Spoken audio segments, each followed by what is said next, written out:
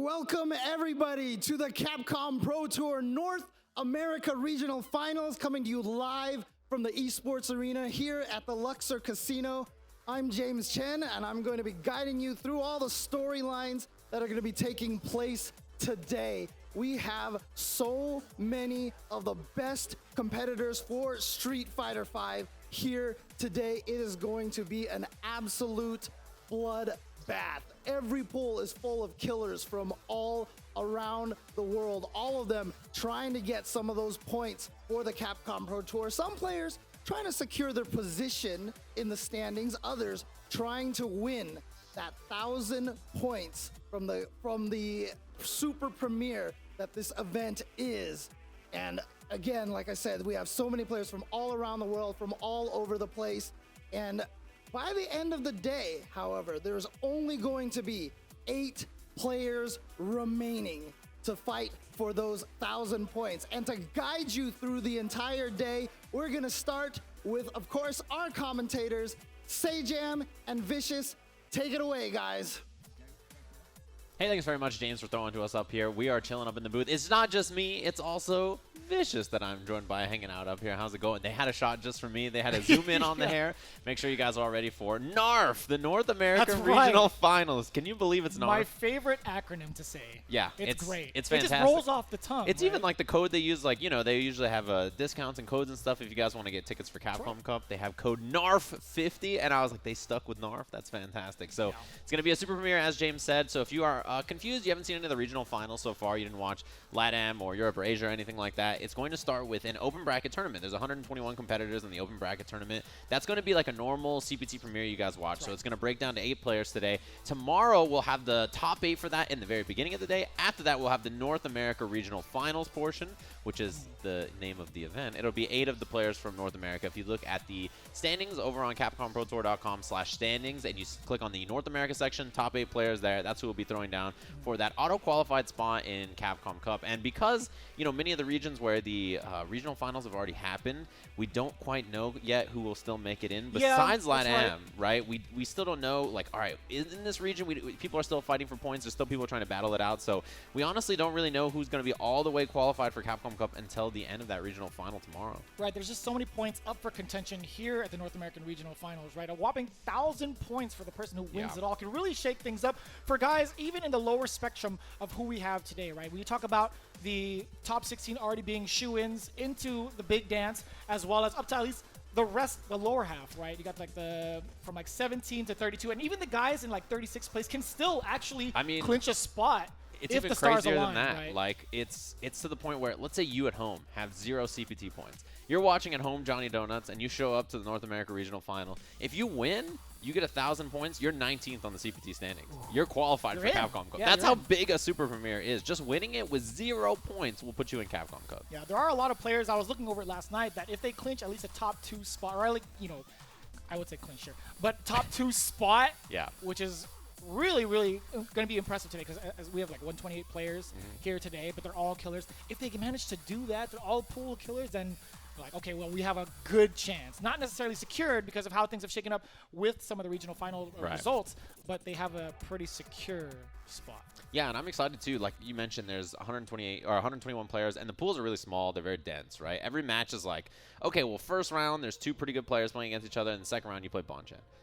Yeah, that's there was I think that was like the pool A2 for those of you following along on Smash Just a Kid. GG. Yeah, and then they also have something like that in A1 with like 2 good players, and then they have to play Punk. Yep, it's every single pool. It's like if you look at the brackets, they're all super, super crazy like that. If you go to smash.gg, you can find the brackets. Just look for the feature tournament and the North America Regional Finals on there. Click it. You can check out the brackets all weekend long. Also, maybe exclamation point bracket in the chat will work. I'm not sure. If it doesn't work now, I'm sure it'll get updated. We can make it happen, right? Yeah. This is the Audible now. Whoever's in charge of that, we can make it happen. I'm always that person. As soon as I go in the chat, exclamation point bracket right away. I'll join any chat. It wouldn't even be a tournament. I'll join like a home stream, exclamation point bracket. I'm like, I need the bracket, bro. Where are we at? So you'll be watching like Brian F stream. You put exclamation mark bracket. Yeah, and then all the follow alert goes off. Woo! And I'm like, oh wait, what? I'm not watching a tournament. So we're gonna have JWong going up first, as you see there. He's gonna be part of Pool A1, going up against SouthpawRock. To start things off in the morning, This is really crazy too, because, you know, this is the same pool where Infexious is in this pool, Hurricane.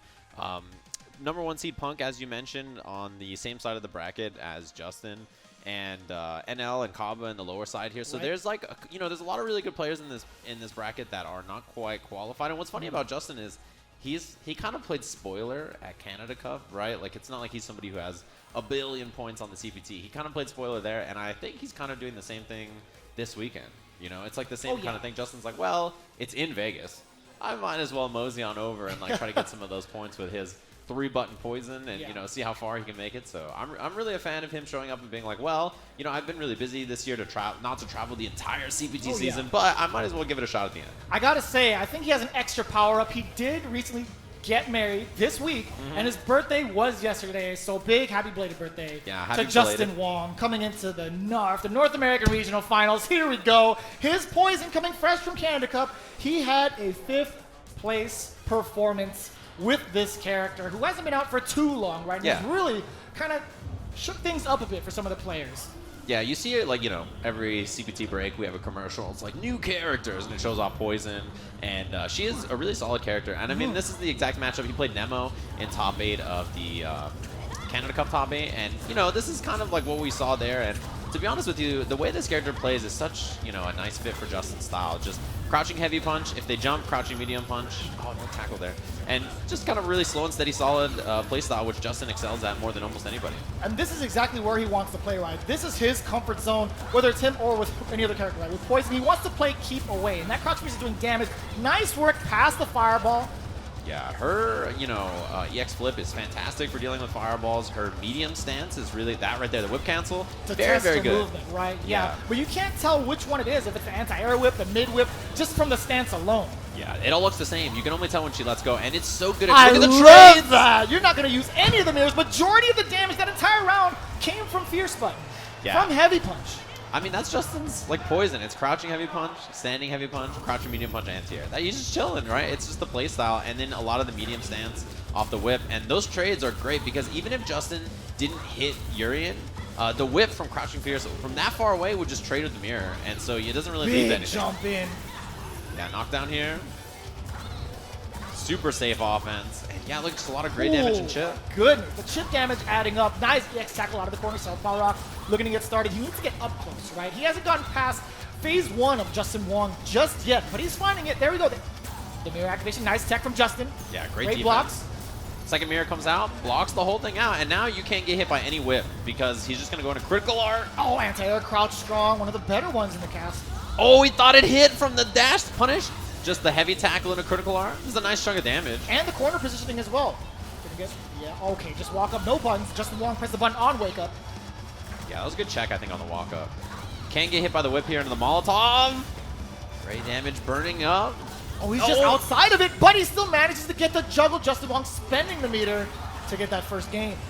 Yeah, I mean, he just, he was ready. He was going to throw that Molotov no matter what, essentially, just to say, hey, don't move after this. After you block the whip stance, just chill out.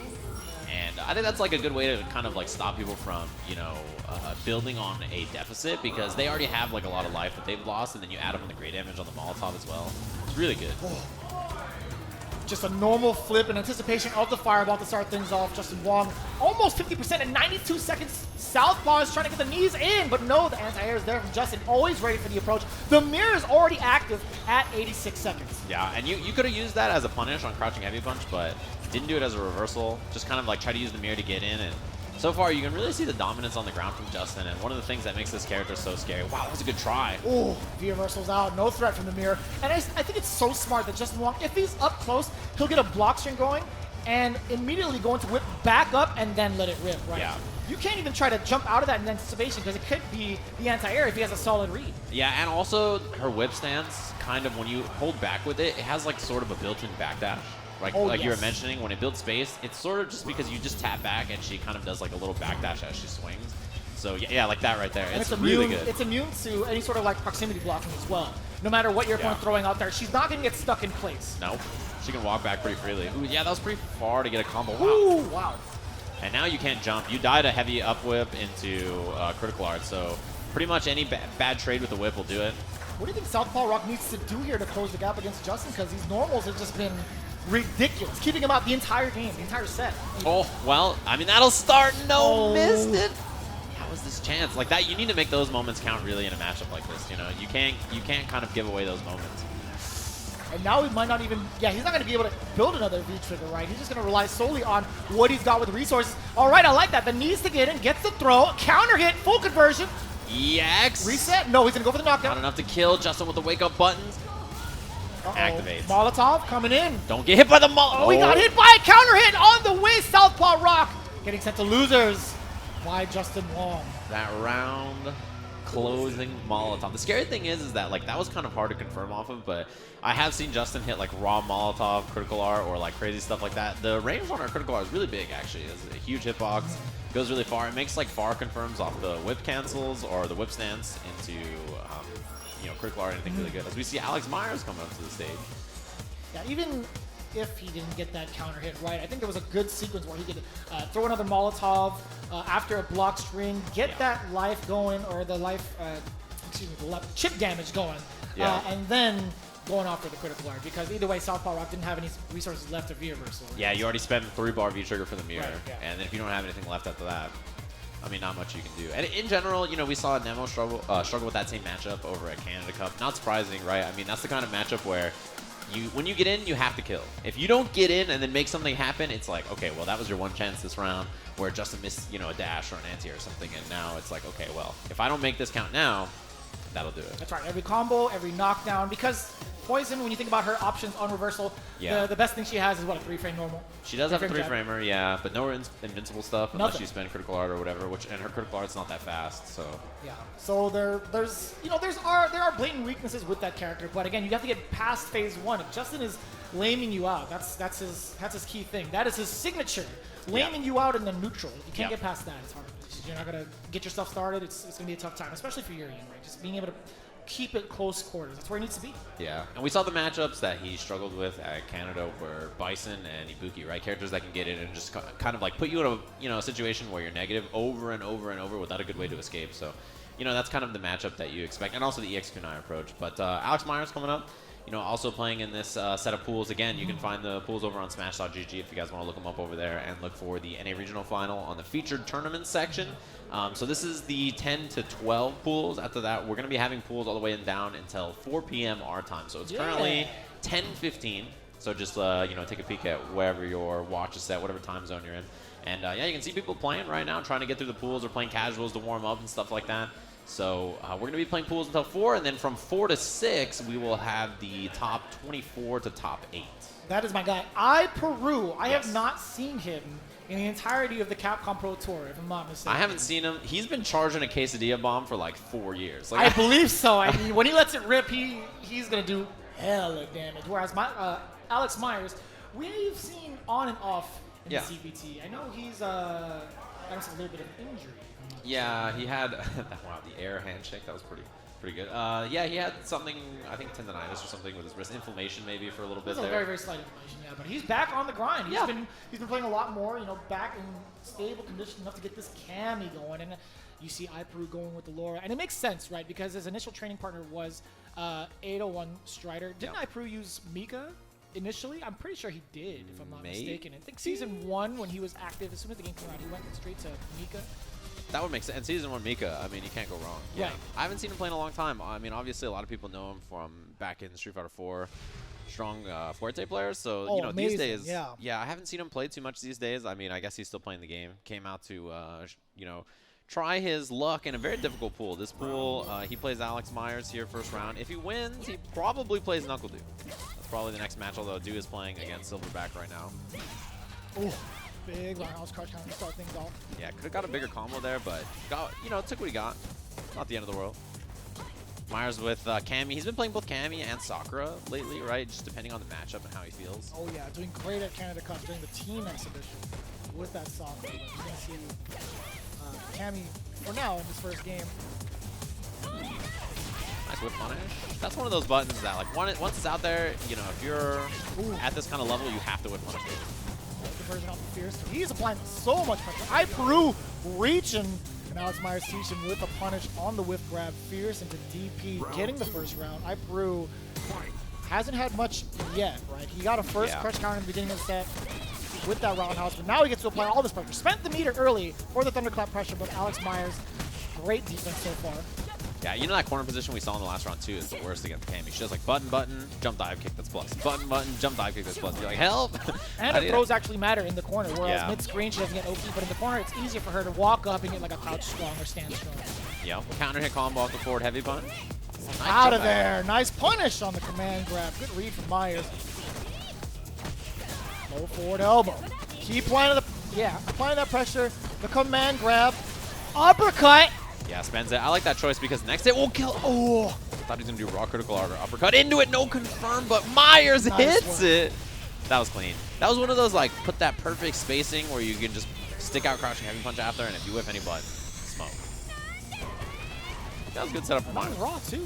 Fierce straight into the critical. No special move behind it. He knew it. He felt it in his bones. Yeah. You just, like, space it out, and then you, like, walk back, and then just crouching heavy punch, and they whiff, smoke. That's how life goes. That's how life goes, man. All right, game 2. Buffering that crouching medium kick. Oh, still ducking that roundhouse. I didn't miss it. Yeah, forward like throw into the corner. 3-frame jab challenge. No counter hit confirmed from Meyers. Out of the corner, iPeru with the counter conversion off the medium kick. Other side, no, same side. I wonder if it was one of those things where he tried to V-skill forward. It was just the angle of where Cammy fell, which resulted in a different direction. I think you're right. Still ended up getting pressure out of it anyway. Wow, early jump medium punch. No anti-air from Peru. Dash trying to gain some more space here in the stage. V-reversal. I'm surprised. Yeah, you could see the V-reversal during the freeze right there, actually. Combo off the overhead. Oh, the reset. Tried it. Meyers is holding north the entire time. And the tick throw. I like that he didn't just do standing light kick tick throw. He did the standing light kick, standing jab first. I think that kind of like threw off the timing maybe of iPeru's defense. Or maybe he was committed. So Meyers seems to have a pretty good read on when iPeru wants the command dash. You would think that afterwards, if iPeru gets another opening on offense, he would resort to just frame traps, keeping him grounded, and continue the pressure with the normals. That's probably what we'll look for if he gets any more offense. Wake up buttons. We might see it here. Stays in the front. Nice block from Meyers. He knows. He knows when iPeru wants to get started with normals or command grabs, and it's really, really, really important. Yeah, he's looking for that one-hit hit confirm again, but spends the meter. Now EX afterwards. Meyers with no fear. Moving on, and he will be playing NuckleDu in round 2 of this tournament. And I like that idea for Meyers, right? He's been up majority of the set. That was match point, and he had so much life left. So he was willing to take that risk. Yes. So I'm excited for this too. That should be, I mean, round 2 match. Alex Meyers moves on over iPeru, and now it's like, all right, so I've won 1 match in pools, and I guess now I'm playing up against NuckleDu. That's like the reward you get at this stack tournament. And if you win that, you're probably going to play Nemo or Toy or Little Evil or something like that. Yeah. It's crazy, man. It's a tough pool, and you're still not even out of the pool at that point. What's really funny about everybody being in these pools or in these brackets is that even if you just like signed up, you still get awarded points. Yeah. For the CPT, which is pretty solid. It's like 129 players for get points in this bracket or something. There's like 121. You get 5 points. 5 CPT points. Don't spend them all in one place. Yeah, you got to save those. You are officially a professional Street Fighter V player once you hit those leaderboards. Professional. Yeah. Professional. That's stormKUBO playing his matches as well. And again, tons of international presence because there's a lot of people in a really, really rough spot for their spot into Capcom Cup. Look at this guy, KUBO. Why does he have 7 different kinds of buttons on this arcade stick? There's like no unity. There's like no unity in. There's 4 red buttons, but I like. Okay, I gotta. Why is there? There's like clear outer buttons. ring is kind of funky. Yeah, and then there's like a green button with like a pink casing or whatever. I don't understand it. They cut away. They're like, all right, we can't let him flame the buttons too hard. Listen. A wise person once told me, don't yuck somebody's yum, okay? That's his preference, okay? That's how he wants to have his buttons. You can't just judge somebody for their preference. I can and I will. There's no uniformity. I wanted at least like 6 of the same and then the 2 side buttons, something different or something, you know? That'd be fine with me, but man, he's got all kinds of different buttons on there. It hurts to see that crush counter from way up here as well, playing that Abigail. We do have Punk warming up as well. Over there on the far left. Number 1 on the leaderboard by a long shot. Yeah, Logan Sama joining us later on the desk with his tie-dye color hoodie. I see you. He was first player to break 4,000, I think, on CPT, right? So he was the one that did that. And we're going to have a Battle of the Brits here. We have Infexious and Hurricane. This is going to be an EU match, actually, that we're going to have up on the stream. That should be a fun one. Infexious, obviously, been playing fantastic this year, traveling a bit more. And, like, every tournament he goes to is, like, top 8, you know, like, super strong performance at every event. I think he's had, like, maybe one tournament he didn't make it. But, yeah, his results this year are insane. Extremely good player. And he was really good, like, years and years ago. I remember watching back in, like, the Ultra days where he was playing a bunch of Hugo and stuff. Always been like a big body character or player. He plays a bunch of different characters, and he's always fun to watch play. Right? He has, you know, the robot emojis in chat every time he shows up. But fantastic player, and up against Hurricane, this should be a fun match, I think. I feel like he's the I was going to say spoke too soon. He's like the Kawhi Leonard of the CPT, just emotionless when it comes to him playing. But then I saw him crack a smile. So. Oh, okay. And then we also have Hurricane, by the way. Great Street Fighter 4 player as well. Transitioning very well into Street Fighter 5. Now, the EU players that are currently in attendance alongside these two, Luffy, Takamura, they're all trying to clinch this final spot into Capcom. Man, like Problem. And Problem X as well. Mr. Well, Problem X Crimson. is already like pretty much in there. Yeah. Mr. Crimson also trying to clinch a spot. It's going to be really tough. It's Infectious, if he places, I think what, like top 16 or top 32 within that realm, I think he's got a super secure spot. Yeah, I mean, there's a lot of players here that actually, like, I think are fine in terms of points, but they're here mostly for, you know, kind of practice right before. This is the last event before the CPT finals. I think it's a good chance for a lot of people to get in, you know, some extra little bit of like, all right, let me play some matches. Let me see how I'm doing. And, yeah, I mean, I'm excited for this. I think, like, you know, as well as a lot of people have played, there's, like, players here this weekend who, you know, are really, really good. I think, like, Idom is another example of someone who's, like, really good, but he hasn't traveled to that many tournaments to gather points this year. So, like, you know, he's somebody that, as long as he has a good performance this weekend, will probably make it in. But again, like, this is the number crunching that's so fun, where you look at all the players, and from, like, I don't know, number 19 down to, like, 26, there's, like, a 100-point difference. Yeah, just about, right? They need to have, like, what, at least top 32 to have a pretty secure spot.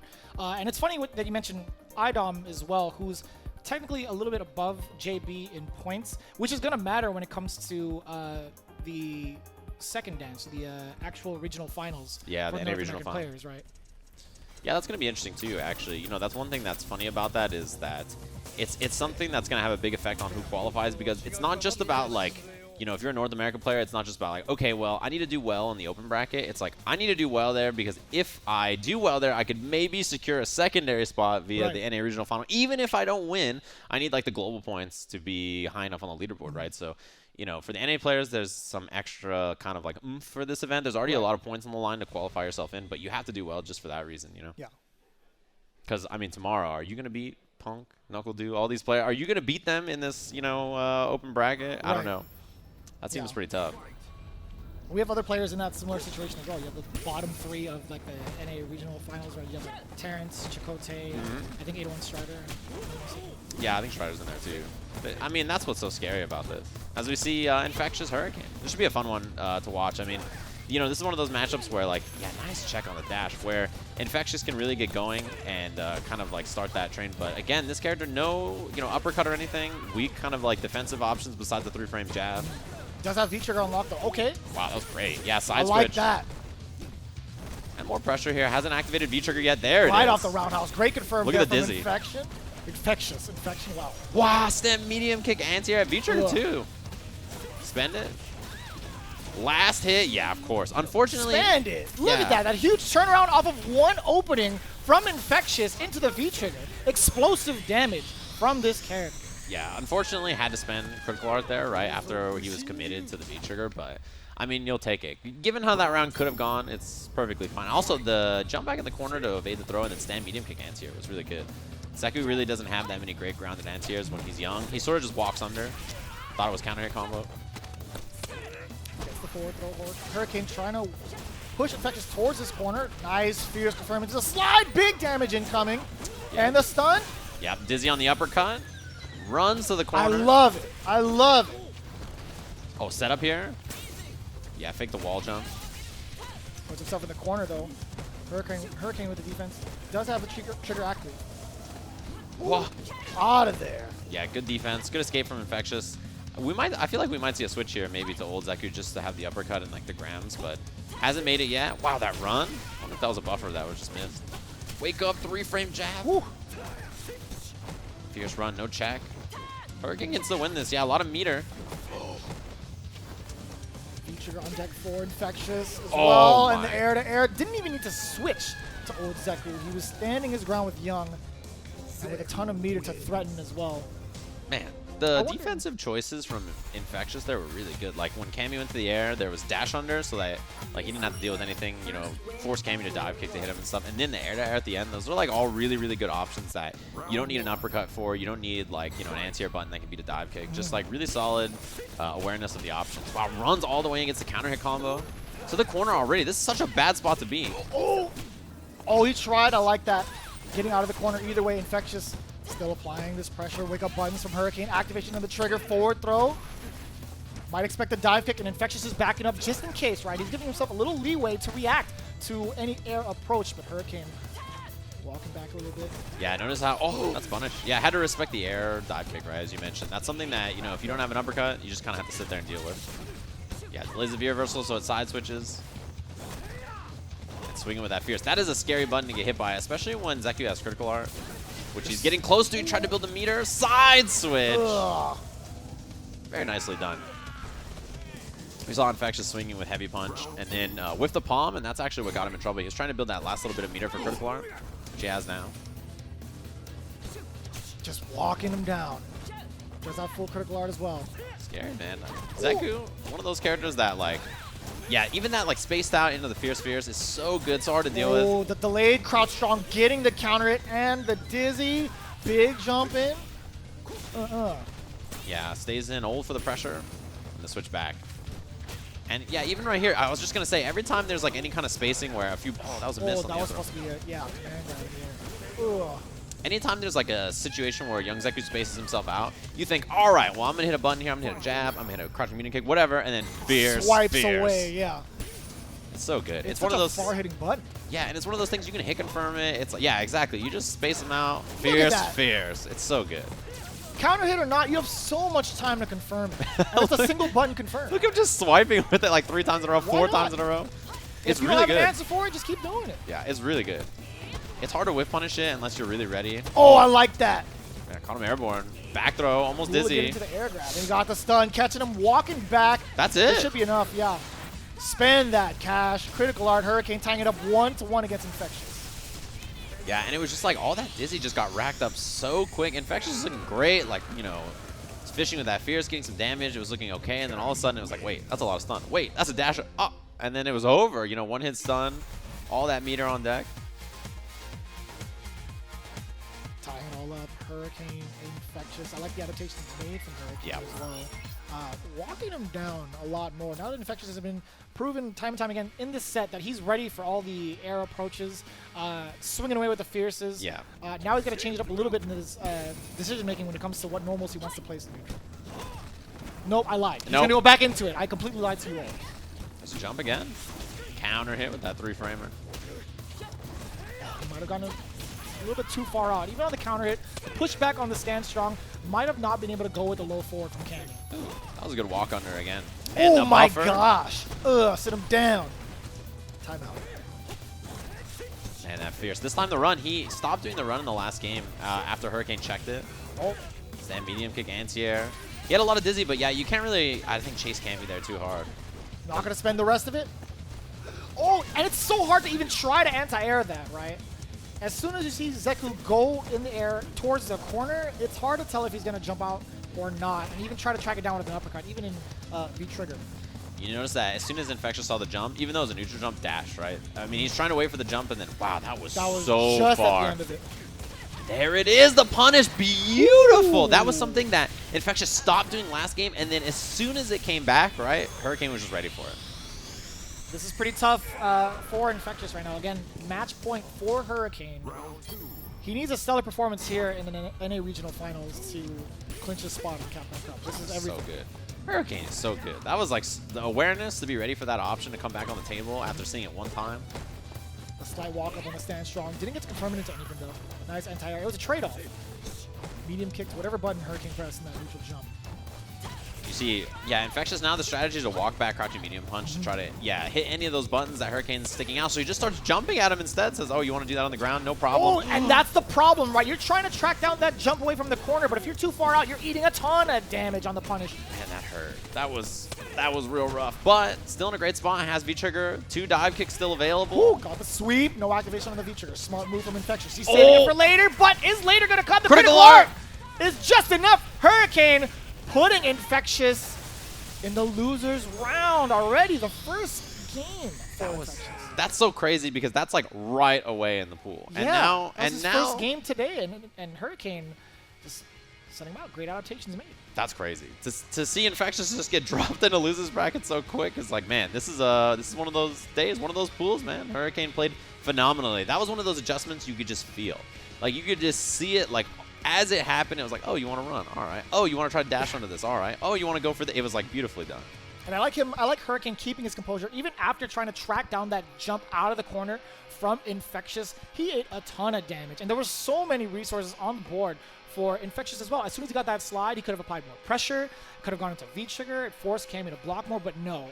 Hurricane stood his ground, got the confirm into the critical art, moving on into winners round 2. Awaiting his fate, actually. Let me see that. I don't know who else he plays the winner of NL versus Chano in that pool, so it's going to be an interesting one. We saw John Takeuchi coming up to the stage. Another person who's in probably I would say, okay spot in terms of TPT. I think he's feeling probably fine. He's in a little bit of better position than his teammate Nemo, who's also in this section of pools.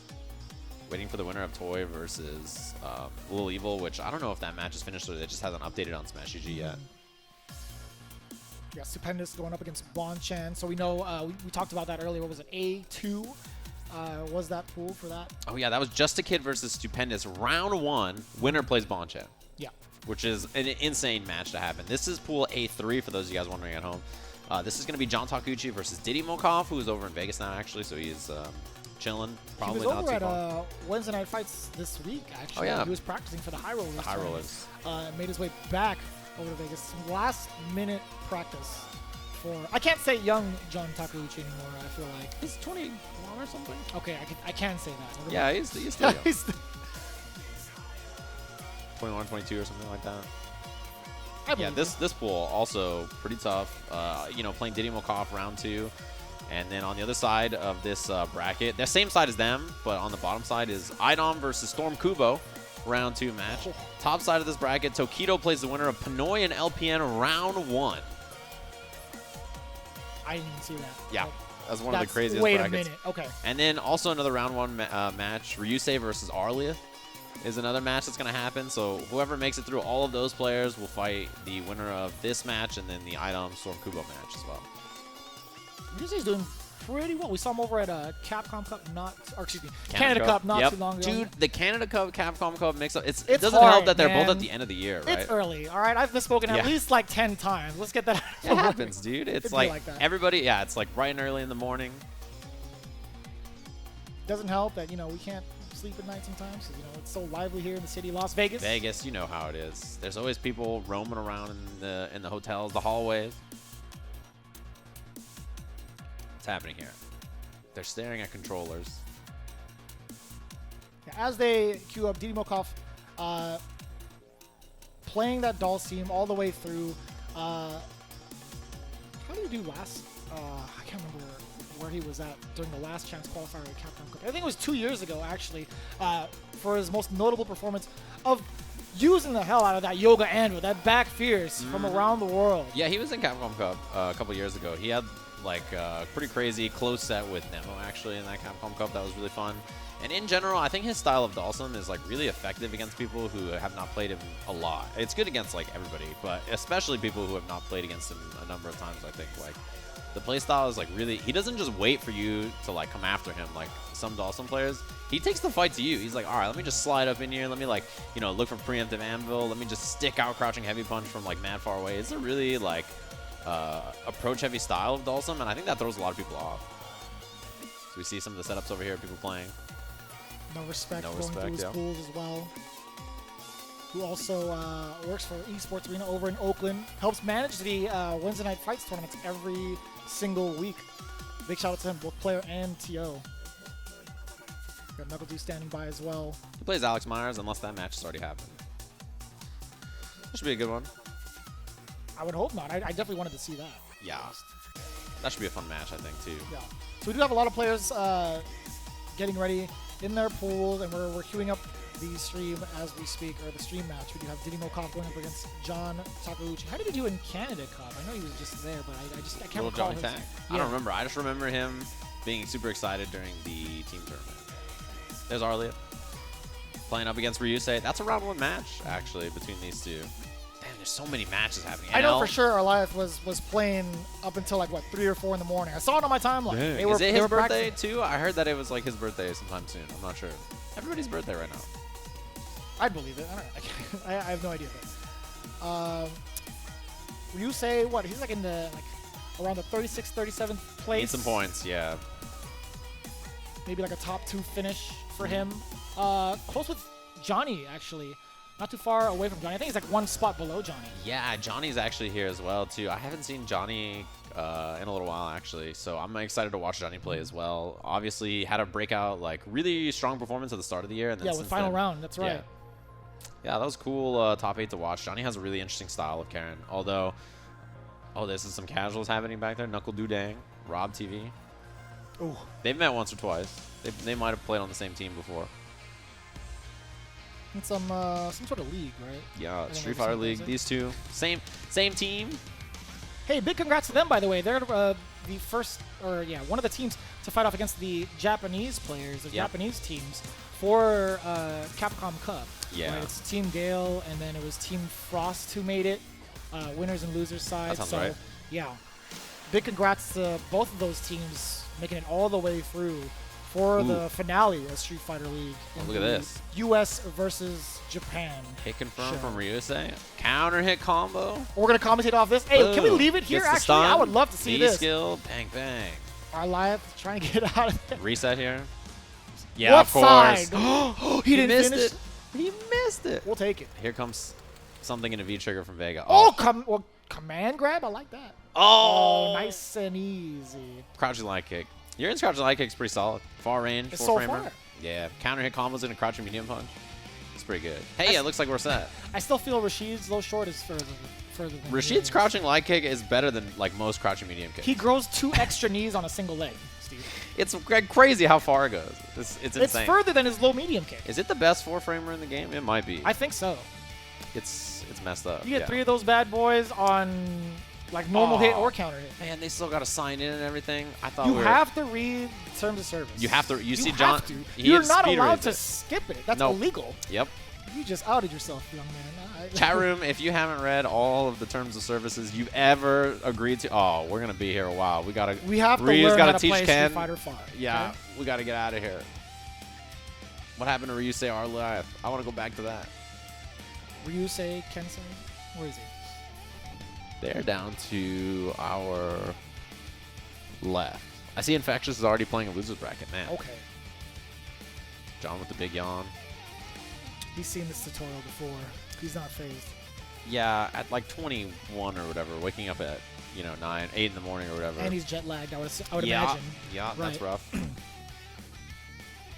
Traveling across the world and then having to wake up and play is like, it's hard. And anytime you have to do any kind of travel like that and then wake up early in particular, right? If you have like a 4 p.m. pool or whatever, 3 or 2 p.m. pool, it's like not a big deal, but. Yeah, and you've seen John Takeuchi play in a number of events in the CPT, but yeah. Despite all that, you never really get used to having to readjust your schedule every single time. Yeah, right? It's tough, man. I think like a piece of your sanity goes with it. Yeah, you should just assume that any player traveling across an ocean to get anywhere is playing at like 75% at best the first day they travel, like at best the first day they travel, right? Like you're just beat up. It's always like that, and I think people don't realize how hard it is to fly across the world and then immediately play in a tournament, right? It's not easy. You know, it blatantly shows in the results, in some of the top players' results as well. If you ever go to the Capcom Pro Tour website and you actually look at the players, you isolate them in the standings, you click their name, and then you look at their where they're from and how they play as compared to over in international areas, right? There was one player I was looking at who got like top 3 every single time, or like within top 5, and then when they hit like CEO, Combo Breaker, and Evo, it was like outside of top 32. It happens, man. It's really tough. I think I like who it was I was looking at last night. to be honest, like some bodies just adjust to jet lag super well. Yeah. I think it was Angry Bird, by the way. Oh, maybe. Yeah. Angry Bird's a monster though. He's so a good. beast. Yeah, He's so good. All of his placements were like 3rd to 5th, other than He's- those 3 majors that, or those events that I just mentioned. Yeah, Angry Bird is so good. He I is love watching Angry Bird play. Ridiculous.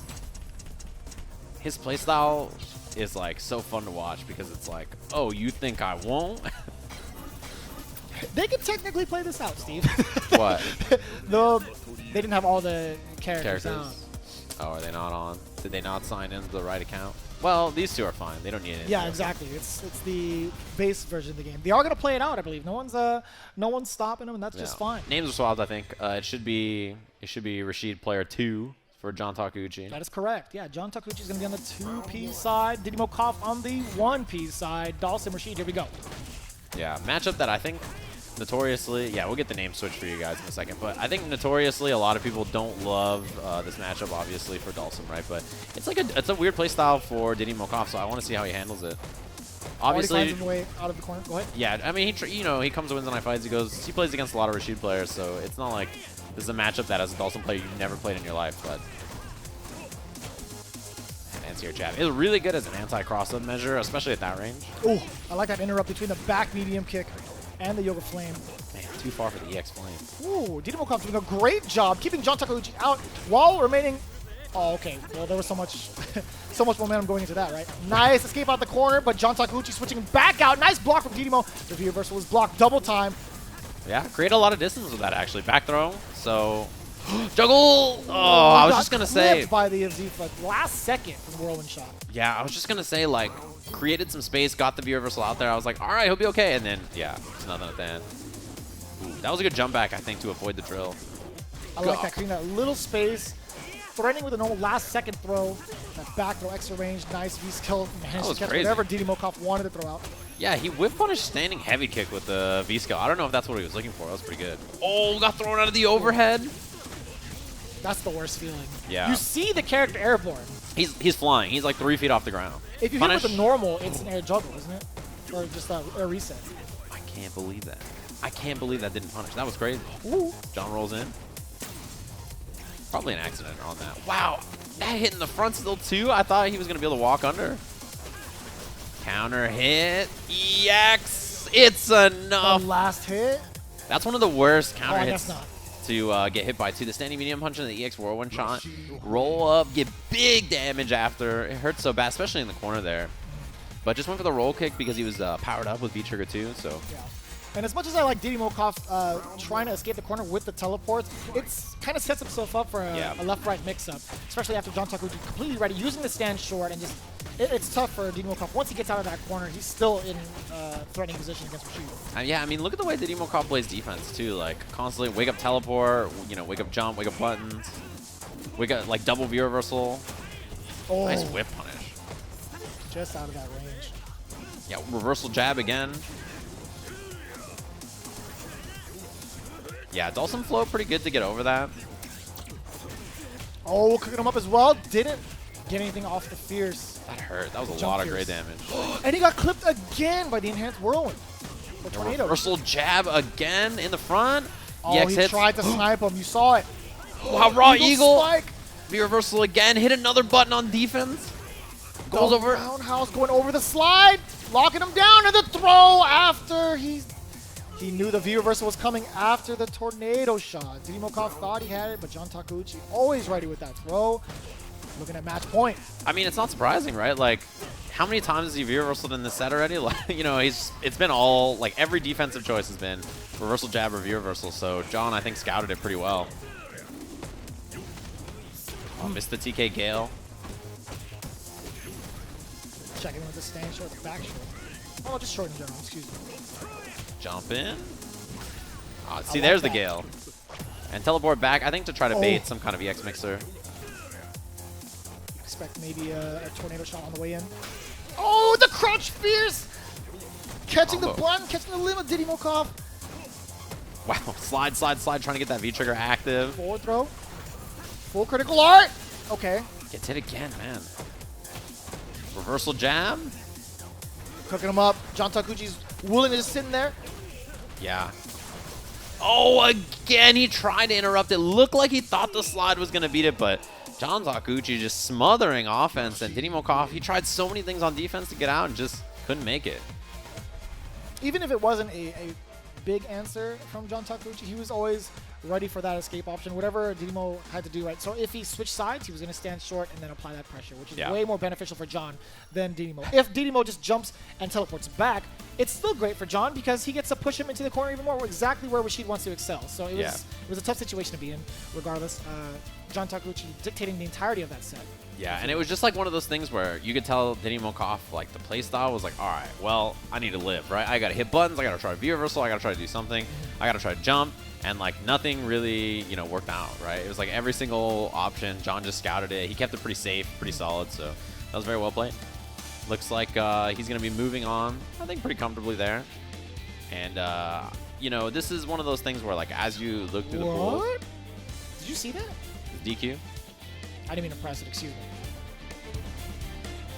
Johnny not making it to his match in Yeah, I don't know if he just... There's a few DQs I saw in the pools. I don't know if it's just people didn't come out or... Haitani DQ'd as well. Didn't come out, maybe. John moves on. He's going to play the winner of the IDOM stormKUBO match. So we see Problem X, or as I believe he is referred to in other across the ocean, man-like Problem. Hey, that's the match we were just talking about, the IDOM stormKUBO match. I can tell because of the buttons. Not the jersey, but the stick no, and the just buttons. The buttons. Gotcha, yeah. gotcha. See Itabashi back there, classic stance. Hand over the shoulder. Well. Not even worried about the match itself. Talking to James Chen. IDOM, man, he got 5th over at EVO this year. Fantastic performance.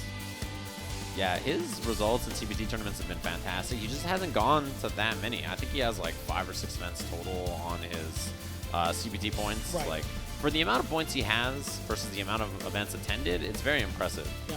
The amount of points he got, a good amount of it was 200 from the online qualifier over in the East Coast for online CBT. Yeah. 200 points winning that entire event. So he's been to 7 events this year, and the only event he didn't top 8 was CEO. So CEO, he got 33rd. Every single other event, he was top 8. So he won Defender North as well. Nice.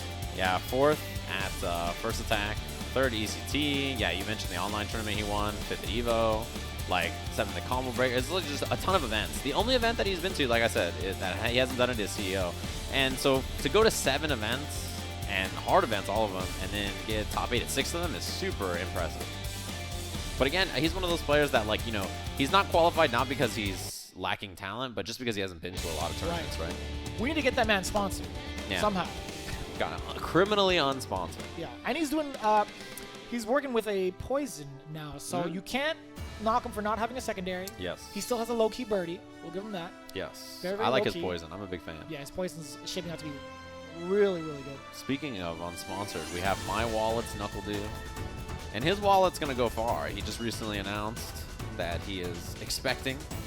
Oh, it's going to go far. I thought he meant it's going to shrink a little bit. It'll shrink, but that's what I mean. Diapers are expensive, It needs to go far. Why do you think he's here, man? He's trying to get those points, trying to pay off, you know, the future.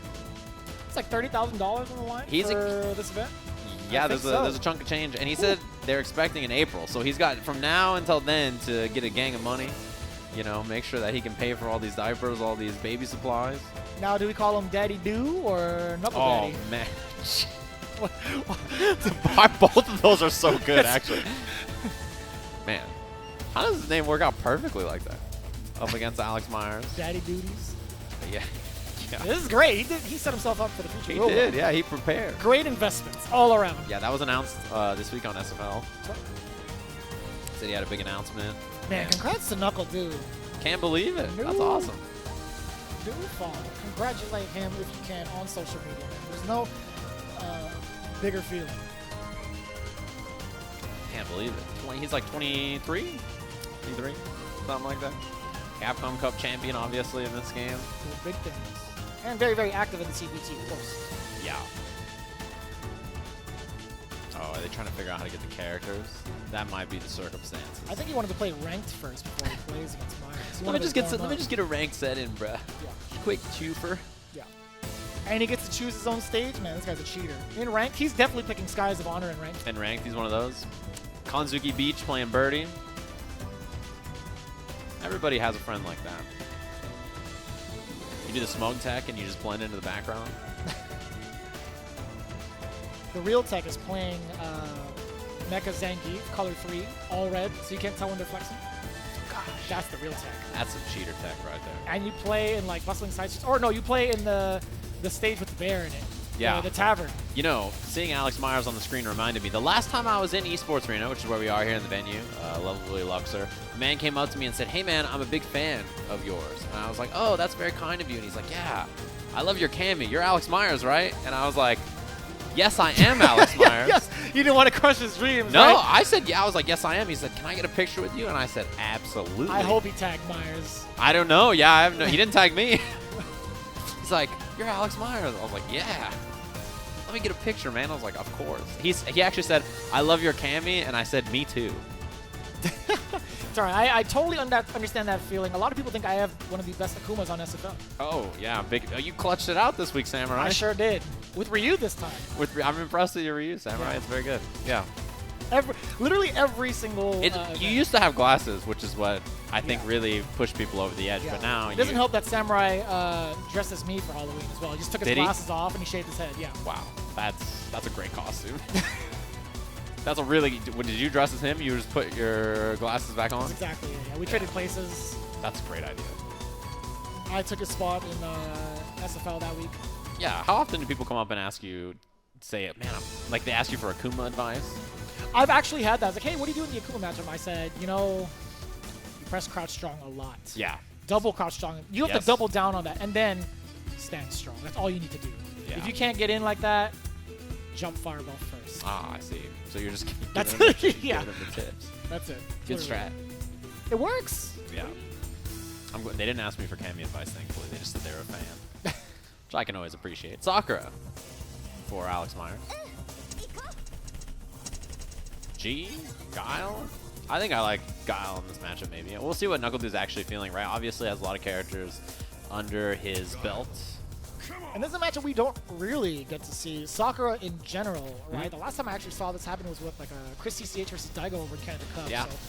So, there are some things that Sakura can do to traverse past the fireballs against Guile, but oh yeah, I mean it's all based on reads, really. Yeah. A solid jump in, or even like a Tatsu past the fireball, but that's gonna be. We'll see what NuckleDu lays down in the neutral, right? Yeah, and the other thing, too, is that VICTRIX 1 in this version is super good for Sakura. This season, the better. palms as well was like that VICTRIX. Yeah, and not only that, but like the enhanced fireball, and also in this version, just better Oki off stuff like low medium kick uppercut or whatever. So, you know, anytime you like land a hit on the ground as Sakura, you're going to have more pressure than you used to, which is great. And then last season, Guile was obviously very, very good. Look at that. So and she gets Oki off of her uppercuts. Big Ooh, damage. the damage off of one bar? A stun coming? No, NuckleDu's fighting it out. VICTRIX on deck, you know it. Reversal. He was ready 100%. Clean bait, follows behind the baby boom. Wow, that was very good. The whip punish, jump in, empty low. That's the NuckleDu classic. Dash of upside down kick whiff. Alex Meyers used the V reversal, so never built the trigger. Had he blocked it a little bit more, he would have had it, but NuckleDu with a conversion. Or is that last second? Dash up from Meyers. Last round was close. Yeah, ready for it. You saw the jump Tatsu to try to maybe float over. I like the way NuckleDu switches it up. One time, or like one moment he's spacing you out with boom, dashes up, gets the throw, which should also be an upside down kick. That's what he did last time, yeah. And then was working on Dizzy. Meyers fires out the heavy kick, but so far you can tell that NuckleDu just shutting down all the options for approach. You can just see it. Oh, and I like that the forward fierce check just moves him slightly out of the way, avoiding Alex Meyers on the jump in, getting the first game. 2 rounds straight. Yeah, that was clean. You can really tell that NuckleDu had a clean strategy on how to approach this, and his timing's about like, all right, let me just throw a boom here, fake you out here, like just wait it out. I think he played that fantastic. We see the rematch immediately from Meyers, not going to try Cammy. Big jump in out the gate. Counter hit. Well. Yeah, one more for Dizzy. Nice break from NuckleDu. He tried to dash up after he got the stand short, right? NuckleDu 100% ready for it, dashing up, anti-air on the other side. Forward throw. Checking him with a fierce. He got to counter it. Not going to be enough. Baited. That was really well played from Meyers. I think like he kind of felt that this needed to be a scrambly round if he was going to win, and that was sort of the style he played. I love that fierce that he snapped out too. Really strong button for this character as well. Oh. Another jump from Meyers. He's going in for it. To do on the positioning. He's going to let him breathe a little bit. Finds the low. Pressure behind the boom. Yeah, that standing jab into the crouching medium punch, very good. Another thing we didn't see last time from Meyers was that heavy kick Tatsu from range. This is big, yep. Dash up, plus frames off the down forward heavy kick. Nice break again from NuckleDu, avoiding. Oh, I was going to say avoiding the stun, but the big jump. This is huge damage. EX, Tatsu, uppercut. Not going to be enough, too much scaling behind it. Oh, again, baits the throw, and Meyers 2 quick rounds right back at you. That slight walk back, her walk speed, one of the best in the game. And it's so tough to call whether or not she's going to throw it a normal or a throw, even in that range, right? NuckleDu went for it the second time around. The fall of that round was him going for that throw with little life left. What can you do at that point, right? You got to guess. Yeah.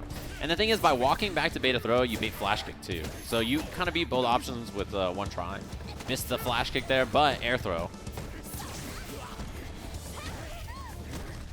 Upside down kick into the back heavy punch, and this is already looking fantastic. Dude just kind of building on this huge lead. Double dash into the jump in from NuckleDu, traversing past the fireball. Meyers hasn't been able to actually use V-Trigger too much, right? He's only used it once so far in the set.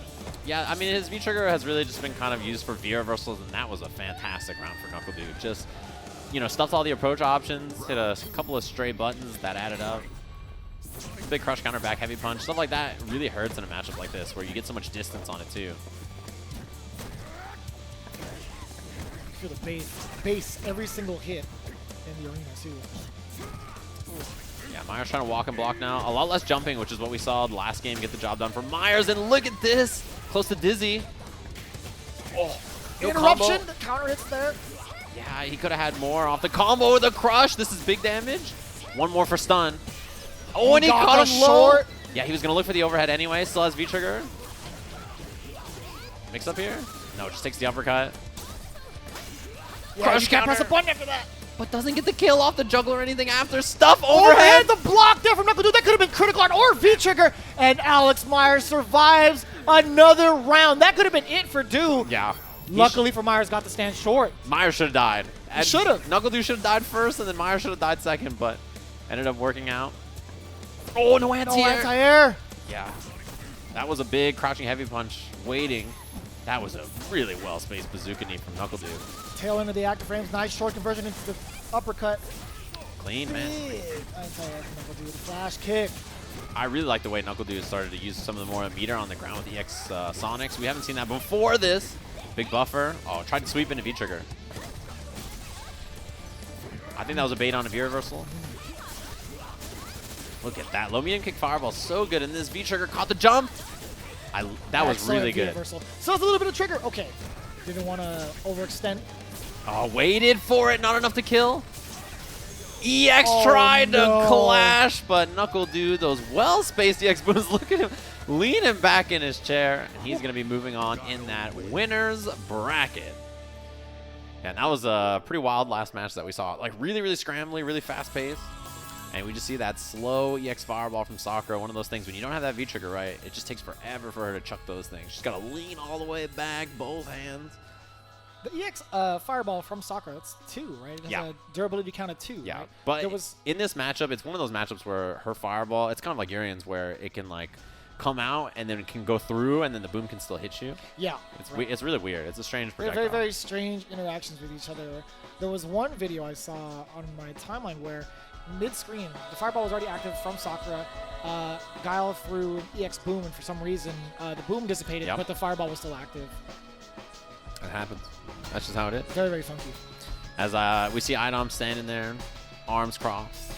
Filipino man as well in attendance. So Idom lost as well. to stormKUBO. Oh, okay. In winner's bracket. So that was 2-1 apparently. So stormKUBO is going to be playing John Takeuchi. Nemo already playing his match as well. Yeah, we see Ryusei watching back there. He's going to be playing up against Tokido. See Infexious going through his matches as well. I want to say that's Johnny because it's the same color choice as his Karin. Maybe. But I don't believe it is. I don't think they're in the same pool. Let me check. I don't think they're in the same pool. For Infexious and Johnny, yeah. Let's see who Infexious is playing. iDrop. There's iDrop, iDom, iPeru, iSajam. Me Sajam, you Sajam. You Majas. Don't talk Stew. about Majas. Yeah, or Yummy Steve. Shout out to Yummy Stew. I was wearing a HyperX headset in that, you know? This cracks me up. As it looks like some of the brackets have gone down. It looks like Justin's over Mr. Crimson, won in that set, and Punk will be playing Justin because of that. And winner of that match will play the winner of Hurricane versus NL. If I were Justin, I would play the birthday card and the wedding gift card. It's like, hey, listen, Punk, you were invited to my wedding and my birthday. Let me get this W, bro.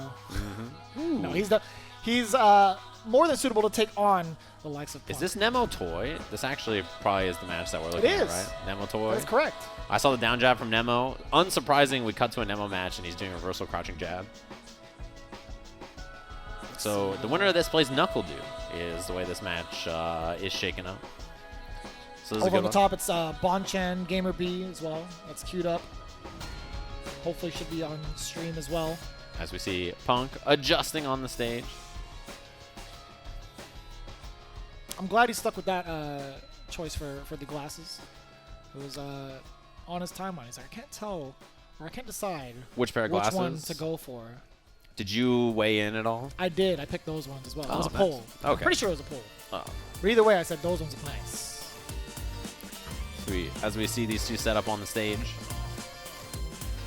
Should be a fun one. I'm really excited for this match. I feel like I haven't seen these two play in tournament in a little while.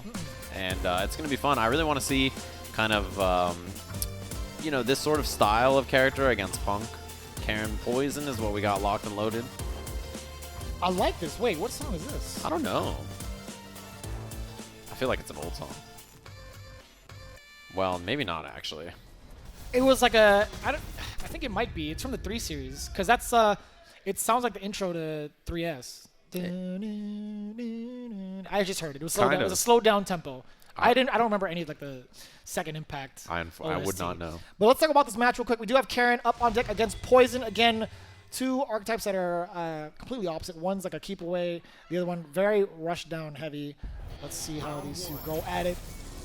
Punk, number 1 on the leaderboards. JWong on the tail end of like what, top 36 of the leaderboard. He's chilling. I think he's here, you know, because it's in Vegas. And if he does really, really well, he could actually probably qualify. But He has a decent shot. He it's just got has to top 2. Yeah. So we'll see how Punk deals with the medium whip stance and also the crouching heavy punch from Justin. The two main things we see over and over. As much as we were used to seeing Punk play, he's usually within your face in the first couple of seconds, but JWong doing a great job of keeping Punk in check with the normals, right? Activation, V-trigger 2, by the way, the parry V-trigger. Yeah, see, that's why there's the stance cancel, just in case Justin went for it. This is, I think, going to be pretty tough to get in a character like this. Wow, delays what a read! it. Yeah, try to delay the throw so that he could block a reversal or anything like that. Punk with the backdash. Wow, beautiful! That's really, really good matchup knowledge from Punk. Shooting it like a projectile, yeah. It is a projectile, as a matter of fact. The miss button from Justin. Does not throw it this time. Oh, ran into the medium kick. Nice block on the overhead. Might throw it. No, not yet. There it is. Yeah, baited. Oh! You know it. As much as that's punishable, you're still allowed to cancel into V-trigger. That was so good from Punk. He had a plan within his plan. If Justin knew that he was going to go for that, knowing that it's highly punishable, he could have got a full critical eye punish. Yeah. And that would have killed Punk. Yeah. But, I mean, who expects that, right? It was like, all right, let me try Nobody. to see extent go. Doesn't make it in time. All right, well, I got a plan. My plans have plans. See, Justin, he's gained a lot of screen space by just kind of walking up. And I like that. Yeah, you see Punk playing right outside the range of Crouch Fierce to hit it because it does have a hurt box around it and buffering a command dash afterwards to get his game plan started. It's going to be hard to do anything against that without EX gauge, but yeah. Maybe regular Tenko from really far away might work. We'll see. Yeah, I just like him closing the gap, right? But at the same time, if it's not close enough, JWong can just easily back away and go back to the game plan. of keeping Punk out. Activation off the V skill. All right, finds a little medium kick. I like that frame kill. Baits the throw. Yeah, Dizzy on the last hit has another meter to spend. Not the kill, but bad spot for Justin. Oh! All right, right into critical art off the cancel. Still has Molotov available, and Punk has no meter. But it's exactly where Justin wants to be! The shoulder beat the Molotov. Man, wake up shoulder. I'm really surprised that actually beat it. I guess it was just too slow. The Molotov still came out. You saw the bottle fly across the screen towards the tail end of that. Sick call out there from Punk. Immediately into the command dash Orochi. Yeah, I mean, there's no reason not to, really, right? It's a safe option, goes really, really far. I mean, it's kind of like a why not move. No one leaves you at -1. Wow, that was, just walk up frame trap, EX for the stun. Karin things, man. +2 on stand short, going to the crouch strong. Reset. Excellent choice of, excellent timing to press the button there from JWong. Molotov, brings him with the heart rate. Throw, gets a little bit of gray damage there. Molotov available, but yeah, again, we saw it doesn't throw it because of the EX Tenko. This is one of those matchups that's interesting too. You know, we see the V-Trigger active, EX, CX. He didn't even need to walk forward, really. He could have just played lane from that far, abusing those normals, but still managed to walk into the stand strong and conversion from Punk. You know he's ready for that. Yeah, the other thing that's scary about this matchup too is that Poison is really susceptible to V-Reversal as a character, right? And Karin has a fantastic V-Reversal for that too. So 2-bar V-Trigger, which we've seen used a couple of times from Punk, and a really strong V-Reversal on top of that.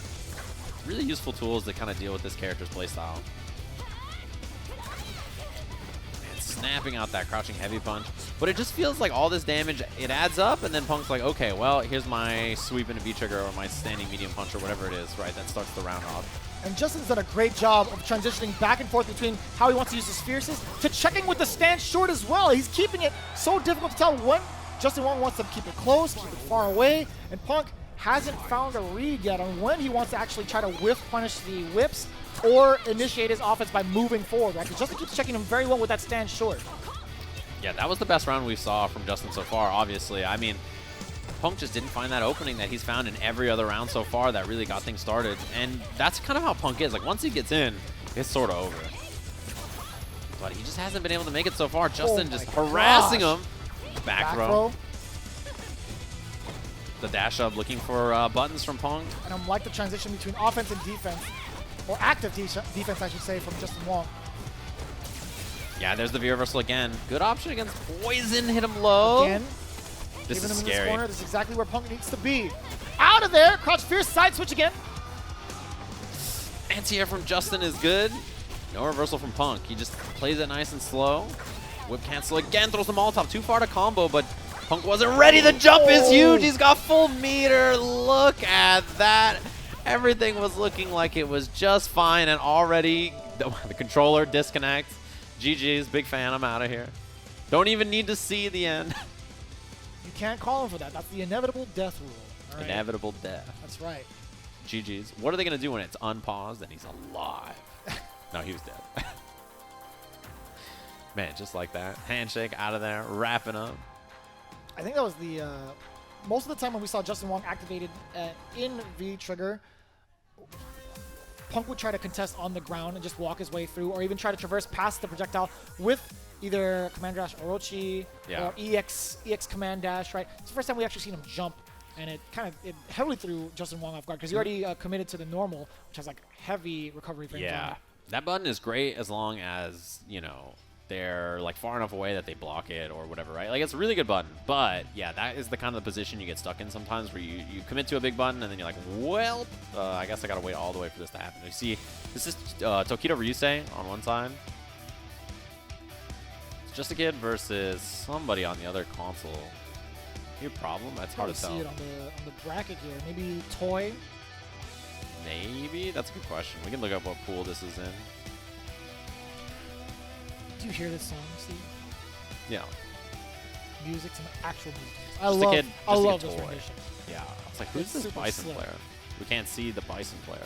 So that is definitely Toy. That is his outfit, by the way. Oh, is it? Okay. The Supreme Dictator. The player is a completely, like this angle, we cannot see the player at all. They're like the mysterious Bison player. And don't be fooled by the Rashid on the screen on the left, by the way. That is definitely just a kid. He was testing out Rashid for a good while now. Also participated in Red Bull Conquest in Minnesota and was using Rashid almost the entire time up until like top 8. Yeah. And this is that Tokido versus Ryusei match we're watching. Yeah. Where can we find that? Actually, what did you happen to find that? Tokido Ryusei is, I think, pool 3, if I remember correctly. Pool A3 for those of you guys following at home. Yeah, same pool as Haitani, who was unfortunately DQ'd early. I don't even know if he was here. IDOM as well as in that bracket. Yeah, it's a winner semis match, Tokido versus Ryusei. The winner plays the winner of John Takeuchi versus stormKUBO. This is in pool 2. This is Bonchan GamerBee, I believe.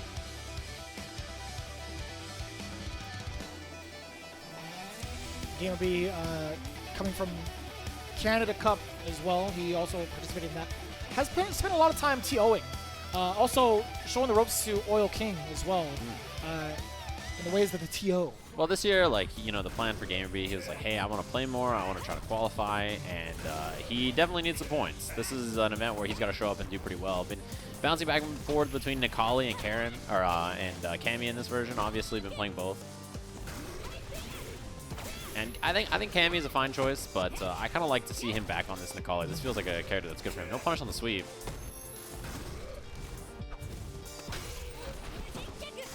Builds a little bit of meter for Bonchan, and Bonchan's been playing fantastic all year long. Second on the CBD standings, another crush. Oh, big time punish. I like that. Crouch strong into the counter hit. Stand fierce. Doesn't spend the extra bar, and wake up jab DP. Needs an activation point. That's why you got to watch the whip punish. No punish on the sweep. It's a little far out, though. I wonder if he was still able to be like within range to sweep as well. See Bonchan just waiting, trying to find that last hit. What a buffer off that stand strong. Yeah, it's one of the best things about VICTRIX Necalli for sure. Is you don't need charge for that. You just do medium punch into the back forward medium punch, and then you just get the combo in. Uppercut. This is scary. I like the choice there. Jab uppercut for the Oki afterwards. Yeah, that delayed pressure up close. No cancel after. Oh, close seismo. Bonchan trying to get one hit. You just need any little tap. Overhead will kill. Crouching medium kick will kill. He's getting close to being able to chip. That's why Bonchan's trying to build some meter. B-reversal. 8 seconds on the clock. He's going to lean it out. Oh! Big fierce from GamerBee. 3 seconds. A nice check on the dash. He knew the sense of urgency was coming from GamerBee. Check the dash. Great conversion. 4 seconds left and got the W. Like it. Bonchan sitting on full critical light as well. GamerBee with 2.5 bars. Wow, that was uppercut. Really EX. Yeah, we saw that's punish. We really saw like in the first round, Bonchan was like really strong. He had a lot of pressure, and then as soon as V-Trigger happened, he kind of backed off, and that gave GamerBee the opportunity to kind of like gain that space and really bring back some of the deficit. I like that. Great reactions, traversing past the V skill, Necalli. Yeah, I mean that's one thing Bonchan is like known for is his backdashes into whip punishes. Something that he is really good with this character in particular because of the X-Tenko. Activation of the crouch strong. V-reversal off of the V-skill, keeping him in this corner. One more throw will do it, but he's applying pressure with the normals. GamerBee is trying to fight his way out. Again, catches the dash with double crouch jab Tenko. Bonchan with game 1.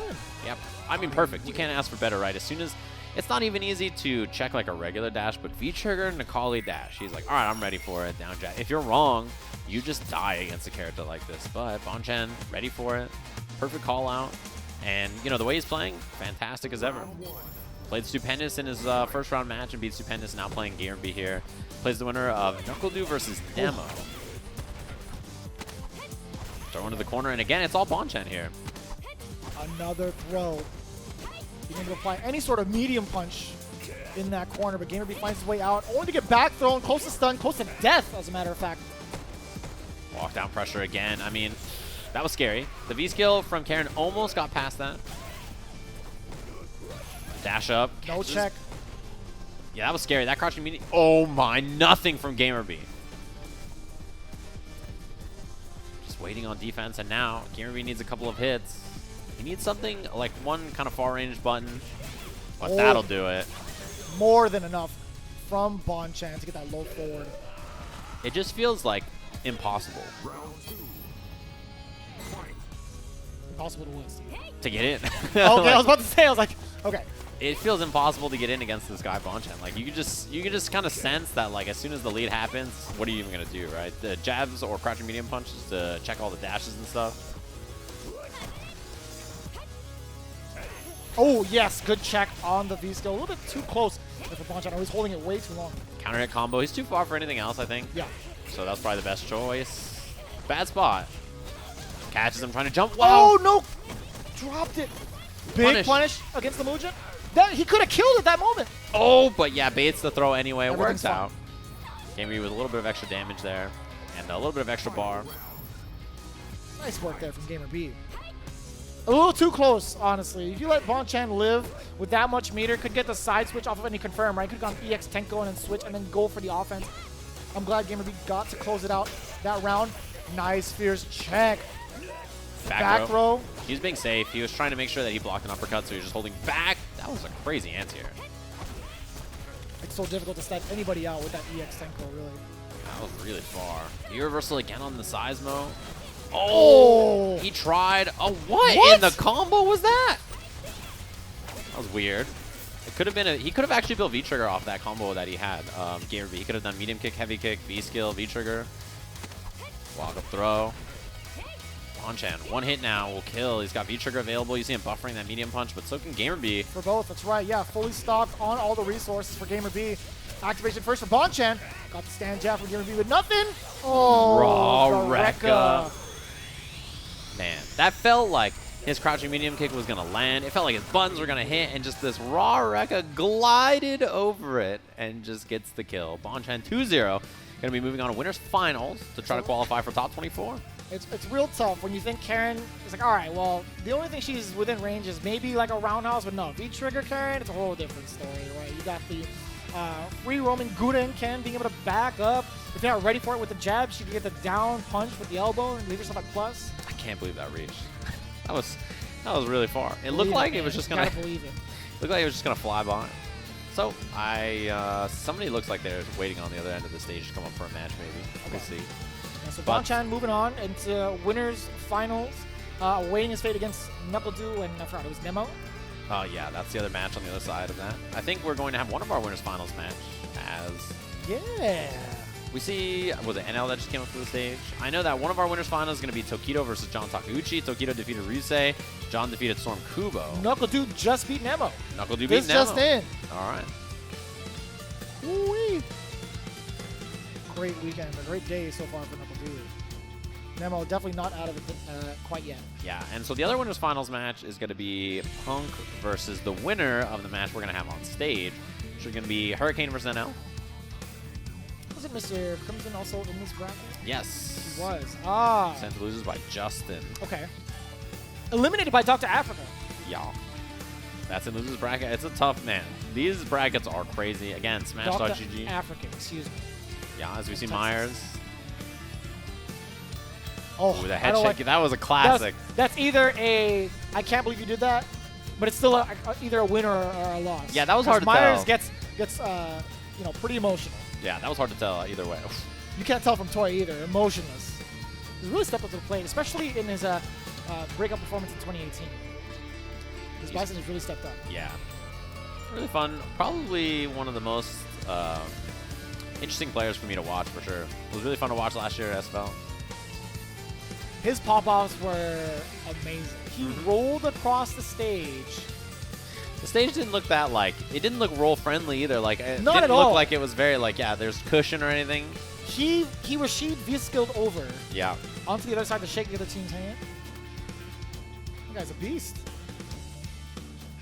All right, so this will be winners finals qualifier match. So it's Hurricane versus NL. Winner of this play is Punk. After we saw Punk take out Justin earlier. Sent him down to the losers bracket. And we see NL, he's in that kind of spot where if he places within top 32, he has a decent chance at making it to the big dance at Capcom Cup. But if he... I thought he already had a bunch of points. He does have a good amount of points, right, but it depends on how everybody else is doing, right? Yeah. If he really wanted to clinch himself a spot, he has to place at least 9th. Yeah, he's sitting at 22nd currently, which is not the end of the world. Yeah.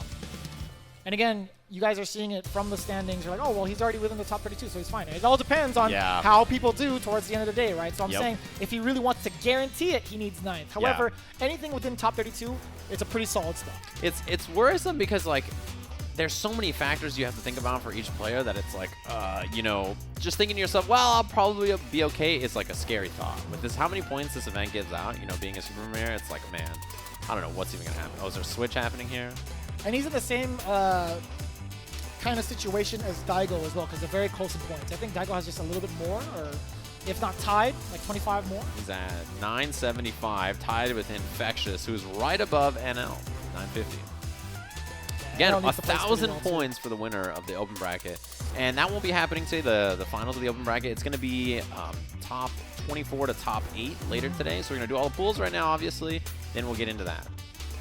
We have 2 top 8s on Sunday. You guys definitely don't want to miss that. It's going to be pretty exciting to start off your day. That should be great. Yeah, we're going to kick it off with the open bracket top 8, which is going to be, you know, all the results of the tournament you're seeing here to see where a lot of the international players are qualifying for Capcom Cup. And then we're going to have the NA finals after that, so the regional finals for that. We've already had the European, the Asian, and the LATAM regional finals. And, you know, the tournament today will determine, you know, who is going to get those qualification spots, because people who won them are already qualified in via points, so it has to go to somebody else on the leaderboard.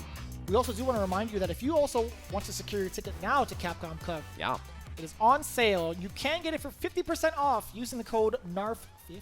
Yeah, over on NARF50. Yes, on capcom.us/ticket. You guys want to check it out over there. It's 50% off, which is great. That's going to be over at the Novo in Southern California, LA. Right across the street from Staples Center. Yeah. That is the landmark you need to see if you're trying to make it to the Novo. Yeah. You just tell your Uber driver, hey, Staples Center's fun. They don't know where the Novo is. It's on Chickhurn Street, to be specific. That's where you need to be, at least, to get your parking situation started. I forgot you know that area well. Yes. Lovely venue. The Staples Center. Yeah, the Staples Center. Still needs a Kobe Bryant statue, in my honest opinion. With his feet? No. Here we go. Akuma versus Cammy. What is it with you and feet, Steve? NL versus Hurricane. Hurricane putting Infexious into losers. That was the second game of the day today. Yeah. Saw that very early into pools. I'm a fan. NL Akuma here, who should be familiar with this matchup, as he had a breakout performance with this character, Cammy. Yeah, his Cammy was excellent last season, last version, and then made the switch to Akuma. I feel like it was one of those switches that took a little while, but like once he got it, it was like, okay, well, you can see, like, you know, the benefits of switching to such a powerful character. I mean, to be fair, it's not like Cammy's a weak character, right? Not at all, yeah. You know, switching to such a strong character and spending the time to really become familiar with them, worth it, right? Akuma's so good. This character's so good, no matter what game he's in. Fewer matchups he has to really, like, try extra hard to come back like Cammy. Yeah, I mean, in general, you can't go wrong. He's good in every game. Yeah, it's just no matter what game. Even in other games. Yeah. Especially in other games right now. Oh. Crouch counter to the corner early, and this is one of those like positions that you feel pretty confident sitting in, I think, if you're NL. Just early kind of ground games working out for you. Nice. The hooligan pass, the fireball. Yeah, Hurricane used that hooligan a couple of times we saw in that set against Infexious as well. I love this song. Oh, counter it? No conversion. That could have been a stand fierce. Got a stand jab instead. Wasn't quite ready for the jump in, uncontested, but didn't go for the combo. He got to stand short after the jump in. He thought it wasn't going to be hit. Yeah, NL committed. Went for the uppercut. Can maybe do V-skill to build V-trigger here? Actually, maybe not quite enough. Now he's got it anyway from the blocks. Got to watch Fireball and activate. It's like you knew, Steve. It's not hard to know. In that position, every Akuma player. That's what he's looking for. From 0 points on CFN to all the way up to the best in the world. Are you going to do Fireball activate there? It's just so good. It cuts the screen off. Screen freeze allows you to react to whatever your opponent's doing. It's really good. Wow, the crouching heavy punch just went under right there. On the side switch. The dead body hop with the Tatsu. Good amount of damage. Not quite enough to kill, though. Going for the damage ender with the uppercut. I like that frame kill. Backs off. Yeah, he like baited the throw, but he didn't commit to anything big. Now chip is a big problem if you're a Hurricane as well. He doesn't have V reversal anymore. Oh, no uppercut? Oh. Not even a back. It's going to be big. Critical art available. Yeah, spend it for the setup. I don't think you can't commit to ending with uppercut there and then just let Akuma get all that screen space.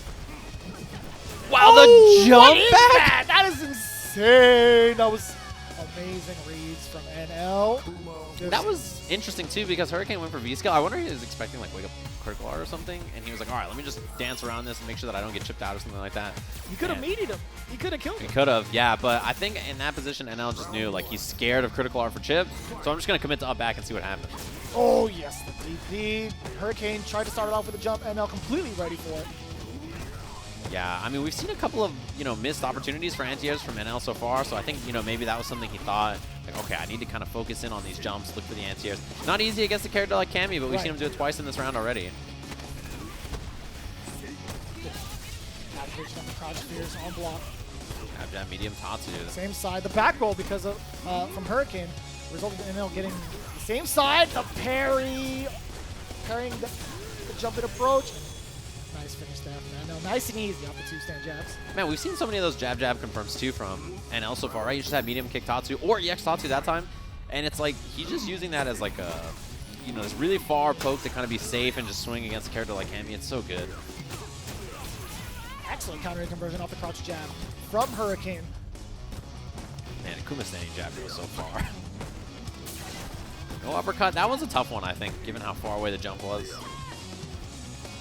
See, sticking out that standing medium kick from really far away. There's the uppercut again. NL is definitely kind of tightened up on the anti-airs in this game. You can feel it. You can see it. Raw drill has the corner position. Oh, the EX uppercut coming away from NL. Trying to bring it back to the mid-screen. Not pressing the issue. Doesn't really try to escape the corner here. Oh, he just walks under. That was another miss. It was. Gonna take the hard knockdown here. Yeah, backs off. Doesn't want to be too risky with the media. Oh, wow. Too far out. Woke up with the uppercut. Yeah, getting closer to being able to chip. Oh, trying to fish with the crouch spears into the critical art. Yeah, wants to hit confirm real bad. NL just waiting, looking for some kind of jump. Like, He got it, Steve! He caught the legs, low forward, straight into the critical art. Hurricane! That's what I'm talking about. Yeah, dash up. Not even any of the special moves. No uppercuts, no drills, nothing. So let's do a final round here. In this second game, NL with all those resources and just couldn't close it out, couldn't find a way to chip. What a whiff punish with a medium kick. Always ready for the air approach, but still also ready to whiff punish. That was an interesting exchange. Yeah. That Fierce catching way up there. Oh, get the knockdown on the fireball. The screen space NL has gained already, although you have to watch the jump dive kick. Oh, start up with the fireball. Stuffed by Hurricane's jump and dive kick. He Rush thought he was again. going to throw. I like that throw bait. One more for Dizzy. Breaks the throw. You got to watch fireball activate. Yeah, just kind of stop the Dizzy from mounting and really just slow down the match. So now NL with a second chance here. The stand jab, anti-air, and the side switch as well. Forward throw, Hurricane back facing the wall. Let's see, Hurricane here waiting for the jump air. Fireball! Nothing after. Uppercut again. Hurricane does have V-trigger. Oh, dashes up. Not going to spend it quite yet. Back throw. Not enough. Oh. Okay, That could have been a critical. Oh my goodness. Don't get hit by crush counter fierce. There's so many things I could kill here for both players. Throws the EX. Can't chip out anymore. Demon flip. EX, of course. Hurricane with the block. Oh my goodness. Took the big bet. The gamble. Because right there, if you're NL and you block and Hurricane does button, uppercut, critical art, it's over. So it's 50-50. EX uppercut, right, yeah, because it'll lose by what, -2? So he's trying to steal his turn back, essentially, because Infexious should, or excuse me, Hurricane should know that it's his turn to play. So NL try to get the upper hand, try to sneak it in there. Get the EX uppercut. Ready for it. Oh, caught the jump. He would have even caught a late tag. Yeah. He just blocked. That was a really smart decision. And now, obviously, we see this early corner carry knockdown. NL, I think, his anti-airs in the last game were good in the beginning, but kind of fell apart near the end. And, that's something I think we need to see him go back to. Walk back, jab check. Oh, big bet from Hurricane. NL gladly taking that, putting himself at match point. Yeah, well played round. I think kind of slowed things down. Yeah, awkward angle. NL still being able to get that jab off, even after EX dive kick, right, from the hooligan. He was so high up there. Wow, Stealing again! the turn. That's another example of where he's -2 off the forward fierce. And Hurricane just says right back at you. I don't care. Gonna go for it again. Tries to activate. Gets it off the crouching heavy punch after the second time. And look at this stun for NL. Already chases them down. Do it again. Oh! I hear Logan yelling for his team. Oh, the uppercut, not enough to dizzy. Gotta watch the dash or the jump. That's what he's looking for the stun here. Throws the fireball. Air fireball. Oh, that was so deep. This is real dangerous. Air fireball so high up. The V reversal couldn't punish. All right, V trigger gone now. You gotta feel okay if you're Hurricane here. Oh no, my goodness, tried to get the air grab. Oh, stuffed it. Tried to bait a throw. Hurricane doesn't fall for it. Oh, he tried to roundhouse. It didn't kill. It was so close. Oh, he took it. He took it away from NL. He said, you want to play this kind of game? You want to be negative in EX uppercut? I'll do it too. Final round between these two. I love it. I love it. Nice work from Hurricane. Standing his ground. Hit confirm. Regular hit there too. I missed the meaty. Found the button on the crouch jab. Big crush counter. One more for Dizzy. Try to bait something. Ooh. EX fireball. Uppercut. That was great reaction from NL. Trying to work his way out of the corner. A lot of crouch strongs. He needed that uppercut really bad. Without that, I think Hurricane, you know, he puts him on guess for throw or stun or whatever. So that uppercut, super clutch from NL. Activates. The backdash. Oh! No conversion off the low forward straight hit. The reversals, though, he forced Akuma off V-trigger. Really big. No, the low forward again. Oh, punish. Big punish. EX. It's enough. Oh, my goodness. Hurricane moves on after like 7 close rounds.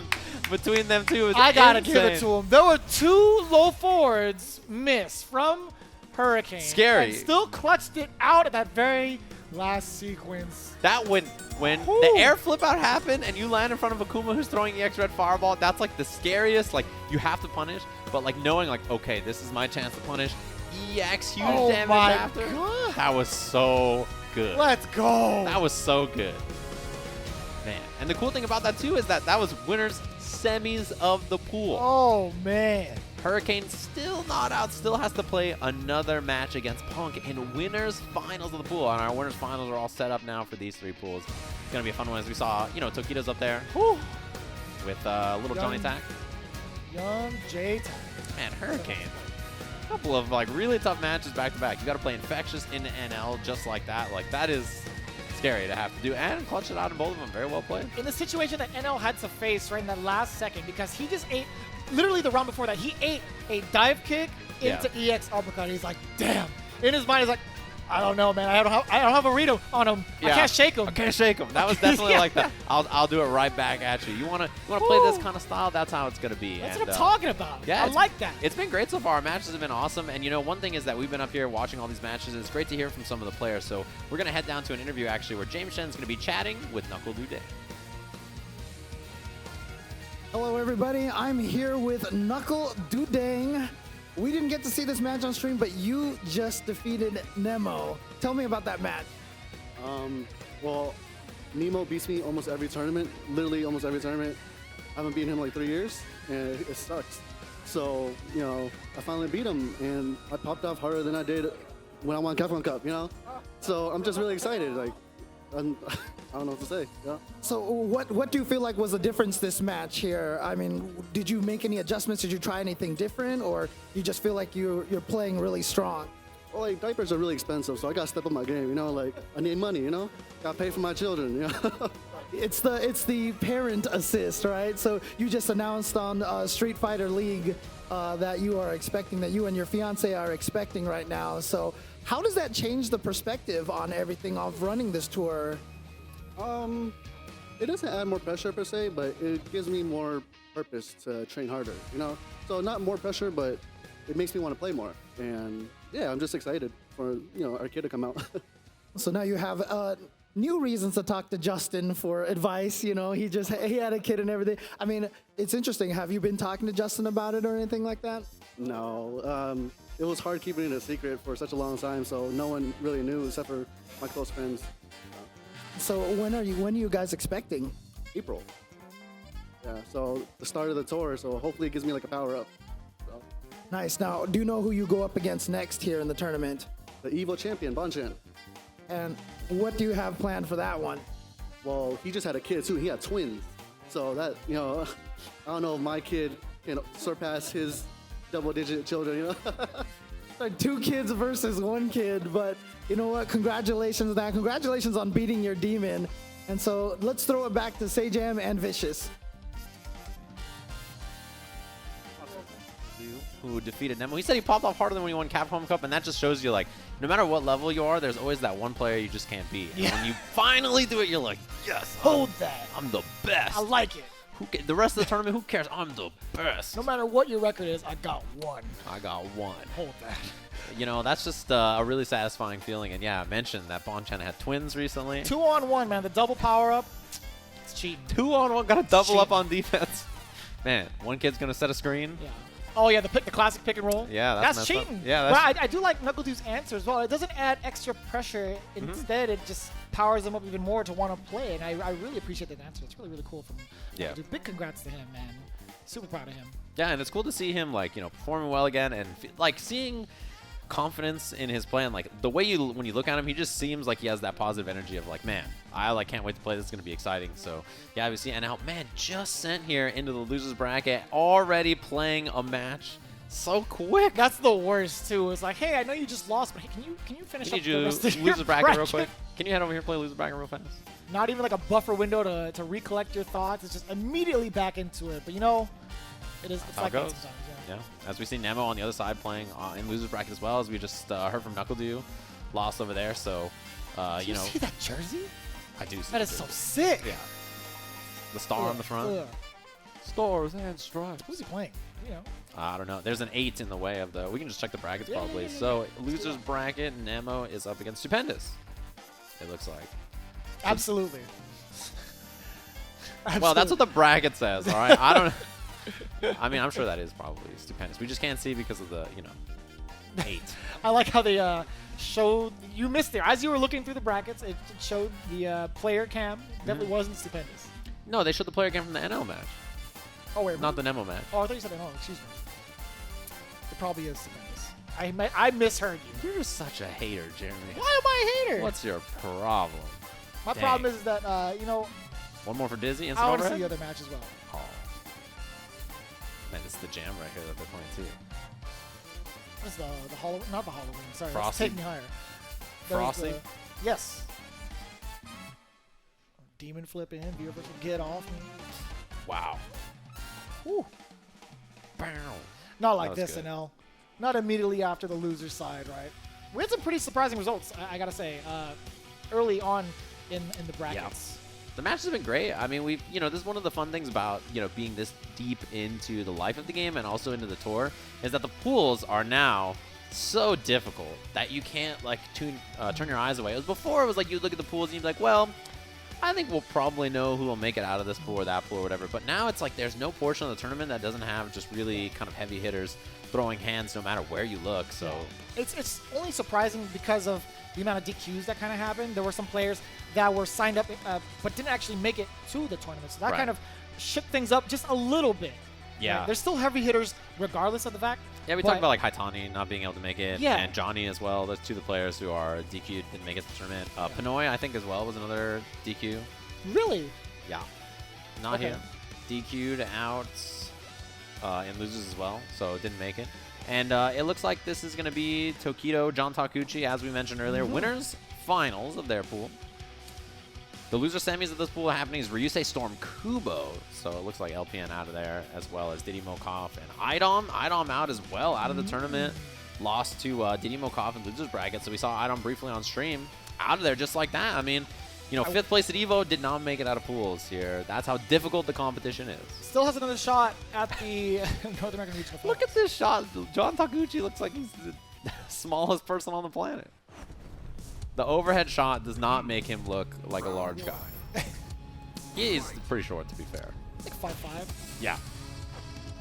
As we get into this, gonna be a good one. I'm excited to see this. I feel like traditionally this is a tough one for John in particular. Right. Other Rashid players, I feel like they could take it to a player like Tokido. He just had that win over at Canada Cup over Oil King in Winners Finals and Grand Finals in the same matchup. Has made some adjustments to the way he plays it, and I think, looks fantastic. So this is a key character to be good against in this version of the game. Rashid is so good. I mean, so is Akuma. So important matchup to be good at. See how it turns out. Tokido dictating with the life lead and slowly pushing John to this corner. Right, not enough space for John Takeuchi to react to any fireballs either. Yeah, that whip Can't punish was V-skill into fantastic. it, yeah. Ooh, high wall Doesn't escape. even want to try to anti-air that. Smart choice from Tokido.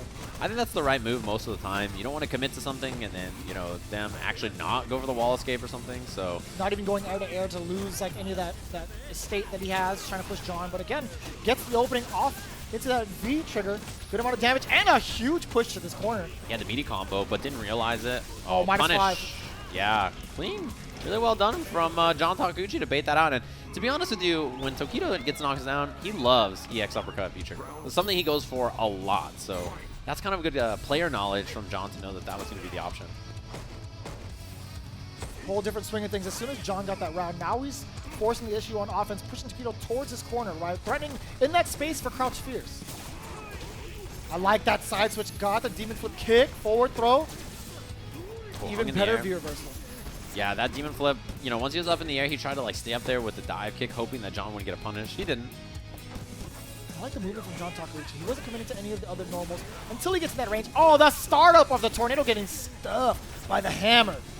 Forward fierce. That's definitely not what Tokido expected, I think, but you'll take it, right? It worked out fantastically. Man, both of them, like, just getting out of the corner. These characters have strong options to get out of the corner, both of them. Jump in. A lot of meter for Tokido now. He's just kind of hanging on to it. Big crush. Doesn't spend any bar just yet. And the throw break, too. Yeah, it's going to be tough for John to really establish a lot here. Needs a ton of touches against Tokido. He's hanging out. He can play the lively game. Nice and easy stand jab. No overcommitment there. Super safe. It's the thing you want to do. If you have that big of a lead as Tokido, standing jab is like perfect, right? You don't commit to anything big, high risk, no fireballs that they can jump over or anything. Just safe standing jab. Ooh. I like that V skill out. Tokido was going to punish that if he didn't move. That was a good EX mixer. Out of the corner again. Tokido with a ton of answers for defense. The movement is just so important. Who can bully the person first in the corner? Really far crouching heavy punch. Wow. I thought he might have a punish, but couldn't actually get one. Beats the heavy mixer. Crush. Big crush. That's a lot of damage. Adds up. Corner carry as well. Couldn't get anything off the jump. A little too far because he back rolled. Back rolls, right. Oh, no activation off the roundhouse. Didn't think he was going to hit or something. Yeah. Thought he was maybe far enough away that it wouldn't have mattered. Activates. Scary here. Demon's a threat. Air fireballs. Another set. Yeah, he's just chipping him down now, too. I like that V skill out. V trigger still on deck for John Takeuchi. Maybe off a normal, or there it is. Yeah, V skill. And it's getting pretty scary for him, too. Counter hit. This is big. Oh. Jumps out. Out of the corner. John Takeuchi no longer in V trigger. You got to be careful for Tokido. One hit confirmed, like crouching medium kick, the snipe. And he gets the throw. John Takeuchi, game one. Man, that instant jump EX Eagle Spike was so good. It was like the tail end of it that hit the fireball. Great reactions there from John Takeuchi. Complete composure throughout the entirety of the set. He was facing at a life deficit in both or all of those rounds, really, and managed to clutch it out either way against Tokido. Man, that was so well. I cannot believe that hit. It was so far away at the very end with that EX. Just the tip, got the shins. Yeah, you can tell that he was like ready for that exact space where he's like, all right, this is the tail end of it. Big Caught crush. the startup on the fireball against Tokido. John Takeuchi pressure with that stand strong. Just walking up ever so slightly as well. Wow, just committed to the roll kick because the whirlwind shot missed. Gotta counter it. The stun is imminent, and it's there. Yeah, building a little bit of extra bar, too. EX! Not enough. Not enough. Oh boy. My. Yeah, that sweep afterwards. I can't believe he did that after two crouching light kicks. He had the hit, but didn't believe overhead. That was probably a V reversal attempt, I got to imagine. And then he just got turned into a mix-up. And he didn't get grabbed at all. Didn't get grabbed, didn't get hit. Just completed a super long overhead right there. So John Takeuchi set point now. Man, that was really far. But yeah, didn't cancel on anything that would have led to a combo, just the whirlwind shot. I like this, already pushing John to the corner. You can expect maybe a wall jump coming out. Always going to fight with the normals. Yeah, Tokido's ready for either option, really. One thing about the wall jump is the threat of the wall jump means you don't even have to do it, right? Cross up, put himself in the corner. Yeah, of course, the jump from Tokido didn't want to be there anymore. Got a regular hit, and the EX uppercut again. Comes out for Tokido. Tried to snipe him, the air fireball. Man, he's just mixing up these approach options. And the wake up as well. John wasn't ready for that medium punch to hit, right? Tokido was holding up forward the entire time and still managed to clutch it out. Yeah, when you're committed to EX forward one shot, it only combos on counter hits, so regular hit, you're not really going to get much out of it. Wow, that was weird. He walked into it at the last second. A ton of damage on that one. There was so much gray life that John Takeuchi had, and Tokido cashed it out with that throw. Yeah, John has a lot of meter. It's one thing that we haven't really seen come into play just yet. Good Big jump from Tokido. And the corner carry as well. The slight walk back into the throw, still within range. Yeah, and it was a little walk back in case of a throw whiff or, you know, an EX uppercut or something like that. Plus frames again. This is big. Yeah, he thought that it hit, so now John gonna have the corner. He has V-trigger as well. Locking him down, V-reversal out. EX air fireball doesn't combo fully, but it's a pretty good way to get out. Whiff punish just out of range of the V-skill against John Takeuchi. Just a little bit short. That's all that it, you know, came to be. Like, he was so close to getting that into V-trigger and pressure and stuff. Right. But didn't end up working out. So Tokido, he's got to feel pretty good about that. And not only that, it was impressive that he was aware enough to see the whiff and then whiff punish, because most people there, I think, are like, oh god, he's going to roll kick into V-trigger, and you're not even thinking about the whiff punish after.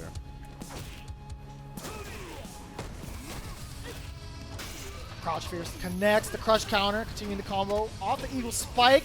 The throw, the stun is there, but Tokido fires away with a wake-up stand jab, fighting his way out the corner primarily with medium kick, right? And the EX no jump or anything from Tokido. That was pretty hard to challenge, actually, because he was so far. No! I wonder what that was. There was a startup of an overhead. Yeah, he missed the core circle for the heavy mixer. Ooh. Jump out. He was committed to that already, and it was just the demon flip, so it worked out okay. Heavy kick activate. He has an EX. Yeah, into the Eagle Spike to kill. Again, we see John on set point, and you know the same thing last time I feel like we were here. Tokido just really sat there and composed and sort of, you know, kind of prevented some of the bullying we've seen so far in this matchup, but we'll see if he can do it again here as John, wow, that crushing medium kick just goes under. That whiff standing medium kick in the corner already, working on Dizzy. Nice break from Tokido, EX Fireball trying to work his way out. John Takeuchi's keeping him contained. Anti-air with the crouch strong, one more for stun. It actually can kill Tokido if he gets stunned here. Yeah, the stun will kill. V-reversal, try to remove it. Okay. Stun still actually a factor here, winding down a little bit. Still unsafe though. Taps him on the legs. This is great corner control from John. A lot of gray life adding up. Not letting Tokido out of here. Walks up for a button. That's a big fireball to stuff, and now Tokido has a chance on offense. The snipe doesn't cancel anything though. The throw, it's not going to kill.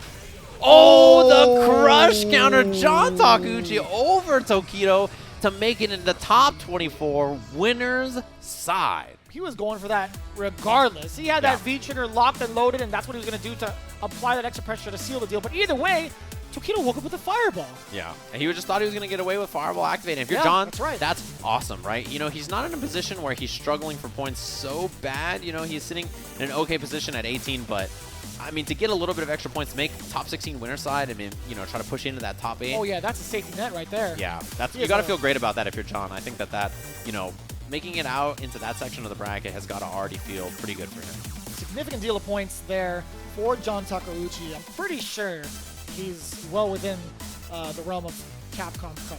Yeah, I think that puts him at like worst place 9th now or something, because he's got one more top 8 winners because he's in top 16 now. So nice chunk that he's going to probably get on that. That's a winners finals match. As a reminder, it's 3 out, so Tokido's going to make it into top 24 loser side. So he'll be playing there in case you guys are curious. So I think other winners finals, I don't know if they've happened yet. We have the Bonchan NuckleDu match. That's correct, yeah. I don't see that happening down there. It's probably... oh, yeah. Bonchan is queued up. NuckleDu is there as well. We got everybody queuing up. Yeah, the only other winners finals match is Punk Hurricane, as we saw Hurricane take out NL earlier. And as well as Infexious sent him down to the losers bracket. Where Infexious just defeated Justin, it looks like. So Justin out of the tournament, and he's going to be playing NL. So Infexious versus NL is to make it into the top 24 in the pools. Yeah. if NL manages to defeat Infexious, that almost eliminates his chance. Almost. Depending on how I think Luffy does. Yeah, I'm interested actually in where the standings end up because of that. See, I'm happy that we're not the ones that have to crunch the numbers, do the math, you know. The math is always the hard part to figure out where everybody's going to end up after this. Yeah. And the nice thing is the standings are usually updated pretty quickly over on CapcomProTour.com/standings. In case you guys are curious. That website's great for just looking up info about everybody's placing, standings, upcoming tournaments, although this is the last tournament before Capcom Cup, obviously. And I do like them implementing not only the results of the players, but just the top 8 in general. They show the VODs of how it went down, so it's very, very accessible for everybody who happen to miss certain weekends, because there are some events that overlap. Yeah. And it's a very convenient place to get all the resources you need for the players and who you need to study for. It's great. It's fantastic. Yeah, really useful site. So thanks everybody for tuning in. It's our early pool actually too. This is the 10 a.m. to noon pools that we are watching currently. Obviously pools are going to be running until 4 p.m. here, and then 4 p.m. into 6 p.m. is going to be our top 24 in case everybody's curious. Yeah, so with that said, we have the A pools going through. A1, 2, and 3. That sounds right, yeah. 1, 2, and 3. Next will be B1, 2, and 3. We'll have C after that, and then again, top 24. Yeah. And it's going to be great because you can expect the kind of matches like these ones getting ready. We have Bonchan versus NuckleDu, and it's going to be like that through every single one of these pools. Yeah. Right? 122 or 121, 128 players. Something like that. 121, I think, was the last. Yeah, attendees 121 is what I'm currently seeing here. And again, this is going to be a fun one. Winners, finals of the pool. I expect probably G versus Karin. Right. Well, actually, I guess Bonchan could pick Sagat. Yeah. I like that as a better choice against G in terms of what both players present right out the gate, right? In the neutral. The normals are great. The fireballs are great as well. Had Bonchan picked Karin, it would have been a lot tougher to close the gap on G. Yeah, I mean, the thing about Karin is that her ground game and the firepower she gets from landing anything is so humongous, right? But G just presents such a massive wall with the bufferable normals, one of the best bufferable normals in the game, as well as a very, very solid fireball, especially when powered up. Yeah, and the big thing you have to watch out for here if you're Bonchan is you have to be careful about reversal fireballs after blocking anything from Du, or reversal buttons, because Du likes to do, like, you know, any string and then walk back fierce. He just swings the standing fierce, and then if you ever do anything to, like, try to, you know, stick out fireballs so the hurt box is there or any button, you're just going to get smacked up by fierce into EX into death really quickly, so you have to be careful about that. Damn, that Tiger, the base on that thing. Rolling in the background. And yeah, the nice thing about G is he has great anti-fireball measures as they take a level and 1 angry scar. And I gotta be honest, I think a level is much more valuable than an angry scar. As we see the high tigers.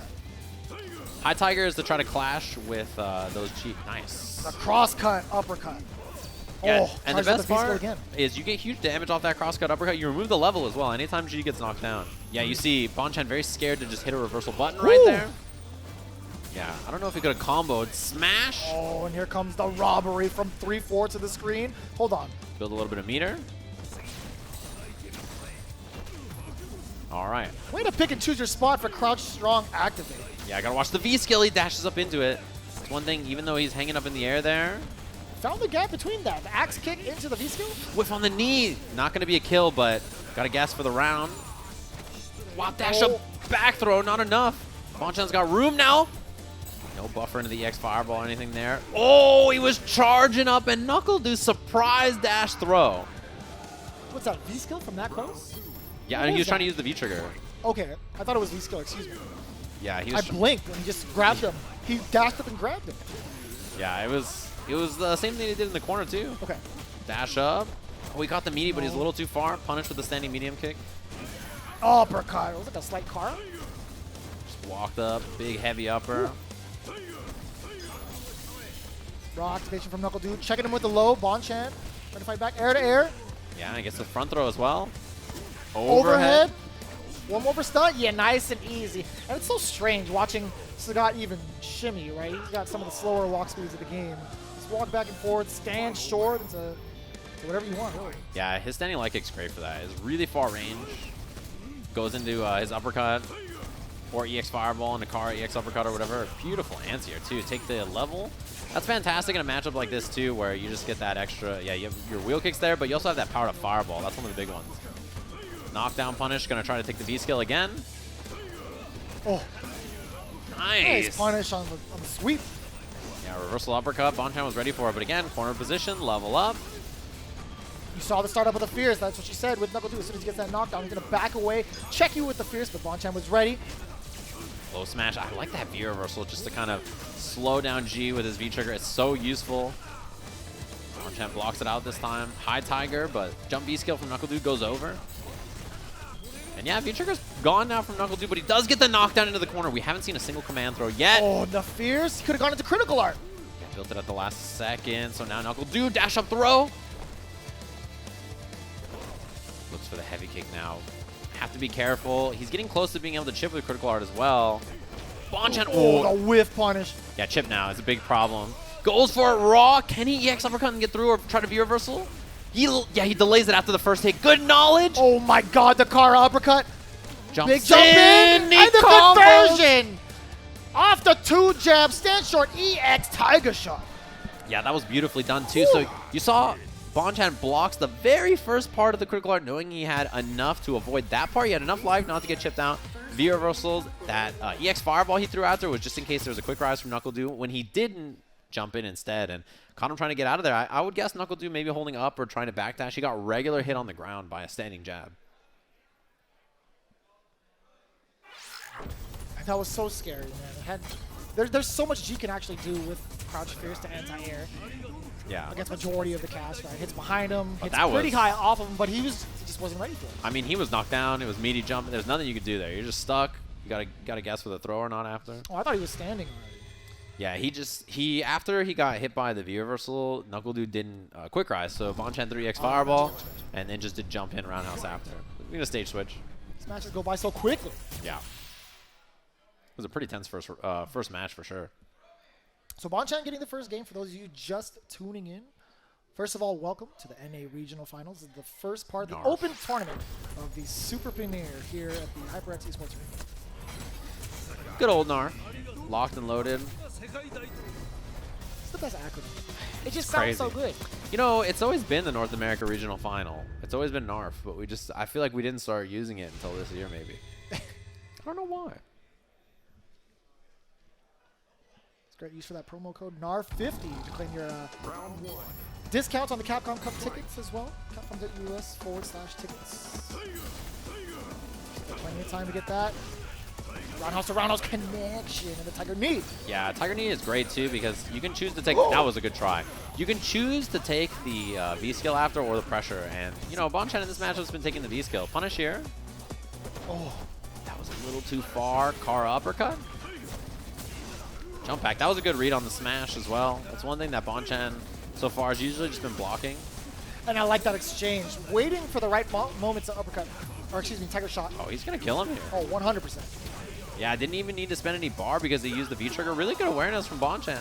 It's one of those things about using those V skills and building up the car uppercuts, or building up the Tiger uppercuts, and kind of having that angry scar on deck. You have that extra meter. Yep, takes the V skill again. It beat the anti-air. And we just talked about that not too long ago. The Crouch Fierce from G actually getting stuffed out by an early time jump roundhouse from Bonchan. Dude, early jump heavy kick from Sagat is really good, actually. It beats a lot of anti-airs. Yeah, it uses, you know, a different option there that time. I think that's probably a smart choice. Oh boy, this is looking rough so far for NuckleDu. Yeah, you see the neutral jump from Bonchan. He's looking for the smash and activate. Oh, he caught him with the tail end of the back dash. Here comes that V skill. Dang! It's got too many hits, yeah. Blowing through it like that's pretty tough. V skill again, and Bonchan, he knows to take the trade with the fireballs anytime there's an air V skill from NuckleDu. And he is struggling to get in now. Oh, too far for the combo. And the check is beautiful. Bonchan! The power of twins. Excellently played. The power of twins as he moves out of the pool. Winner sign, top 16. Got to feel pretty good about that. I mean, obviously, he is not hurting for points at all. Neither of them, really, I think. Well, dude needs them a lot more than Bonchan, that's for sure. Bonchan sitting up there at second place currently on CPT standings. And, you know, that was pretty excellently played in that matchup. Especially, I love the jump V skills and the air fireballs to be, like, that option. That was like so good to just take the trade and say, hey, I know you're gonna jump V skill. I'll just throw these high tigers or low tigers to get under and trade. Like, it was so good.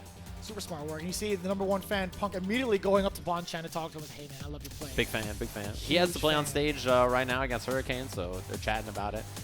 I bet you. I love it. He's It's talking so to him about the Sagat matchup. He's like, my Sagat would have done that. That's what he told him, my Sagat. Let's see how you do against my G, something like that. No, he would never do that against Bonchan. He's way too humble in front of Bonchan, I feel like. I love watching like Punk just pick other people's characters against them. It's so satisfying to watch him play G against G players or Colleen against Colleen players. Like, it's just such an interesting like thing to watch. It's so fascinating for me to see. It's like I feel like there's very few people that can do that kind of stuff. There's just something about his brain and how it works when it comes to Street Fighter, right? He just understands the game so well, the mechanics of each character, how they want to play, and just him studying normals and frame data. He knows everything. He actually knows everything about Street Fighter. And that's what's fascinating, right? Is that he can get the job done with any character against anybody, even with their main character, just by playing very solid, fundamentally sound Street Fighter and knowing the ranges for every character. Yeah. It's so good. He's able to just wipe the slate clean. He picks one character, and if he so chooses, he loses. Like, I can just counter pick with this character. No big deal. I'll pick their own character against them. What are they gonna do? Beat me with their own character against my like 5-minute G or whatever? No, it's not gonna happen. And he's got a lot of leeway. He is like the #1 contender going into Capcom Cup with that amount of points. So first person to break 4,000 points as well, and he's here, you know, just to get more and also play in the NA finals as well. So hopefully you guys have been enjoying all the matches so far. As we mentioned, we had the 10 to 12 block. So the next set of pools are starting up as we're going to wrap up our last winners finals over there. Hopefully you guys have been enjoying all the action so far. We're going to take ourselves a quick little break. So get a snack, grab a drink or something like that. And when we come back, we'll have more from the NA regional finals here from Las Vegas in just a little bit. I am Rashid of the Turbulent Wind. We are brave.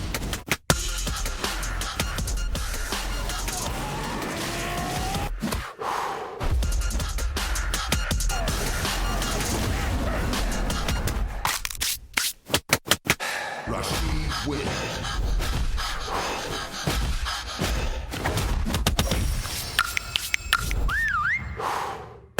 Remember the name well.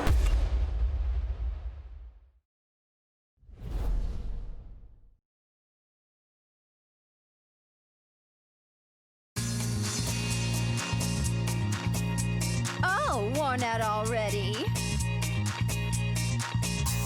Back for more! Can't start the show without the star.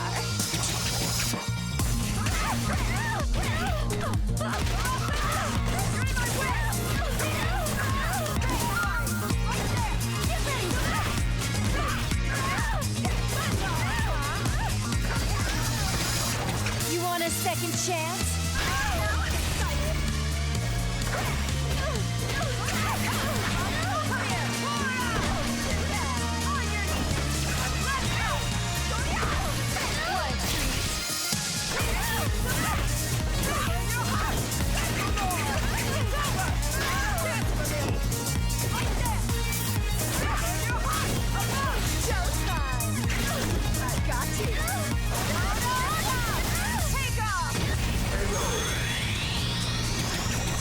Poison wins. Being gossiped about is proof of my popularity.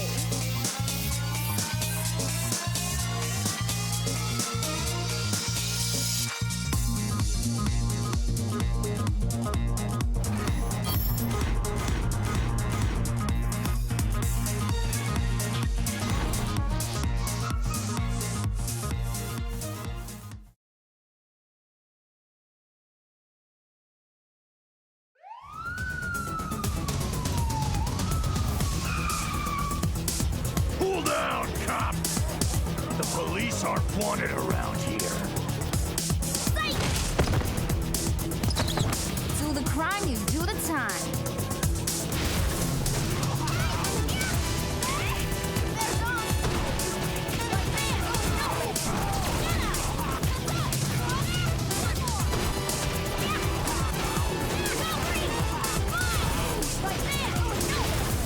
You need a cup of coffee? Come on.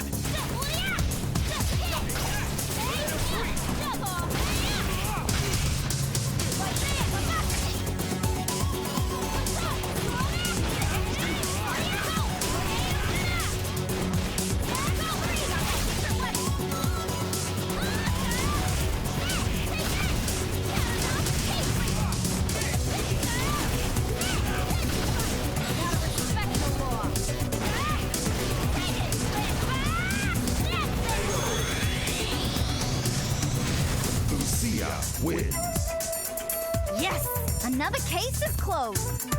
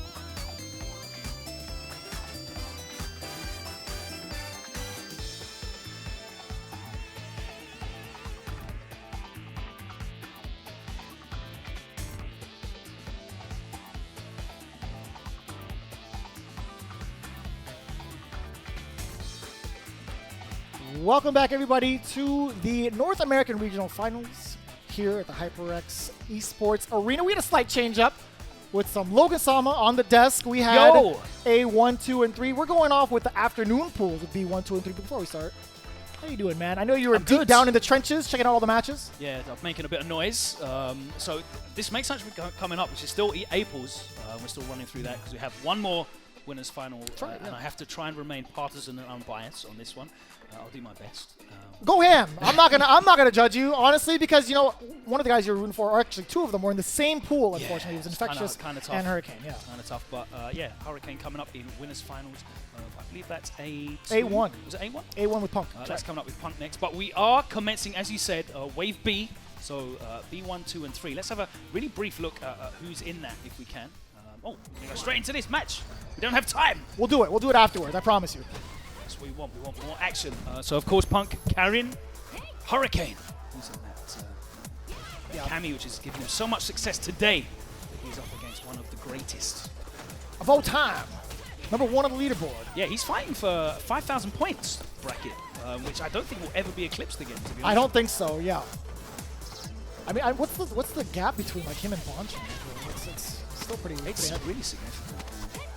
We'll see that. Punk already pushing Hurricane to the corner. Back-to-back throws. Are we going to see another one? He delays it just in case there was an uppercut. Went for the crouch strong, backing away. Doesn't want to overcommit. It was 800 points.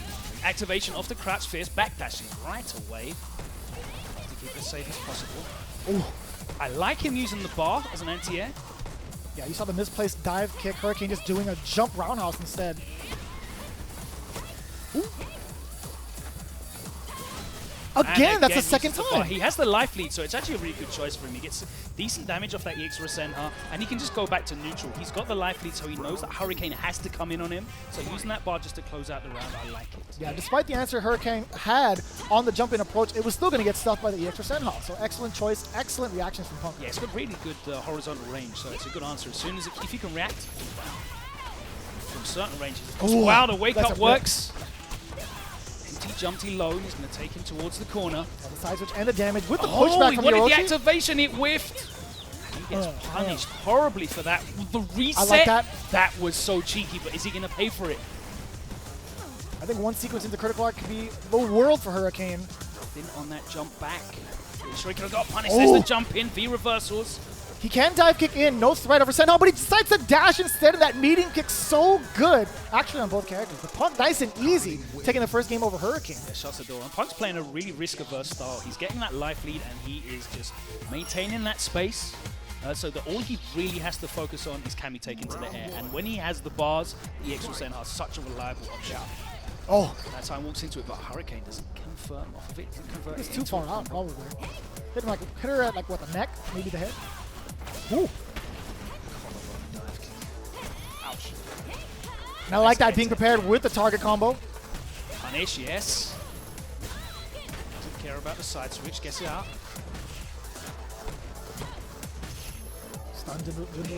Hurricane immediately pressing buttons after blocking the low forward, and there he interrupts the empty. Ooh! Ooh! It's the hard knockdown. What's it going to be? Staggered lights. Oh, no conversion off of that. 2 straight counter hits. The extra sand, get off me, working out of the corner. Yeah, Hurricane's not one of those players who gets raw confirms off the low forward. You saw that in the NL match earlier, but Punk. Oh, that was so meaty. Does get the activation. He should be able to get no meter kill. More than enough. I like that. Hurricane starting things off in the second game with a good amount of resources as well. 2 and what, 2/3 bar? Yeah, one more hit will give him the full thing. And I like that check. Immediately after the Orochi, it is Hurricane's turn. Dash up and the side switch. No punish on that. Wow, punishes the landing frames, and he's got the corner as well. Backdashes, but he walks up behind it and gets the throw. No confirm from Punk. A rare miss. Very, very rare. Poking away that medium punch. He gets, again, he catches Hurricane fishing. Is this for enough activation? Oh. Doesn't spend the bar. He looks for the frame trap, and again he whiffs. And Hurricane is getting way too predictable with his activation. Wow. That was going into V-Trigger regardless. V-Trigger, yeah. And I like the idea of Punk saving the meter. He went for the Resenta reset in that corner. Instead of spending those 2 bars he initially had to kill off Hurricane going into the because he wants to hold on to those bars, right? He doesn't want to have to rely on just blocking dive kicks. No V-skill follow-up. Again, a whiff punish. Hurricane Oh is my swinging God. windy buttons. He's not going to be able to get the kill here. He's going to get a reset. Oh, That's all she wrote. That is enough. That is a ghetto perfect, ladies and gentlemen. And Punk advances in winners, top 24. Hurricane's still in, though. He gets through. Obviously, it's 3 out, so he doesn't have to play a loser's final match. It's 3 out, so he'll get into top 24. So still a good result from him. But Punk asserting his dominance there, looking very, very strong. Yeah, on the winner side of things, getting more and more of these points as he moves on. He's going to be settling down in the top 16, and then NL also moving on. Or no, he has to fight up against Infexious. Yeah, Excuse NL me. Infexious is in losers. I'm not sure if they'll be running that on stream or if we will move on into some of the earlier pool matches. But as we said, we're about to start pools B2, 3, and of course B1. B1, Fudo, Angry Bird, Sako, and Moke. And I want to talk for a little bit Yes, please. about the interesting storylines that we have here. Of course, we ascertained this is the last event of the season. It's also a super premiere. There's a lot of points on the line. And we've already done the regional finals for Asia, Latin America, and Europe. We know that Fudo is the winner in Asia, and Fudo is very comfortably qualified, which means that regional space, that regional qualification spot will go to the highest ranked Asian player outside of the more automatic qualification spots. And right now we've got Sako and Moke who are kind of really fighting On the out. cusp, really. Moke sitting at 34th, Sako at 25th. So Sako at the moment is in, but it's barely in. Moke on 530, and it's an interesting situation as well because obviously we have Kichipa-Mu, Itazan, who are 29th and 30th on the same points, 780. They're coming up later on in Pool C2. But really, Moke wants to go on a good run here, but he also wants Sako to do well because realistically, it's unlikely that Moke, unless he really flies through and gets a grand final spot, picks up at least 500 points. He's looking for a global qualification spot. So he wants Sako to do well. He also wants to do well himself. But his fate really is in the hands of Kichipa-Mu and Itazan, who will come up later on. But we are going to go into some losers matches. That's right, yeah. We do have Ryusei and stormKUBO. stormKUBO not really in the running, but did a fantastic job over at Capcom Cup last year. But Ryusei, he still does have a chance. He needs to place very, very high. He's also on the cusp with getting, if he places top 2 in a grand final spot, he gets a pretty decent chance. There's a lot of points available, but really the life-changing points are those top 3 spots, 1,000, 500, and 300 points. And Ryusei in 40th at the moment, 385. He really needs to get a grand final place for him to start breaking into it. He is way behind the pack, but there are life-changing points on offer today. It could be his day. Right now he's in losers and he's going against stormKUBO, who did defeat IDOM earlier on. That's right, yeah. That's actually true. I was looking for their bracket. What is that, a Pool A2, if I'm not mistaken? That was A3. A3, gotcha. For those of you following along on Smash GG, if you want to keep up with all the storylines happening for each and every one of these brackets, because this is the final event, man. This is the last warm-up before the big dance. And I have to give credit to the TOs, because they are updating the brackets live, so that is super helpful for us, as we are following on the storyline and relaying it to you guys at home, but you can definitely check things out yourself. stormKUBO has been using G and Abigail. Looks like he's going to be going for G today. Ryusei, of course, going to be picking Urien. Ryusei, last time we saw him was over at Canada Cup. We didn't see that on the camera, but they just got out of their chairs and gave each other a handshake before the match started. So we like to see that. Cross the divide and shook hands in a sign of good sportsmanship. It is going to be Ryusei, Urien, and stormKUBO is G. Ryusei sent to losers bracket by Tokido. John Takeuchi sent out stormKUBO to losers earlier on. Yeah, and we saw him play off stream. We saw him on the side playing Abigail as well, still maintaining that character. Had a huge breakout performance. Yeah, I love those, by the way. We got to get someone to use like the side cam to get some of these off-stream matches as well, as we set up for the stream.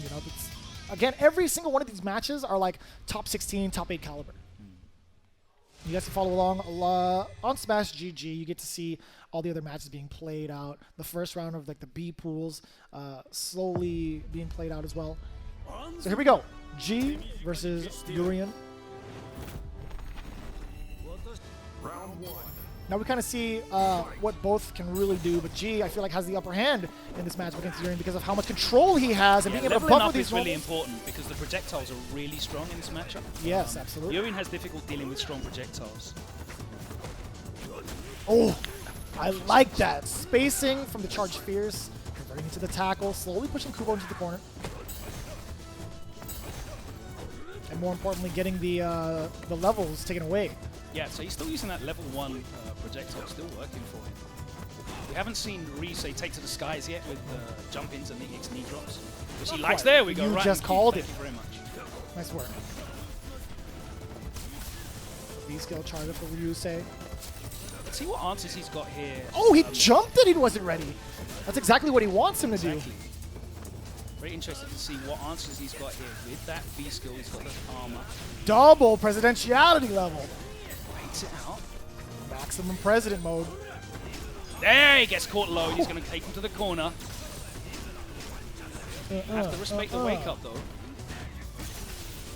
Oh, I like that. The up mirror. And it's still close enough to get the conversion. Oh, no. That's definitely in play. He was definitely going for the head. I like it. It caught him. Yeah, that's a giant he was going to do it anyway. Flying hitbox, right? That EX chariot attack. He was going to do it anyway. It's not punishable. Like, why not? In the corner? Of course. Nice jab interruption. Catching the jab. And Ryusei that is very active. He's jab happy. Loves to jump in. Especially on the shoulder. Has his corner control. Yeah, Fierce and the fireball. Wow, that was Managed to catch. Nice I safe love jump. it. Yeah, the fuzzy. He's a tall guy. Oh, you saw the command grab a little bit too much on that. Yeah.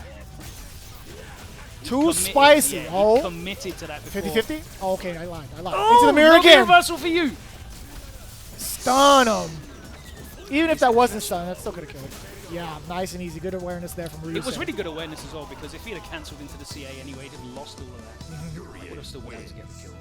And you can see the kind of side release. I mean, he's a very emotional guy. Very a lot of facial expressions that come from Ryusei, but he's like, oh God, I'm glad I didn't fire off that critical. He always looks super relieved, right? Always looks super relieved when everything goes his way, or looks super stressed. It's really funny watching Ryusei play. It's very, very expressive.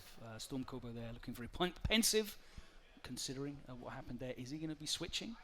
I don't think he needs to. Absolutely not. I think he did just Ryusei fine. having a lovely time chuckling to himself.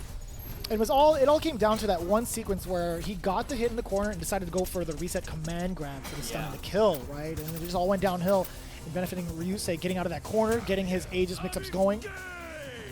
And as much as I say it doesn't warrant the switch, I still like Abigail anyway for stormKUBO. Yeah, he still really takes advantage of this V-Trigger too. He's a scary player, stormKUBO. Not as scary as he was Season 3.0, where he was literally terrifying, this character. 2 touches to death? Yeah, and stormKUBO played like a crazy man as well. he was terrifying, way more than any of the other Abigails. Bullied his way into top 8s at was EVO Japan? Maybe. I can't remember off the top of my head. Yeah, I think it was 2018 Japan. It got him as far as Capcom Cup, man. We'll see whether it can get him any further in this tournament. In this tournament only, because I'm pretty sure he's out of contention for the big Might games. win the whole thing. You're right. 1,000 points on Never the line. know. Super premiere here at the North American Regional Finals. That's right. Yes, and I like Nice. that. Now we talk about Abigail kind of being the big heavy He's grappler already type. in the corner. Still able to traverse past fireballs, right? One of the better grapplers that can do that. Being able to he's- negate he's actually got a fireballs, really use good neutral armor. game. I agree. I don't feel like G's neutral game is in any way lacking against it. Backs up. And that's so deceptive. I feel like he's going to land on that every time. This is a really sick costume, I got to admit. He's got the vents on the back. I would love to see the crossover in Mega Man where Abigail's the boss. That would be amazing. Taking up the full screen. Oh, hell yeah. He's in the corner now, goes low. Oh, that was a counter hit short, too. It could have been a big conversion. Oh, I like that. I was and the expecting side some kind of switch. crazy trade combo. It's all good. Oh, gets caught reaching. Oh, nice. Last hit of the EX Chariot. Close it out. stormKUBO. Set point down. A couple of misses from stormKUBO, but I still think he played it very well. I mean, pushing Ryusei into this corner already. I like that. Yeah, checking him with the fierce. Yeah, holding up that space. Great interruption. Getting the armor, no punish, too far away. Too far. Oh, he catches caught the him back backdashing. dash. And again, he's just got him pinned down here in the corner, and this zoning's too much. Oh, the armor EX on it. runs. He's just abusing those. See the command grab. That's a stormKUBO special. All right. Anything's possible, though. Those 3 bars are glowing for both. Back-to-back reversals on Wake Up from stormKUBO. I wonder where it could have been. We might not even find out. Yeah, the V reversal just gets rid of the stun situation. Oh, out of the corner. Ryusei playing nice and easy. stormKUBO doesn't need to overcommit here. He's going to go back to zoning. Tries to catch him. Chases down, has to cancel into EX to make it safe. Oh, that was a beautiful whip punish. And that's all she wrote. Ryusei taking it 2-0. Nice and easy over stormKUBO. Yeah, he really managed to maintain his composure there. Didn't break out too much. The 1 EX reversal they did in that last game was really well timed. You could feel it coming when KUBO was looking for that command grab. But other than that, he really played very competently, really patiently. He was pinned down in the corner by KUBO and didn't really overextend himself to get out. He was happy kind of chilling and took his moment when it presented. Ryusei has quite the gauntlet, putting him into top 24. Yeah, that was a qualification match. That is correct. Yeah, in the loser semifinals over in pool, what is it now? Pool A3. That was A3. Oh, was that NL? And then, is that Infectious? Okay, we are finishing out the rest of the A pools here. Okay. I like it. I like it a So lot. that means that the losers qualification matches we have are Infectious and NL and GamerBee and Nemo. GamerBee and Nemo. I'm not sure if that one's being played or if it's going to be on stream, but they are the remaining qualification matches. And as we say that, pools B1 to 3 are starting up, so we'll be getting into that as well as we progress. We bring you nothing but killers on the stream. That's what we like to see. You know what? It kind of hurts me to see those 2 letters in some of the brackets. DQ, I really wanted to see how Mandrake was going to do against Moke. Embers and Roses, one of the TOs. Yeah, a couple of places, a couple of those international players just couldn't make it here. We had a lot of them in the first wave. I think Haitani was a notable one. He had a very good chance of qualifying, actually. Oh, absolutely, yeah. He needed those points. So couldn't make it here today. I know Ceroblast couldn't make it. Johnny wasn't Johnny here couldn't as do well. it either, unfortunately. He was in one of these pools. So yeah, a lot of players that couldn't make it here. But as you can see, if you look down and you recognize some of those faces, it is absolutely chock-a-block packed with killers down there. You can see Smug and Shine playing. And it's funny you mentioned Ceroblast. That was in pool B3. Snake Eyes also getting DQ'd. Gachikun. Snake Eyes not here. I'm not sure, honestly. Oh no, he won by DK, sorry. Oh no. No, it was DQ'd. DQ'd out. And I know the person that had to fight Gachikun was definitely here. I saw him practicing on my timeline. I saw him in a room playing. I don't know what happened, but either way, Gachikun with 2. He's already in winter semis. Without having to play. Not at all. And then we have Problem X in that That's a same nice day's pool. work, right? Nice and easy. Problem He has nothing to worry about. Yeah, Problem X going against PR Balrog. As you saw on the roving camera there, Smug and Shine facing each other as well in losers. K-Brad and Mesa. Oh, that's a tough one, too. This pool's with Smug. All of these pools are just jam-packed with killers. We talked about it earlier, man. Every single one of these pools is top 16, top 8 caliber. Everybody's fighting for those final points for Capcom Cup, and you guys can secure a ticket there using Capcom or going to capcom.com or .us/tickets. Man, I'm screwing that up all over. But the promo code you need to use is NARF50, NARF50 for half off on those tickets. Nice. What's the name of the venue that's in? It is the Novo. The Novo downtown LA. Yeah. LA Live across the street from Staples Center. You want to do is go to Chick Hearn Street to get there. Okay. Nice and easy. For those out-of-towners, everybody Ubering there, just like, take me to Chick Hearn. Take me to Staples Center. It's across the street. Nice. So you can get your tourism on as well. Oh, yeah. I would love to take out some of the guys here, too. You come down, I'll take you somewhere to eat, you know? Yeah, nice. Cool. Gotcha. We had some nice food last time I came down there. That was in Long Beach. You got it, yeah. Shout out to Jay's. Not you, Jay. But here we go. Qualification match. Infectious out of the UK. NL. Representing Team UYU South Korea. It's a big match, bigger for Infectious than it is for NL in terms of placement, right? Infectious really needs as many points as possible to secure himself a spot in the big dance. NL at a comfortable spot. They're actually pretty much both the same. Oh, I lied. That's right. Yeah. Because Infectious is tied with Daigo. NL is down 25 points Yeah. compared to Infectious. My mistake. That's correct. I think they're both doing quite well. They're going to get a minimum, I think, 50 points. whoever loses this match is going to get at least 50 points. So they'll be on 1,000. That should be safe. I say that. I mean, touch wood. Here we go. It's the action. Infectious. Already down, but he's very close to that V-trigger. How much damage that does. And I like the spacing from Infectious, just moving around the stage. Getting that medium kick. Young Zeku is not known for his anti-air capabilities, right? Yeah, he makes the most of the tools that he has. That medium kick, as you said, is a good anti-air. That crouch light punch sometimes. Yeah, he's used... Again, did you see how far up that yep. actually hit? Yeah. Surprising. Like his thigh is anti-air. I really liked NL spacing today as well, even though he has lost obviously earlier on, but his spacing is really difficult to deal with. He throws fireball at ranges where it's almost impossible to react. What an answer, too. Oh, Infectious just navigating past NL's offense. He stays crouching. And the Demon Flip throw whiffs, and Infectious gladly takes that gift for the first round. Moving like water, responding with whatever NL has and firing it right back against him. I'm liking this movement from Infectious. Young Zeku mode. Checking away with that fierce. Yeah, I'm pretty sure it was against Haitani earlier in the year where we saw Infectious do a masterful performance using pretty much exclusively old Zeku, but almost entirely used Young this time. It's been paying off for him. One man reaction. He does take the stun. He is going to cash out. He should be able to get the kill. There's going to be mad scaling. No. A lot of scaling involved. Still in the corner, though. I like that positioning. Ooh, okay. Completely off. Still could have anti-air, but NL's time. Nice block from Infectious. That jab's been really reliable for NL as an anti-air, as a check. Crouch jab getting stuffed, and he's going to pay for it. NL bringing it back to him, tied up in the first game. All because he missed 3 anti-air opportunities. He had him locked down in the corner after the knockdown. NL opted to go on defense, jump back in the corner, or neutral jump. Not an answer from Infectious, but either way. A lot of meters spent on NL to get that round. There's a lot of shit building up. And there he finally has a little bit of daylight to be able to stance switch into Young. It's a big signifier for NL to jump in. Out that fierce, and that's a great button in this matchup because so good. Kind of, yeah, it's going to stop him from being able to throw out that fireball at that range where it's difficult to react to, but of course, risk with punish from the medium kick. I like that stop. The buffered medium kick. Yeah, slightly mistimed. Infectious side switch. Buttons. He gets the side switch.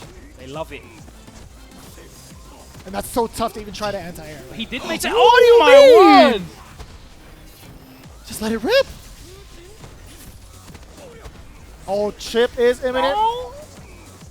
The jump back. So close.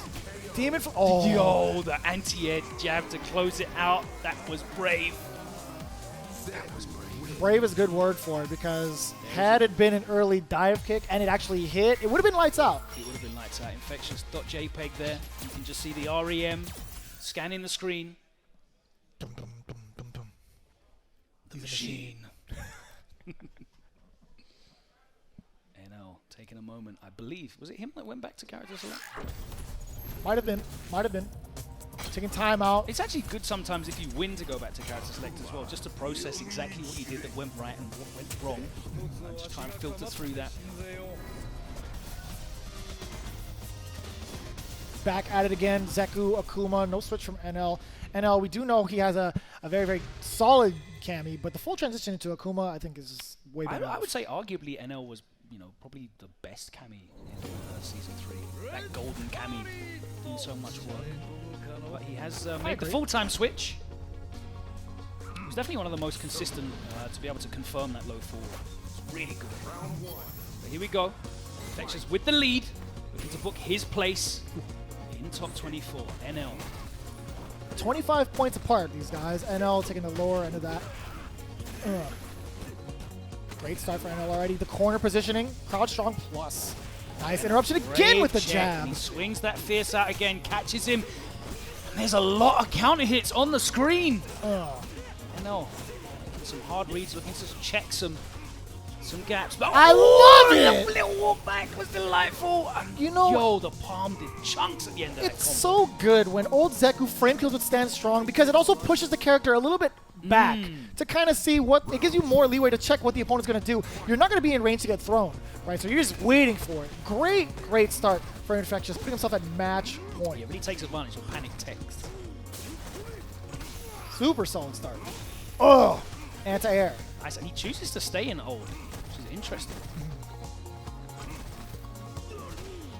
Okay, the whiff punish, strong connection. I like that. Shades of Rufus, Street Fighter 4. Needs a little extra elbow on that. Yeah. The nacho grabber. Here comes NL. Oh, yo, wake up, Fierce! What do you mean? Okay. Tons of damage on the board. V-Trigger, he's so done. He's actually dead. Over. This is going to do so much. The legendary sword, the grab. No! Oh, he's going ham. Yo! He is going ham. EXDP on his wake up. That was a counter hit. That was a counter hit. EXDP on his wake up. Okay. He eliminates NL, ladies and gentlemen. Infectious. Moving on. Qualifying himself a spot in top 24. Yeah, NL picking up 50 points, so that is going to put him on 1,000 flat. An even 1,000, which I think is okay. It is okay, but we still have a lot of Street Fighter to play, man. He's good. A slight head shake on the way down. Still not satisfied with his performance, or maybe it could have been just like to shake it off. He's like, whew, we're in there. More points for me. You never really know with Infectious whether he's actually happy with his performance, whether he's getting down on himself, whether it's just him kind of decompressing. Because I don't know if you noticed, after the match finishes with Infectious, he'll sit there still for maybe 10 to 20 seconds before he actually gets up off the... It's like he brings himself out of the game and back into the room. He's got that kind of hyper focus. That's the kind of same mentality as JB. JB's kind of like that as well. Very, very stoic when it comes to his appearance. Win or lose, it's just emotionless. Speaking of JB, he's actually coming up real soon. He is in Pool B2. He's in 26th point, and we mentioned about regional qualification, and obviously North America Regional Finals is happening tomorrow. That's right.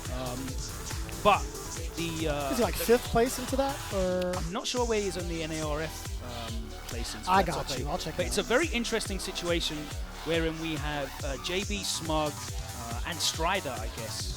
And even IDOM is kind of in the mix after going 1 and 2 today. Definitely not a good result for him. Yeah. But so yeah, he is 5th all kind of in the that mix. JB's in 26, so he's really on the cusp. He's got 885 points. Strider in 28. He's coming up in the C block as well. He's on 845. So they're very, very close. Smug is probably the other guy in the running. He's in 31st. He's only got 645 points. So realistically, he kind of wants both of those guys to do well. So there are a lot of the storylines going on where maybe players want to see their fate is in the hands of other players from their region to do well so that they can get that regional qualification spot. But we're going to do one more losers qualifier from the A block before we start to get into that. This is a Pool A2 story. It is A2, that's right. Gotcha. So GamerBee on the loser side, falling 2-0 against Bonchan. That's right.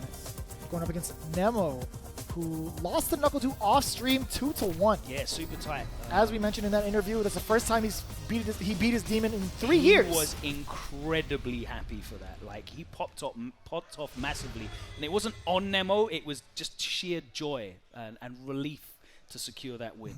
And he made some super hard reads that worked out for him as well. Round 1. And we saw him in that winners finals against Bonchan. The Power Twins took it over NuckleDu 2-0. There we go, GamerBee, Nemo, game 1. Ugh, get off me! So GamerBee seems to be rocking out with the Necalli pick. We have seen him use Cammy as well this season and last season, but Necalli seems to be one he is most comfortable with. Nemo, we know, is always going to be wearing that suit. Full-on businessman. That's right. I miss when he used to turn up to events wearing the suit. I loved it. It was on so salaryman classic. business. EXDP. Lets it fly, bust out. Oh, catches the Fierce instead. You know Nemo is always going to be swinging from that range. Sure. EX headbutt, he found And the you gap. very rarely see Nemo do wake up EX headbutt. It's normally in streams. After getting crush countered by that medium into the Fierce, you know that something was coming in. He wasn't just taking it.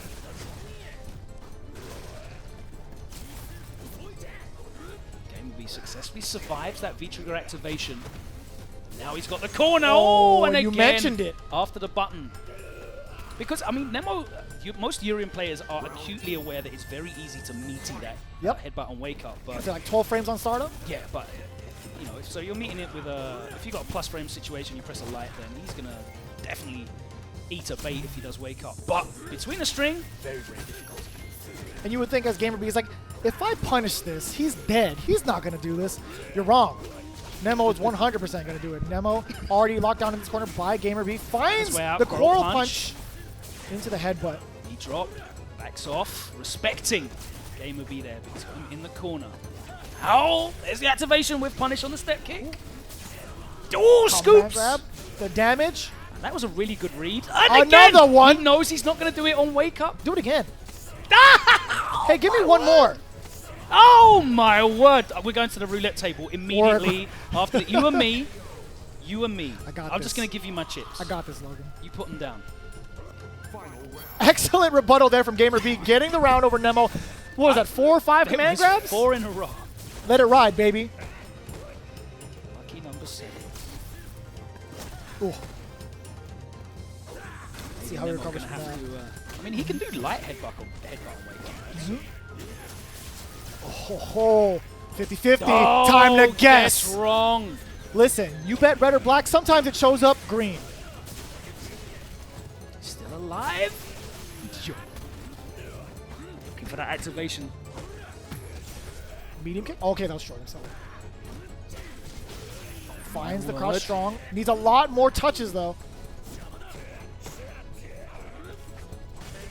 Nice and easy. The long range, low medium kick against a walking back Necalli from GamerBee. That's not going to do much for Nemo's nerves, though. That comeback was on from GamerBee. Made him work for it. It looked like it was going to be a complete wash that round, but GamerBee definitely made it competitive in the end. I mean, the kind of player that Nemo is, with tons of experience, absolute tournament veteran, or just fighting game veteran itself, he's been born in the mix. He's been blessed and baptized in the mix. He knows all about it. Yeah, he was always a tech monster, right? Yeah, he still shows off some of the newer stuff from Urien Aegis setups, right? We saw one of those setups at Canada Cup with that 50-50 off of the headbutt. Yes. So slick. Ugh. Okay. Yeah, I think we're generally going to him and RB for a lot of the Urien innovations, right? Oh, that cross-cut crouch spears. I always loved watching his Rolento as well back in the day in the favorite game. Into the corner.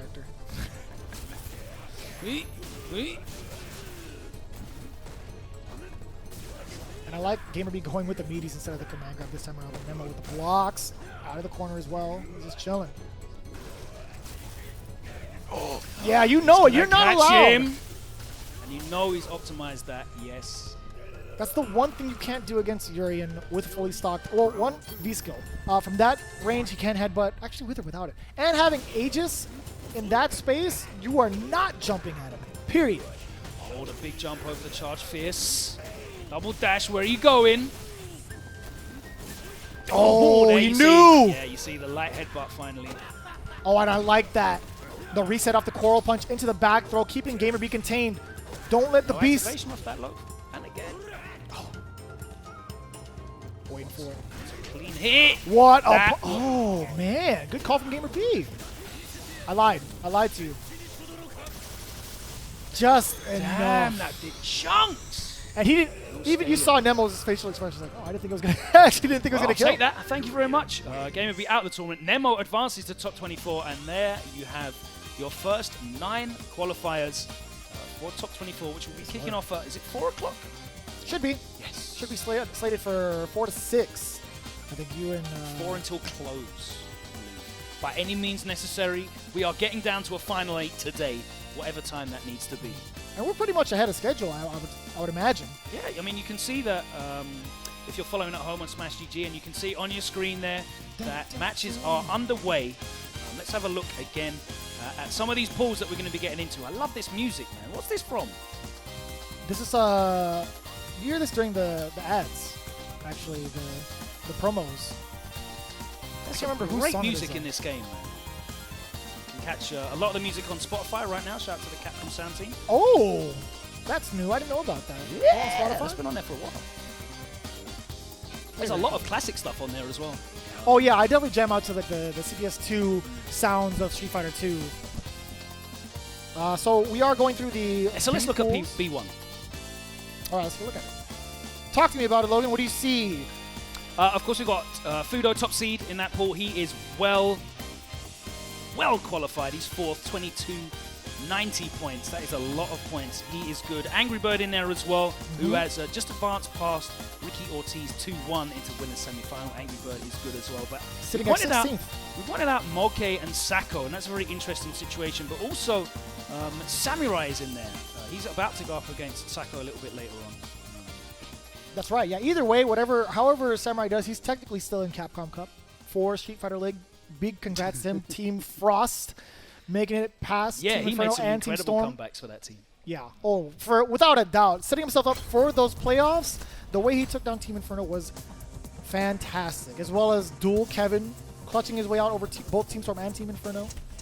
So we're in Pool B3 now. You're seeing this matchup on your screen. It's going to be Problem X against PR Balrog. Problem X, top seed in this pool. Also in the pool, you've got Gachikun, Luffy, K-Brad, and Shine still in winners. Gachikun has advanced all the way through to winners semi-final without having to play a game because his matchup against Snake Eyes. Looks like Snake Eyes didn't make it here.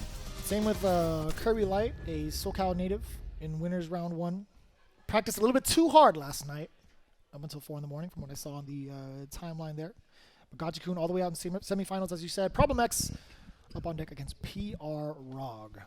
So PR Rog's been using Lucia a little bit, I know.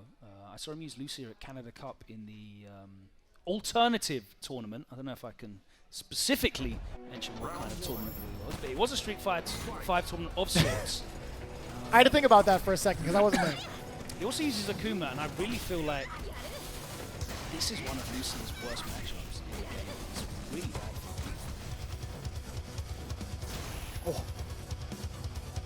I am just a little bit unfamiliar with the matchup because we don't really get to see it too much, right? Lucia does possess a fireball, heavy startup because there's follow-ups to it, right? And most of her game plan revolves around her being up close, right? Nice use of the slide underneath. Being able to low profile that. But closer in, it is punishable. So good spacing from PR Rog. Nice view It's reversal. super Great active, view so reversal. it's got really variable frame data depending on how far we do it from. Oh, Huge life lead here for Problem X, and again using that slide to get underneath the EX Psycho Blast. But again, Problem X playing a ranged game here. He doesn't need to overextend. Lucia's a character who's got a load of tools, as you mentioned. She's got a good selection of fireballs. She's got a safe buffer in low forward. Tatsu, she's got reversal. She has a 3 frame. She's got lovely conversions and great corner, but mid-screen Oki kind of unreliable. oh, that's going to be a ton of damage and the stun. Yeah, you mentioned her Oki options afterwards. It's still kind of linear, right? Ending off of mostly uppercut or the V-scope. Plus frames, positive vibes only. Chases him down. PR Rog trying to get some momentum going, but overextended, and Problem X interrupts with a light kick blast. Now we might expect a change from PR Rog. I mean, he does like playing with Lucia, but... I mean, he's got Akuma, but Problem X, again, is super exactly well-versed in that matchup. Yep. Sitting pretty nice and steady in the Oh, we're rankings going to go as well. back in. Here we go. Lucia, another chance at life here for PR Rog. Gets a throw. Can get a Fierce off of that? Yes, sir. Here we go. Yeah, he's playing the spacing game a lot. This range game, he doesn't need to get within that low forward range at all. Swinging that Fierce, that Psycho Axe. Ooh. But not really taken to the air either, so he's playing an honest ground game. Oh, I like Nice it. buffer. Yeah, can juggle into it. Back, And there's okay. the Oki, and this is where she kind of shines, but Problem X immediately with the EX head stomp. Such a good answer. It's probably his best answer in terms of the corner. He can get out of the corner as well on block. Oh, the let's frame go. trap! And that was plus anyway because it is in V-trigger. Yes. I like that from PR Rod. Not a lot Bison can really do. Doesn't have like the reversal options. No, he has to guess. Delay tech, delay button, whatever it is, it's getting stuffed. Even if he blocks, it would be a tough situation. PR Rog would be plus after that. Oh, yo, give me that fireball and I'll make it mine. Clean! Throw tech, brave throw tech from PR Barrel. 3 reversals out. 2 bar, so not... sorry, it's using a 3 bar one. That's Right. It basically enhances all of her special moves, turns them into EX without spending the actual bars.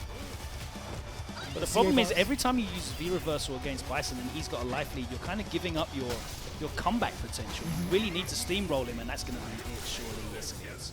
Set point here from Problem X. But it's kind of tough, right? If you don't V-reversal, Problem X has such a great way of keeping himself at advantage, right? And then even so, he's just a little bit far out to continually harass you. Bison's got a lot of auto spacing on a lot of his stuff as well, where you'll see scissors, for example. Look at that. Oh my word, there's the If you don't V-reversal, you're still going to face that problem. That problem indeed. That was a meaty side problem. X. The blast, he's going to go straight through. Tons of coffee on this one. No decaf. But absolutely no setup. Oh, punish. No. He didn't get the link in the crouch. Fierce. It's too far out. It's unfortunate. It's so iffy. Ooh, okay. Yeah, the bounce on that as well. The extra Reversal durability. now gone. No throw for you, but Problem X just double light kick runs into the medium, and it was an anticlimactic finale. Despite a bright comeback, though, from PR Balrog in the middle of the round, but off that CA, she just doesn't get anything after it. No, she does not. Just gives it up, goes back to full screen, and that's exactly where Problem wanted to be anyway, where he played the majority of the match. So. We did get to see a lot of fireballs in neutral from Lucia, being able to at least close the gap, right? Throw those out there, have it kind of bound upwards, and then try to go from the ground and force maybe like a hit. The kind of problem is when you do that, and it's a predictable range, an easily reactable range. He's got that V skill, and you're just giving him free frame advantage and V gauge as well when he just That's fair. It with the V. Well, yeah. So I was thinking about the lob, maybe just like use the lob to kind of close the gap. Yeah. So even if he does V skill, you could like if he commits to that option, you get to punish him for it. But, you know, it's... Problem really good at spacing that out. Didn't really take too much risk. In the matchups there where he hasn't had a lot of practice, we've got a few Lucias in the UK. Broski's been using Lucia, the Dhalsim player. Shivrukan's been using Lucia, and a couple of the French guys have been messing around with him as well, with her as well. But, yeah, there's not really any... The only other person I can think of that's really been representing for that character is Sako now.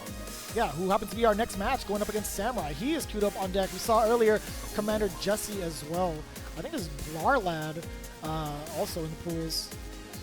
Is that Takamura? That is Takamura sitting next to me. Takamura also in a decent spot to actually get himself into Capcom Cup. He needs a stellar performance. So that's another situation I want to talk about. We've got a minute. The European qualification spots. So obviously Big Bird won at EGX, the double champ, the champ. Insane performance, by the way. Yeah, the first man ever to actually do a double at regional finals. See whether Punk could do that. I know Punk would like that. He doesn't need to, but yeah. I mean, there's a lot of times where he wins tournaments that he doesn't need to. He loves gatekeeping. But right now we've got Luffy in B3 and Takamura in B2. Luffy's in 27th, so he's kind of in. Takamura on 33rd. They're exactly 300 points apart. So it's pretty much impossible for Takamura to overtake Luffy, right? He needs to finish second to overtake him. At least. Because he needs to get 301 points at least. And you only get 300 for third. Yep. So he actually wants Luffy to do really well in this tournament so that Luffy gets that qualification spot, that auto qualifier, and then Takamura gets in on regional spot. That's right, yeah. So it's like very complicated, right? No, not too complicated, right? We had a good amount of time to prep anyway. But I think, yeah, so Takamura, if he manages to score very, very well, and Luffy makes it in, he does have a very solid shot at making it. I don't know where Infexious is at. I think he's Infexious is clean. He's clean? He's got at least 1,100 points. He's 1,000 points flat, as you mentioned. He's over 1,000 points. 1,025? It was 1,025 if he'd lost. It's NL that's on 1,000 flat. Gotcha. So right. He's 1025 plus. I think he's on about 1,100. Good. Very, very good. Now. So he should be fine. The only other person that can kind of threaten Takamura now is Mr. Crimson, who is of course also here. But Mr. Crimson's quite a way off. He's not even in... Yeah, he's in 38th with 405 points. So he's even further behind, 140 points behind Takamura. Mr. Crimson would need a miracle. He'd need to basically win today. Yes.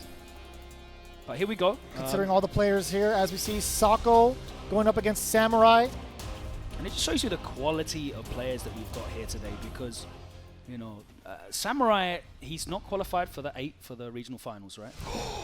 I'm sorry to interrupt. Luffy sent to losers by K-Brad, 2-0. K-Brad's very competent, and he uses Karin as well, so anything's possible. That's my guy, nice. 2 bars and a smile, anything's possible. Samurai, very, very dangerous. He's one of those players that hasn't got high seeding, but he's one that we really need to look out for. And I feel like because he hasn't got that sponsorship opportunity, he hasn't had the international exposure, but you guys are well aware of the skill set that Samurai has. Yeah, I think he only really gets his moments on the West Coast, really, on top of juggling a full-time job, right? There's so much potential in him. The way he plays, the way he studies the game, as well as his the sports psychology that he takes into account when it comes to games like these, he's more than ready for the professional ranks, and we see it time and time again whenever he does perform, right? And he's going to be in the big dance either way, as we mentioned prior, in Street Fighter League. Last Thursday, he made it to the top 2. Winner of this goes on to fight Angry Bird and win a semi-final. Fudo and Moke on the other side, but here we go. Sako using that Manat, and he's going to be saying as far away as possible. Made the hard read on that Shakinetsubi in the light. It wasn't. Nice reflect. Proper reflect that time, not the absolute. Oh, okay. I forget that fireball dissipates sometimes, you know? Yeah. You're so used to it. Okay. Huh. Yeah, hard read on the parry. Didn't come off. I'm surprised. Maybe it's just like a timing issue, huh? Yeah, it's not mad active. Yeah, there's just a certain window when it can't be. Oh! Damn, that roundhouse has got such range. And it just moves the hurt box over as well. Ooh. Get off. I'm liking Sako right now with active defense as well as not overcommitting with the spacing. Well, you know, he's made a couple of mistakes on dealing with that Shakinet. I wonder if Samurai could have gone into activation right there and then probably jump in on Sako using that V-skill.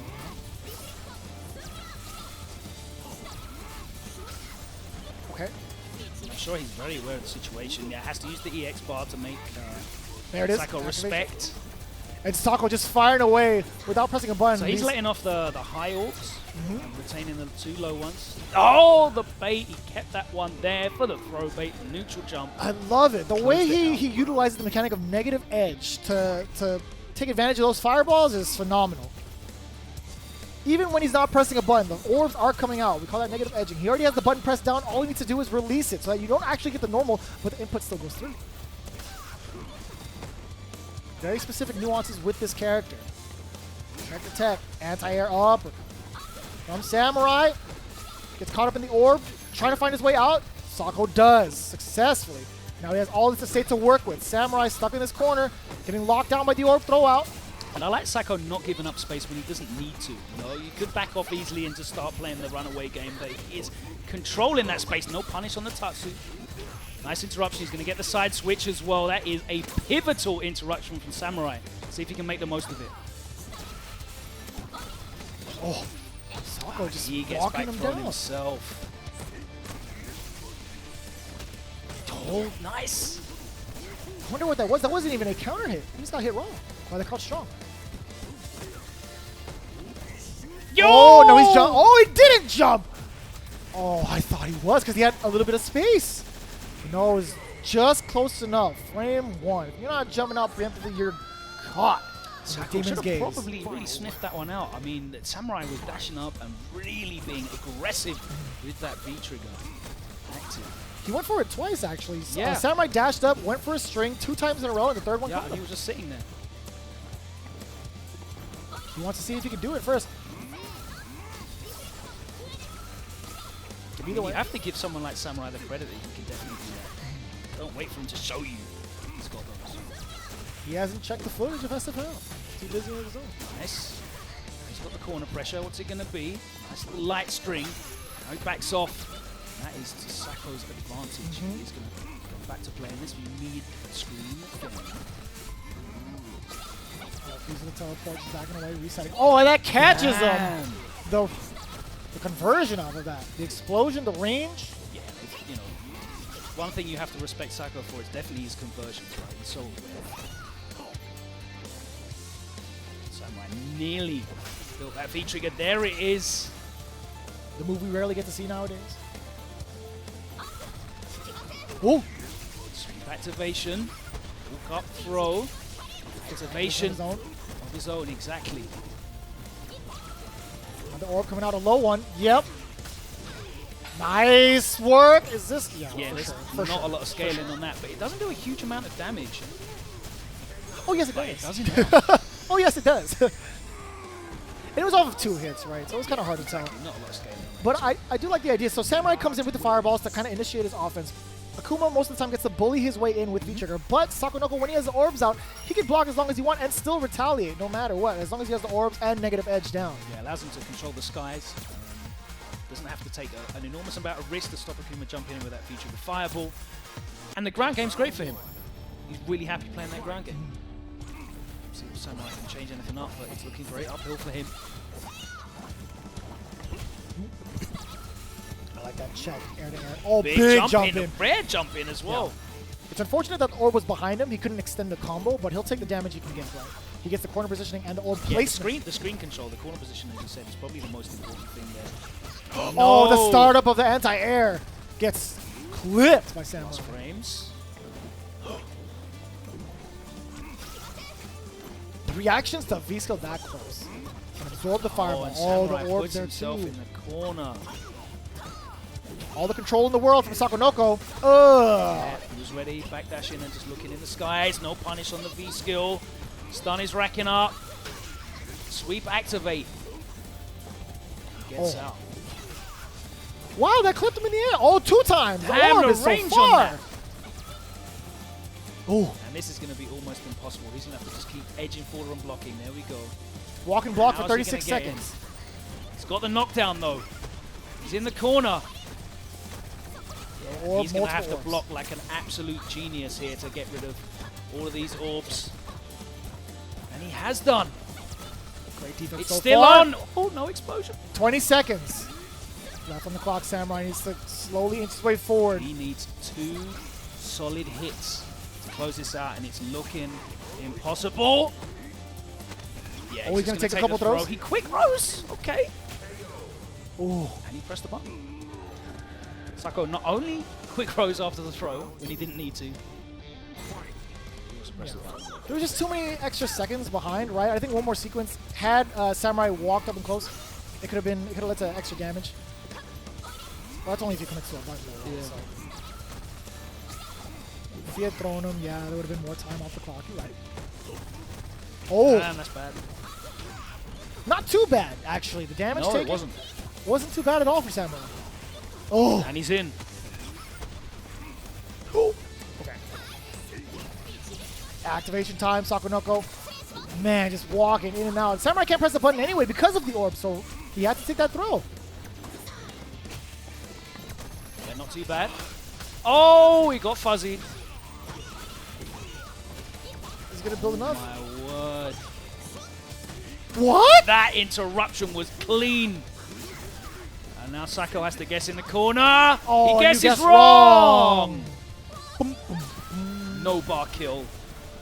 And that is 1 set point save from Samurai. Showing some great defense in these last 2 rounds. Very impressed with his VICTRIX defense. I wonder what Sako did after that last sequence with the orbs. He went for the air grab. I think he Not still sure had. if he tried to cross him up. I don't even think he had orbs left, and he had just like a couple, like one more hit for critical art. Huh. The meter gauge scaling was kicking in really bad. Either way, good for Samurai, getting himself on the board. That's right. Decent life lead, playing the patient game. He doesn't want to overcommit. Oh, no. Okay, that was a sweep. 1 punch. Maybe too far out. I wonder if we could have jabbed DP. Fierce. Oh, he gets in again. That demon flip, that EX demon flip's done all right for him. Oh, the orb is behind him. Yeah, he can't recall for free. Flashes. I'm liking the adaptations made from Samurai now. He can play the lane game. He can sit back and watch because he has such a life lead. The counter hit there, low forward from Sako. Could have been big damage. Out of there. Jump Tatsu, resetting the situation. And it's very interesting to see the dynamic change when Sako has to be on the front foot. But here we go. Teleports out. Excellent teleport out. Damn. Jump back fierce. Sakonoko, he still can take it down over Samurai. Don't count him out. The fuzzy. No, no conversion though. Okay, Sakonoko needs He's to make it out happen. there again. No more orb Running the Saphir. clock. Oh! Oh, the EX Samurai. fireball from Samurai. The composure. Whew. So the EX Demon Flip giving him some great returns there, and as soon as he gets that life lead, he's backing off, and it's very interesting to see Sako trying to play when he's chasing a life lead. He looks quite frantic. A little bit, yeah. So I also like the choices that Samurai made. Jump Tatsu out of the corner, as well as utilizing the teleport, which we rarely get to see. Yes. Very, very smart choices from Samurai. Yeah, no threat of the throw there, nowhere near in range. That's right. And he just doesn't want to give him the free game. Yeah. Here we go. The final game between the two. Been pretty back and forth. And I like that. Yeah, he tried to catch the recall because the orb being behind Minot. She is susceptible to any sort of interruption. Not that time, though. That's a full combo. Oh, you And the saw the teleport gets teleport. gripped. And the stun is there. No anti-air. Is that 3 low shorts on block? Oh, I love that exchange. Sako Knuckle will take that all day, every day. He's got bar to finish it off as well. Ugh. And another set point here for Sako. Samurai fighting for his life here in winners. Pretty quick end, actually, for that round. 70 seconds on the clock, not bad. For the style that Minot wants to play, pretty quick. That neutral jump round once again. So effective at that range. Traversing past the fireball instead of opting to reflect it. Just respecting that orb. Oh, Sako with the life lead, and it's on Samurai to traverse that space. Taking more damage. There's the flip, and again it works out for him. He's got the knockdown. plus frames after that. Kyle Strong, what can you do, right? Sako take the checks throw. the dash after the throw. Knows it's not legit. Ooh. But Samurai has managed to level it up here. Sako takes the life lead again. Whoever gets V-Trigger first is going to be really dictating the pace of the game afterwards, right? It's just about even. I really like how Sako's been using the the Vehicle Absorb to build V-Gauge. As I say that, he does it again double on time! a bad side. It was all a plan. Oh Oh, they my both have word. V-Trigger. Activation. Oh, Smart choice. Yeah, smart choice to use the drill. Gets hit by the... Pass the fireballs with the slide. And the setup, the left-right setup. No scaling at all. He went straight into the CA, making the most of it, and that is it for That's a Samurai. Sent to Such lose a his bracket. smart decision. He's like, you know what? I'm going to eat either a fireball or a full combo. I'm just going to drill into the fireball. And it was Yeah. only one hit. Such a smart decision going into the final kill against Samurai. And of course, rather than eating the DP into a hard knockdown situation, he eats just a reset back into full screen, get up, play again. Yeah. And it Very was so- clever stuff from him. It was so tough. It was still going to be a 50-50 situation. No matter what Sako Knuckle presented, had full orbs on the way out, just jumped over, 2 orbs firing away. I mean, like, it's so tough to call. But either way, good showing from Samurai. I forget what part of the bracket that was in. That was winners quarterfinals. side, that's so, right. Sako advances to play Angry Bird in winners semis, and Fudo will face Moke on the other side. That is in pool B1. Let's have a look at how we're doing in pool B2. As well as I said, all of these pools are well underway. Jewel Kevin has just beaten Big Bird 2-1. So we have some pretty surprising results. Again, for those of you following along, B1, 2, and 3. All the action for each and every one of these brackets. What's going I'll on? let you Logan? finish, but I have something. Tell me. You got to let me know. On the other side, in winners semi-finals, is Hot Dog versus JB. We might get Jewel Kevin JB in winners Oh final. my That goodness. pool, Hopefully we get to that see would that. be fireworks. Again, Incendiary. You guys do not want to miss it. Before we get into those matches, we do have to take a quick break. So don't go anywhere. We will be right back with the North American Regional Finals in about 6 minutes. We'll see you then. soon.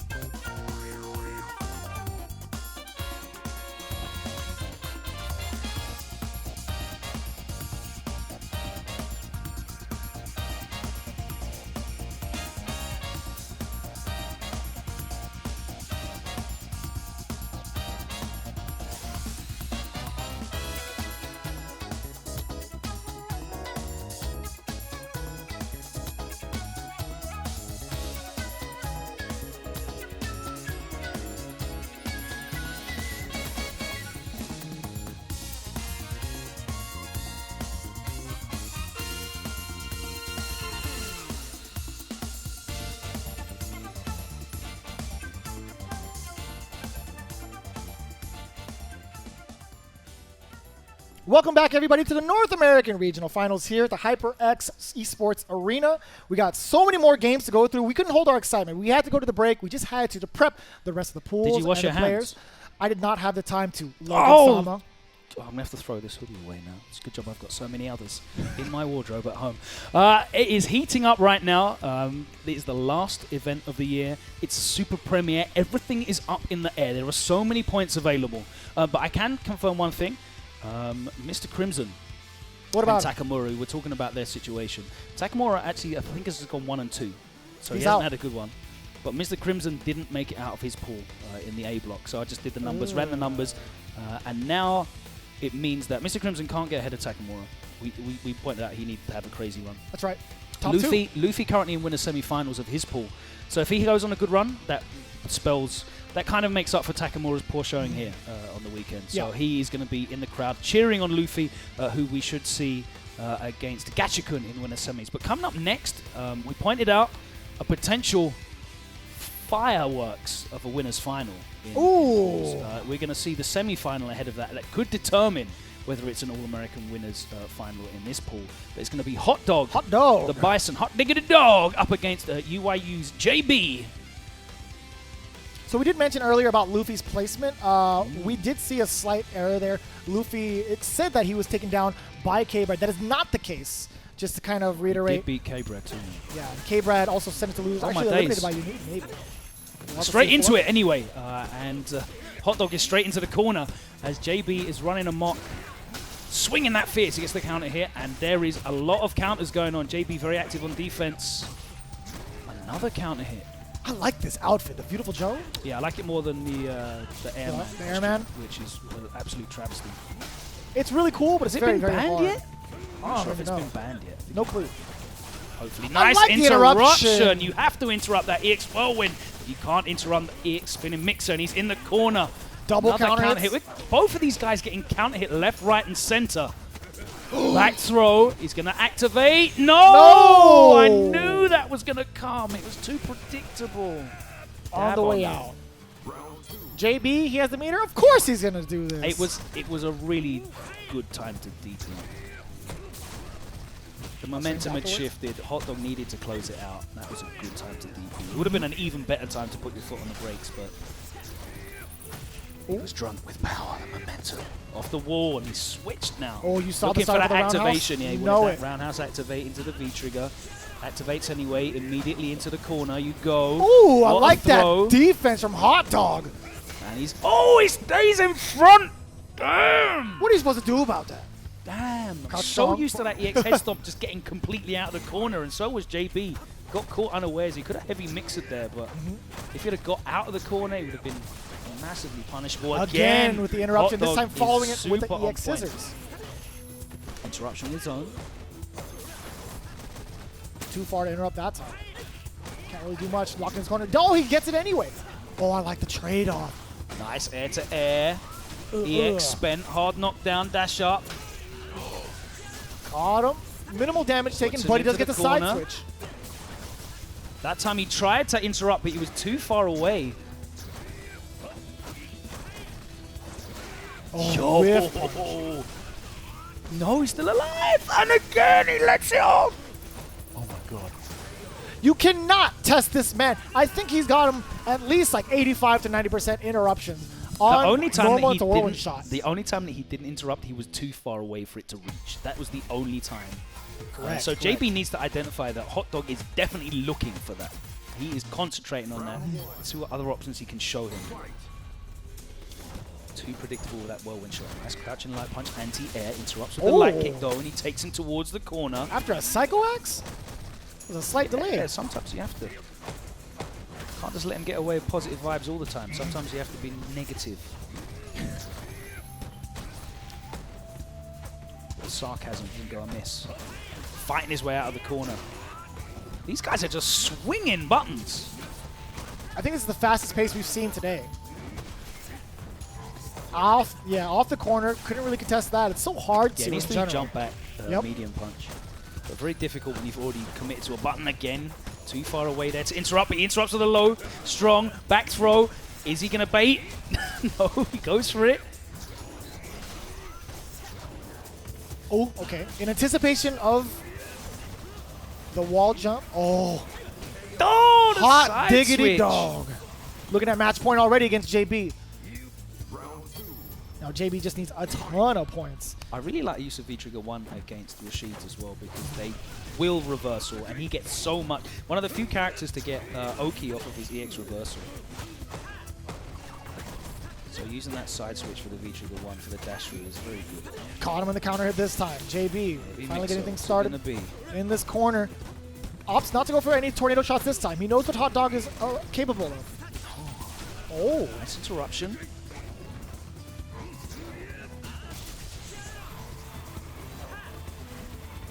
following behind the whirlwind. Enhanced mixer, forward mixer. No cancel. Whiffing away in front of JB. Damn! You're dead. You're done. Hot Dog. Nice confirm there into the critical art. And he has closed it out. We are not going to get that Dual Kevin JB winners final that we are anticipating. Hot Dog with an exemplary performance in that matchup. That was a real how-to in dealing with Rashid in that matchup with Bison. I didn't see, so there was a lot of aggression coming from JB's side, which we rarely get to see. I didn't get to see him contest with a lot of crouching fierces at all, which is like the main button you would see from Rashid. Especially in that exchange, where you know you've conditioned an opponent to try to contest my normals into whirlwind shot. You can kind of back off and then maybe whiff punish or even threaten with the crouch fierce. We didn't see that at all in the set. He didn't really get the opportunity to reliably and regularly take turn after turn in the corner because Hot Dog was so good at fighting his way out. You saw him use, I think he interrupted with the crouching medium punch at some point. That's got great range. It really extends past the end of the button, and he gets a cancel into that as well. So really good stuff from Hot Dog. He definitely showed that he was aware of how to deal with that matchup. Rashid, a character that has a lot. Commander Jesse, tell me what happened. 2-0 over Big Bird in pools, eliminating him from the competition. And that is a very impressive performance for Jesse if he used Sim in that matchup because that's hard. Yeah, That's very hard. He has been working on a Colleen for a good majority of actually maybe just about half the year. Okay, Problem X and Smug are actually playing in winners semi-finals. Oh, we got to get a camera on We that. can't get the angle on that. We haven't got the angle from behind, I don't think. We got to go off of sheer facial expression. Hurricane, what's the score? Put your hands up. Yeah, I can see you. 1-0 to Problem. Thank you. That's how we're doing it. Nice work. Let's go, Hurricane. I appreciate you. In the meantime, we do have who was queued up? Is it Gachikun? Gachikun and Luffy on the other side, it looks like. This is the matchup you definitely want to tune in for. Don't go anywhere. Again, we have so many matches to go through that are all top 8 caliber, right? So it's going to be Gachikun, who hasn't played a single game really yet. He actually got his DQs all the way up until winner semis against Luffy. You see For Smug some versus minute, Promo. mate. Yep, that's right. Let's Very see. important match here. Problem X and Smug. Smug needs these points. Problem X very comfortable, but there's a lot on the line here. Yeah, in that same Enormous pool, prize pot. you do have, again, as you mentioned, Problem X, Smug. Problem X in the lead with 1 game. Shine as well. And then Yanu making big waves here, taking out K-Brad in losers round 2, as well as Harut, another SoCal player. Look at Luffy with the bedazzled jacket there. Oh, that's fancy. What is that he's wearing? Trying to see. What Knights? Oh, Vegas Knights. No, it's EN. That is a something EN Knights. It might be Vegas Knights. I don't know. It looks like the color scheme for the hockey team here in Las Vegas. He does like picking up items. Seen him buy some very questionable Timberland choices recently. I think he bought a pair of Frozen 2 Converse All-Stars as well. I don't even know Yeah, what those follow look Luffy on Twitter. It's a very interesting feed. All right. Gachikun, of course, the reigning Capcom Cup champion. Representing Red Bull. Both of these are Red Bull athletes, actually. That is correct, yeah. You might say that, Gachikun might have not been able to warm up too much because all the stations are packed for the rest of the pools going on. Again, this is in pool B2? Yeah, maybe. Hold on. Give me a second. Yeah, B2. No, I'm a dummy. It should be B3. Yeah, this is B3. B3. Same one as Problem. Gotcha. All right, here we go. Gachikun using his own costume. The Champion's Choice costume. Luffy. Already made it past K-Brad. 2-0. And MZ, actually, Zucks in the first round. RSF's own. Kudos to them Shout as out well. to the Reddit Street Fighter crew. Yeah, they do such a great job at Oh, that analysis. was a bad cancel. Locking him down. Medium punches coming into play. Not ready for the dash up. The fierce check afterwards. Luffy just trying You're to seeing find a way Gachiku there offering a lot of different options, not getting predictable with the whirlwind shots. Yo! But still, the success of that EX mixer. Oh, that's in Scott universal. Corner as well, exactly. That's across all of the Rashids. You must be able to do that consistently. The activation, but no! Oh, back Out throw. of there. I like that. Hiding behind the Azifa, the enhanced whirlwind shot. Using the real names and everything. Look at you. I like that V-trigger. Gachikun using the back throw, it's a really good answer because, you know, if you want to bait the DP, you have to really delay a button because I think it's 9 frame startup. It's a slow startup DP, so it's not like one of the Shotos where you can marginally delay a button. You have to really delay a button if you're going to do something. So the wake up throw is actually legitimate from Rashid. And there's no way to actually throw it a normal, despite it being like 9 frames. You can't throw a normal and expect it to recover or it's a really annoying number. Where it's weird. It's not 12-13 like Ed Urien. or Urien where you can safe meaty it. It will still hit you. It's kind of like Necalli's fierce DP in Season 1 when it had invincibility. That was so good at interrupting, right? That's why they got away with a lot of wake-up jabs. But Luffy tosses him back into the corner. V reversals out of the Lady Mika. That's a good answer to that. And Luffy was not able to chase him down, but he gets the medium punch. Oh, the double dash! Out of range to do it again. He's expecting He a was reversal. the V reversal. Yeah. Activation on the V trigger. Gachikun dwindling down the health. V reversal from Luffy. Is he going to make this comeback? Oh, no! That could have killed. It That would have actually done. could have It killed. would have definitely killed. Just With the a grey little life, bit that would have off. definitely killed. Pixels out of range. Luffy. A rare miscalculation. And we kind of mentioned the fate of the other European players kind of relies on Luffy's Luffy doing well, performance. yeah. Exactly. Takamura there watching on. He will definitely want Luffy to get as far as possible. If Luffy makes it into the top 24, that is a great situation for him. Gachikun wants none of that. Plus frames, yeah, into the Brimstone. Not much you can do about that situation. You had to guess. Nice conversion, yes sir. Gachikun waking up with something, gets counter hit, and he gets scooped again. Plus, no, he didn't get the peach, and that Not would have in been the time. stun on the round. I think he just got it like afterwards, right? He got the hit, but it wasn't enough bar. I mean, I definitely looked at the bottom and it was there. Maybe. Was it? Man, I couldn't tell. Oh, Oh, it doesn't matter what your name is. Does get the giant swing and a good amount of meter for that. I feel like, so we got the strong. I think the stand short afterwards is what got him the bar. Either way, nice. Okay, plus frames afterwards. Oh, yeah. back. Beautiful. Drop kicks all over the gap. Fortunately enough, Rashid does have the normals contested even from that close, right? Even if it whiffs. Forward strong, travels a good amount of distance. Yeah, and you get juggle after it as well, so it's a really good one. Oh, he'll take that. He'll take that. No quick rise. Back in the corner. That's a great conversion from Luffy. Activate off the roundhouse. Swing and a miss. Strike one. Gachikun. Off the wall. Batter up. Out of there. Luffy looking for anything into CA. Ooh. Oh, he doesn't need my it. God, you cheeky man. Bunts it for the base. I like that. You know, you would think the stand strong would fall over to the peach, but no, no, no. He's stealing bases. He's dashing up into the EX Giant swing, and that's all she wrote. Luffy coming it back game 2. Luffy doubling down on a 14. Double down on the 14? Yeah, I see. Crazy, man. Guile had a 4. Still did it anyway. I also like to live dangerously. Yes. That's what he said. I appreciate you, Logan. I really do. The only person to get my old man references. Here we go. Gachikun, Luffy, all tied up 1-1. Very, very sneaky game 2 for Luffy, by the way.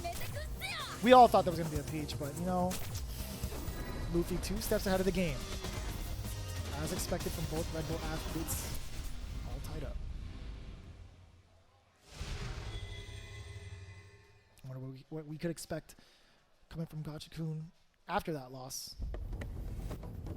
Doing work in South Africa as well. He had a little bit of a tour there. Yeah, I mean, him and Bonchan both doing some great work through Red Bull, traveling out there and spreading the good word and connecting with communities as well, which is very important. Not a lot of representation for the African FGC. It's great to see our current champion out there connecting with the South African FGC. Shout out to Ivory Coast as well, and Cameroon. We've got good communities. Let's get back to the match. Neutral jump. Swinging that medium punch out. Nice counter hit conversion off the crouch jab, dashing his way through. Again, back-to-back throw.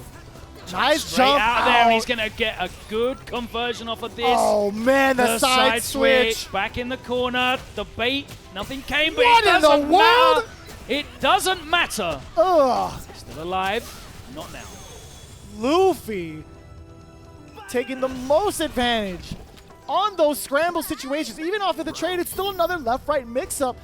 And it's really unfortunate because Gachikun, again, anytime Rashid comes off the wall, it's so hard to contest. But Luffy with the right answers, playing roulette himself. Okay. Yeah, you see the wake-up back throw again. It's great when you can sense that they're starting to delay and look into bait. But wake-up command grab from Luffy, I'm not sure. Again, tried to double dash. Oh, the roundhouse activation, point blank. Shoots away, mix-up time, throw. Modesto coming in. Just at the edge of that shot.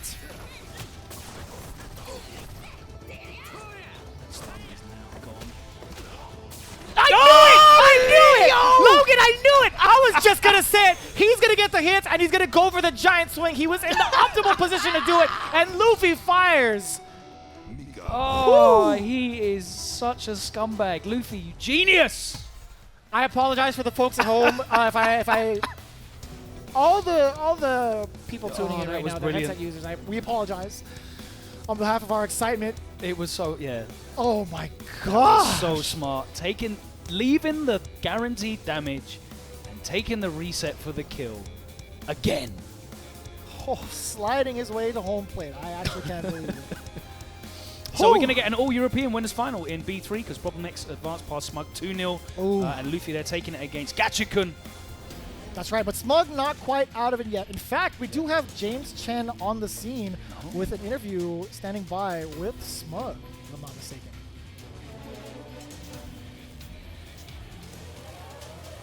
All right, everyone. I am here with Smug, who is one of the fan favorites, obviously, on the entire Capcom Pro Tour. Everybody loves him.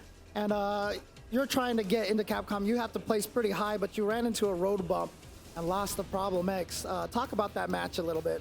I felt like Problem X, he came prepared. And, you know, I always play with Problem X, but we never ran into each other in tournament. We always play sets, so it was actually good to, like, you know, finally get to play him. And he was just on his A game today, so it was really good, you know.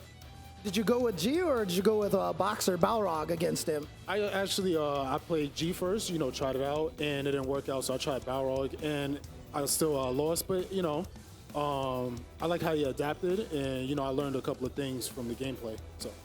Nowadays, would you actually call yourself a G main or a Balrog main? I mean, you're obviously known for the boxers, but G is obviously a very strong character. You know, I don't know. I mean, I like playing both. You know, they're both cool. I like G. I like Balrog. I like Dudley. I like Karin. You know, I like characters that's just, like, really cool. But me, probably, I don't know. That's a really good question. Like, I don't have a main. I just play, like, different characters. Now, like I said, you're trying to get into Capcom Cup here. You're a few hundred points, I think, outside of the next highest U.S. player, right? So what would it mean to you to be able to make it into Capcom Cup? Oh my goodness, if I make it to Capcom Cup, the amount of people that have to put some respect on my name, okay, you know, I feel like as a show of celebration, I would probably take Ono to McDonald's. I heard he likes Happy Meals. Well, you know what, if everybody saw you make it to Capcom Cup, the whole FGC would be in a happy meal right there because obviously you're also very popular on stream. I know people watch you all the time on, was it twitch.tv, Smug the Beast, right? Smug the Beast TV, yes. Yes, exactly. Super entertaining guy. If you're not following him, make sure you do. But Good luck in the loser side of the bracket. You're still in it, so you're still able to do this. So good luck to you, but let's throw it back to the boys up in the booth. I love to see another fellow connoisseur of fine cuisine. Shout out to my guy Smug. Good luck to you in loser's bracket. He's going up against Yanoob next on his journey. But as we said, all European winners final in Pool B3. Yeah. Very, very exciting, actually. Problem X and Luffy going head-to-head there. But we are getting into the next match, and it is going to be Fudo up against Moke. So yeah, that is going to be, what pool is that, Logan? I think it's pool 1. B1, that is correct. Fudo, Moke, here we go. Fudo actually has to beat Narikun. Oh, Sako advanced past Angry Bird. That was off stream 2-1. So Sako awaits in winner's final of this match. Moke, we mentioned, he needs a big result this weekend. But Sako doing well is good for him as well. If Sako gets far in this bracket, he might push himself into contention for automatic global qualification. It's all very complicated. But all we know is there's lots of great matches for you guys to enjoy at home right here on Capcom Fighters. Fudo opening up with Birdie in this matchup. Is big chilling, really, with the amount of points he has. And just his performance over at C Major did very well for himself, getting first. Right, he is the reigning Asian champion. I watched Fudo analyzing Big Bird's wins at EGX, and he was really looking into this matchup a lot in terms of the neutral. Yo, that was sick!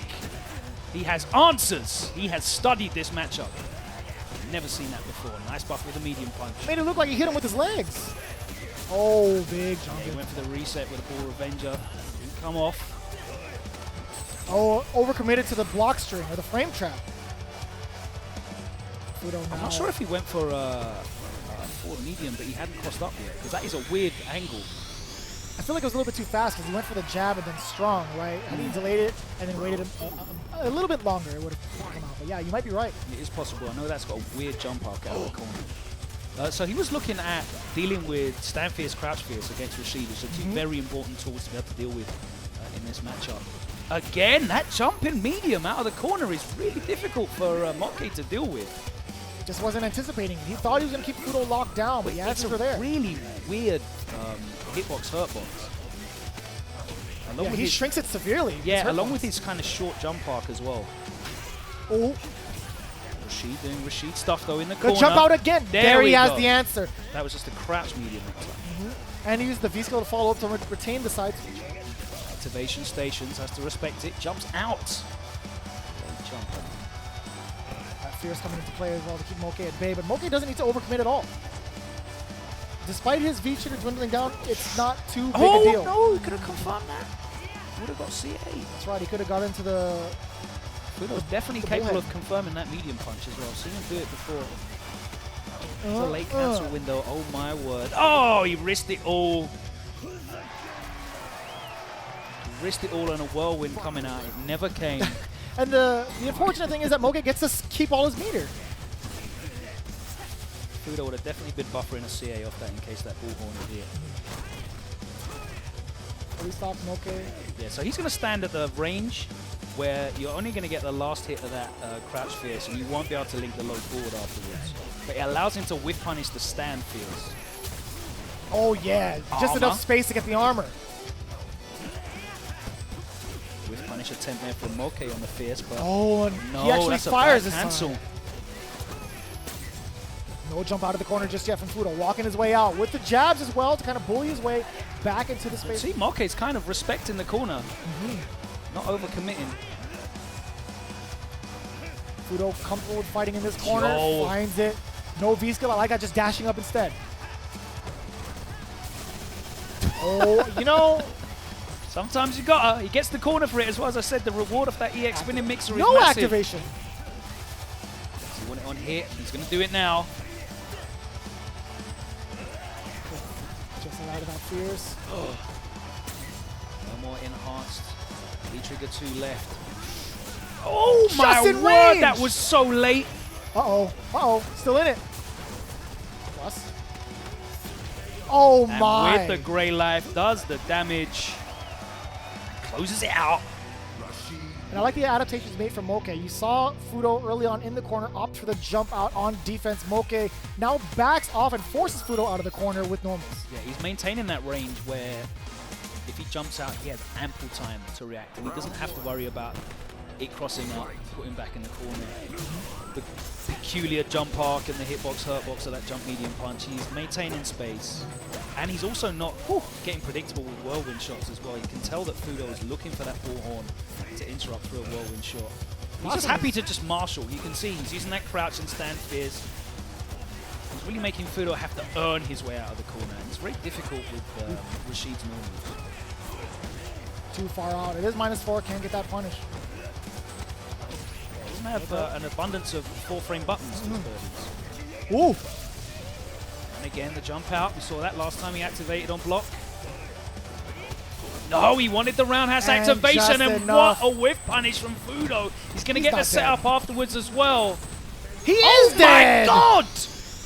He Of course, is dead. V-Trigger buff damage on that CA. Damn, that was 50%.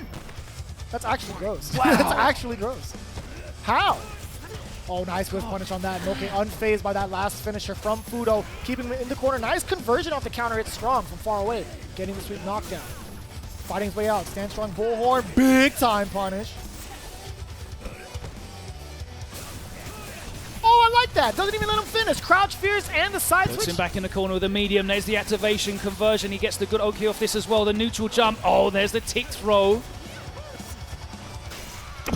Big crush counter. Stun. You know it. Moke. And finally, that crouch fierce has worked out for him in the corner. He's been swinging that a lot. He hasn't really got the crush counters there, but that time when he needed it, he got it. And it's set point to Moke. This will be a big scalp for him. And we're going to get into that head-to-head matchup in winners final, potentially him against Sako, two players Who really need the points. on the verge. Fudo already in the big dance, looking to gatekeep. Ooh. There's not the low forward from Moke. Not Again, enough. the wake-up armor. Yeah, it wasn't meaty enough to get the armor to, or prevent the armor from coming out, right? Fudo does maintain the life lead. Yeah, Gets I a mean, V-skill. you can double light it, right? But it's usually poking away with mediums. That time he did go for the light. V-trigger on deck from OK. Fudo just walking him down. Nothing too heavy with the button presses, right? Not even a fierce. Mostly lights. OK just pushing him to the corner. Does have fully stocked everything. Yeah, just checking in with that jab that time. The roundhouse. Activation. Fudo again trying to fight his way out of the corner. V reversals. He knows the activation is not there. He's not going to need it. Big life lead. Ton of gray life on the side of Moke with that chip to add on to it. Fudo just needs to dwindle him down with a couple of lights.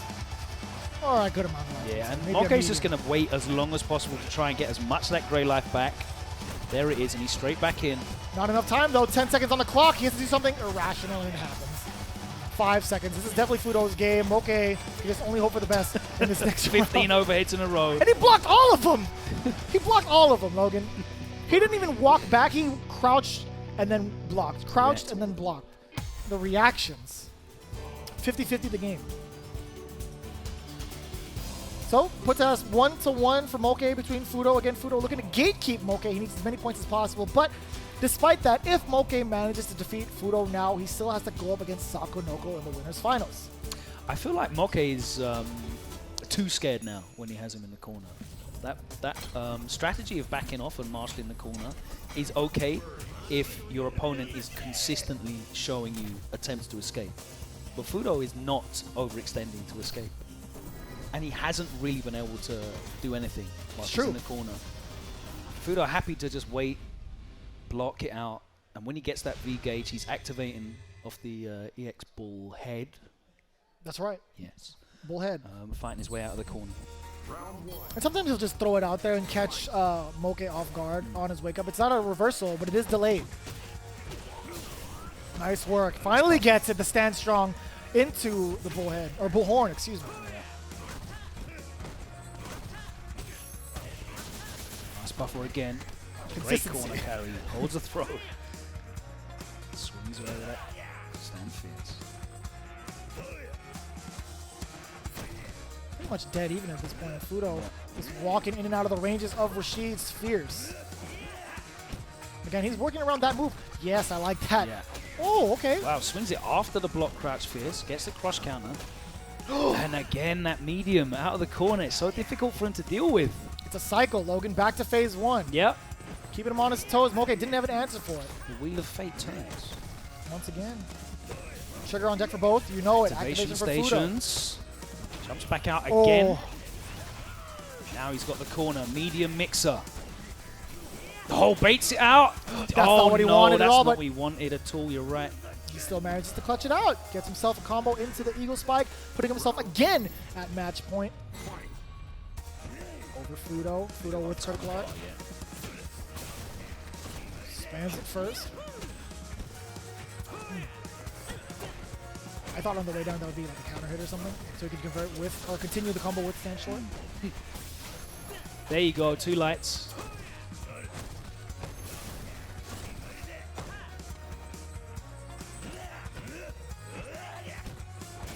There's a lot of fierces coming out from Fudo. Fudo swinging for the fences. Like literally. Oh! That was nice. Now he's going to have to respect the V-trigger. There it is! Just in range of that fierce. The Activation. fingernails. Oh, you There, saw he it! went for it. He had interruption with the crouching light, but he gets it anyway. Oh, that was a counter hit. No V reversal. Uh-oh. Oh, I like that mix-up. Oh, the button. No dash up for you. Uh-oh. One confirming the critical art could be it for either, actually. Literally, this is a one-touch game. Oh, no with punish. Oh! I thought he committed. I honestly thought Moke committed in a slight smirk on his face, or at least the smile of relief. Fudo playing like a man who is very comfortably in Capcom Cup there. Oh, he's big chillin'. And it is going to be Moke who advances to face Sako in winners final. And what an important matchup that is for both of them. Sako needing those points. He wants to push himself up safely into an automatic qualification. And Moke needs those points to try and edge ahead of Kichipa-Mu and Itazan, who are fighting it out currently for the regional, the Asian regional qualification spot. Also, big congrats to Fudo recently getting married, by the way. Everyone's getting married or having kids, apart from me. And me. I live at home on my own. Same. Nice work. Either way, who's that? Dual Kevin in the winner's final spot, queuing up against Hot Dog, if I'm not mistaken. Now, Dual Kevin, massive improvements from 2018 to 2019, right? I think 2018 was his breakout performance over at Rebel Conquest. I didn't even know that he played Street Fighter 5 when I saw him playing in 2018. Of course, known for being a Marvel player. Very well respected for that. But he has got some big European names. I hate to say it. He's beaten Takamura 2-1 and Big Bird 2-1 on his way to face Hot Dog here in winners finals. Hot Dog advancing past Commander Jesse and JB. Oh, and Blarlad in the first round as well. Certainly Blarlad, who in turn actually took out Takamura. And Filipino man before JB stopped him. JB and Commander Jesse fighting in losers for a qualification spot as well. So that is a hot match. When's in that fights? Yeah, I feel like that goes dead even as well. So it's literally a coin toss between the two. As to who Jesse's going to be playing in that matchup, it's kind of hard to tell as well. Because Cammy has doing appeared. really good. And Phenom as well, warming up. Getting ready. Smug as well, playing against Lex. I don't know if it's a loser's match. JB's younger brother. Let's see who else is in the picture. Sherry Jennings as well. Just a kid. Nemo in the background. So, as we queue up, it's going to be Dual Kevin versus Hot Dog, again, Commander Jesse versus JB is what you can expect in this pool of B2 for those of you following along. And B3, excuse me, let's see. You've got Problem X and Luffy in winners final. Gachikun beating Shine 2-0, so it's going to be Yanoob actually beat Smug 2-1, so it's going to be Yanoob versus Gachikun in losers semi-finals. Okay. So Yanoob, heavily unknown. He's a SoCal native Minot player. Oh wow, we have got an over-the-shoulder shot. Nice. What's going on here? Is this a tournament match? Cammy versus Phenom. Did you guys say Phenom or Phenom? I'm pretty sure it's Phenom. Phenom, it's Phenom. He's actually named after the Undertaker. Big Undertaker fan. I don't know that at all. Yeah. Well, what do you mean? So the Undertaker is known as the Phenom. Okay. So I've that's where never the name actually comes heard that from. nickname. It's weird because I was also a pretty decent fan of at least old wrestling. And, Well, yeah, Undertaker. it's I guess I've it's a never modern- heard him reference the Phenom. That's crazy. There you go. Interesting. So I don't even know if that. I'm pretty sure that's. No, it's not. Phenom's not. in C1 and Cammy's in C2. Okay. So yeah, that's gonna be later on. A couple So more. this is rounds. casual matches. We're showing you fun casual matches on the screen, over the shoulder. Yeah. So we are queuing up for our next match on stream. So again, Dual Kevin is getting ready, queuing up for one of his matches against Hot Dog. But Hot Dog hasn't. I haven't seen him down there at all. Actually, not even in the stands or nothing. But either way, for those of you that do want to make it to the big dance without the stress of going through these pools, I implore you to check out capcom.us/tickets using that promo code NARF50 NARF50 for half off your tickets today. We have never called it NARF, and it's been That's the true. North American Regional Finals every year. I don't know what to tell you. That's actually pretty funny. Oh, and by the way, Street Fighter V is free to play this weekend, and it's on sale. I saw a think tweet you can about it. play the Season 2 DLC as well for free, I believe. Oh, I think it's like $15 right now on sale. For those of you that want to pick it up and try it out. 60% off on the PSN Network and Steam. Nice. Go and grab that. Yeah. Enjoy. Get involved. Even for your community as well. Even if you already have the game, it's such a great pickup for you to get extra stations and even just show the game off to the community as well. So, what is this? Remixes. It's the Street Fighter 2 There's selection. crazy music on this game. Like download DLC packs, remixes, character remixes, stage remixes that sound like character themes. They need to do that with all the Capcom games, right? Because they do have that for Street Fighter V. When you unlock special costumes, it also comes with the Yes. soundtrack from the Yeah, respective yeah, games, like yeah. the DMC stuff, right? Mega Man stuff. Yeah, and the Monster Hunter stuff. I think all the Capcom games should just have like bonus tracks in every single one of their games. It's really cool. I don't know if you ever played Mega Man X Street Fighter. The soundtrack, the 8-bit version of thing, all yeah. those songs were fire. Okay, a wild hot dog has appeared on stage. So we are going to get into this one. Winners final. The 29th hot dog in the pack. Let's see how he does against both Kevins today. Who's also made his way a part of Team Frost, clutching it out over Team both Inferno and Team Storm in Street Fighter League. Going to be going up to the big dance regardless of his performance today in form of the 2v2 US versus Japan. Hot dog very comfortable. He's in 15th place with 1150 points, so he will be appearing at Capcom Cup, most certainly. Above that threshold.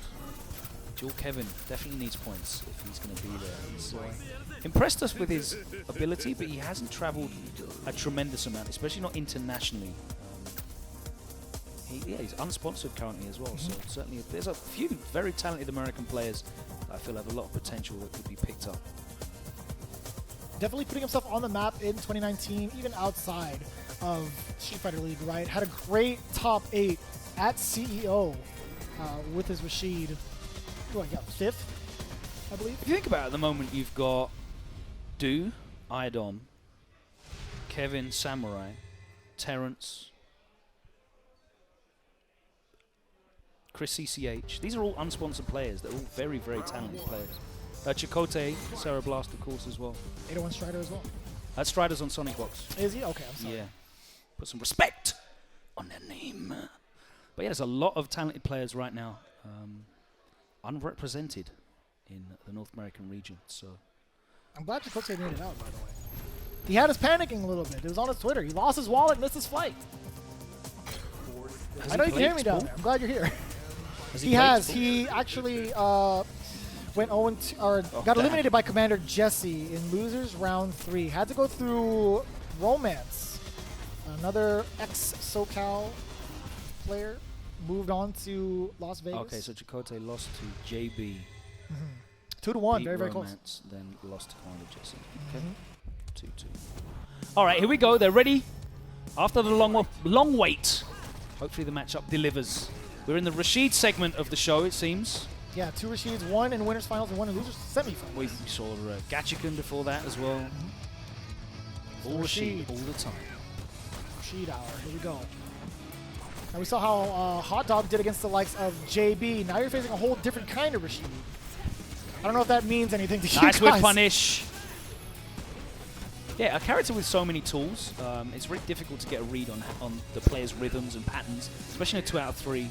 You haven't, got the opportunity to play them very often. And as JWong doesn't travel internationally a lot, HotDog's certainly not going to know his particular. Oh, he just got caught.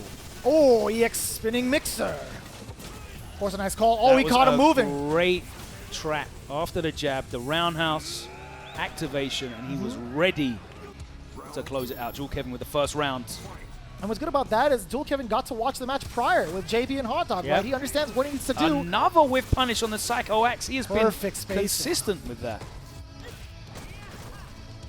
And I like that string with the whirlwind shot. Yeah, he's backdashing specifically again. All 3 of those times he's backdashed to make that Psycho Axe whiff, and he's waiting for that to come out. This is a huge round. Oh, he thought you were holding up, weren't you?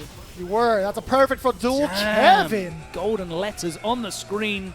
Gold bars in the top left. I love gold. It's another Austin Powers The look of it, for you. the smell of it, the taste of it. I can do this all day. But dual Kevin apparently can too. 2 rounds straight against HotDog. A whole different Rashid. HotDog opting to go for the character select. Take his time on this one. Now, Kevin, what were some of the bigger differences between JB's play against how Kevin's playing today? Kevin just absolutely annihilated him for whiffing Psycho Axe. And he was doing it on purpose as well. He was intentionally spacing out and timing backdashes so that the Psycho Axe whiffed, and all he was looking for was that Psycho Axe. So he got the full punish, the full corner carry. That's not easy to do, ever. To bait a Psycho Axe out from that close up is very, very difficult to get that kind of read. But dual Kevin, man, he assesses all the possibilities in like a fraction of a second, man. His game, yeah, exactly. His game knowledge is just super strong. Calculated the circumstance. Yeah. Situational awareness is top tier. Oh, as we say it, HotDog. Cooking him up himself. Hook up the man. No, you're not getting out of that corner. Stay here. No perfect. Activation. Oh, that was iffy. Damn. Maybe if you did like a delayed heavy mixer, it would have kept the corner as well. But either way, HotDog with the first round near perfect. He could have just V-School rolled out. It's true. Just to get out of the corner, but he wasn't expecting the jump. You could see because he was so late on reacting to it. But again, this is a huge round. He's got the stun. Ooh. And that break was all HotDog needed because this is an entirely different story. Damn! That was max range. That was forward throw, not back throw. That was max distance. HotDog with the quick assessment. That was like 10-second rounds. Crazy. I don't even understand how he got Kevin to the corner, and a little dumbfounded as well. Cross-counted him about 4 times. He's not even looking at the screen. He actually looked over at HotDog. He's like, "You got those? How did you figure me out?" See how Kevin deals with that as well, because that's going to be a big knock on his confidence. After looking so impressive in the first game, he got taken apart. Again, nice cancel on that fierce. Tick grab, and he's making all the right reads. That was so high up, and HotDog, I don't know what it was, but he got hit by the stand strong. Yeah, now it's his turn into the corner. I don't know if he tried to jump or walk out. Ooh. Nice anti-air from dual Kevin. Catching the activation. dash. Where do you think you're going? Heavy mixer. He's going to take his pressure. Again with the interruption from HotDog. Yeah, he knows he wants that slide activation. But he's just too far away. Activate. Command grab. Back throw? Is it enough?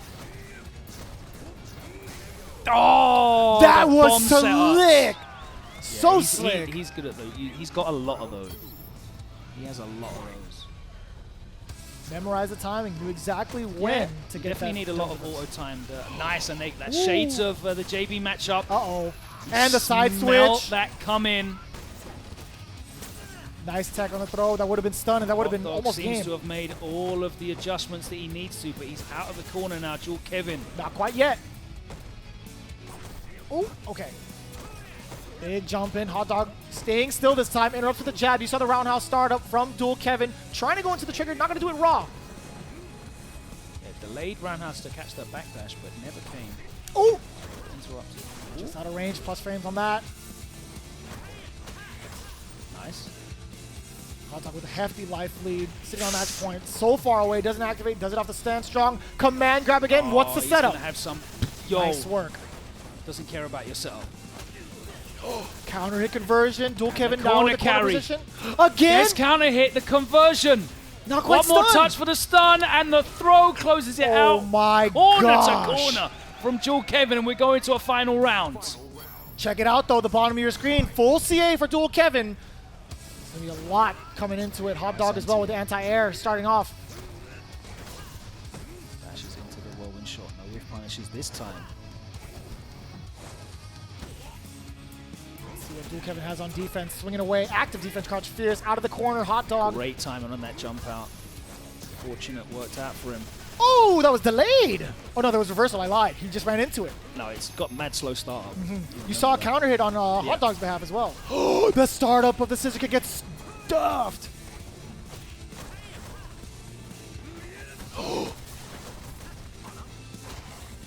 I feel like if he'd neutral jump instead of backdash, he'd be able to get a punish on these slide reads because he's Out of there. reading them really well.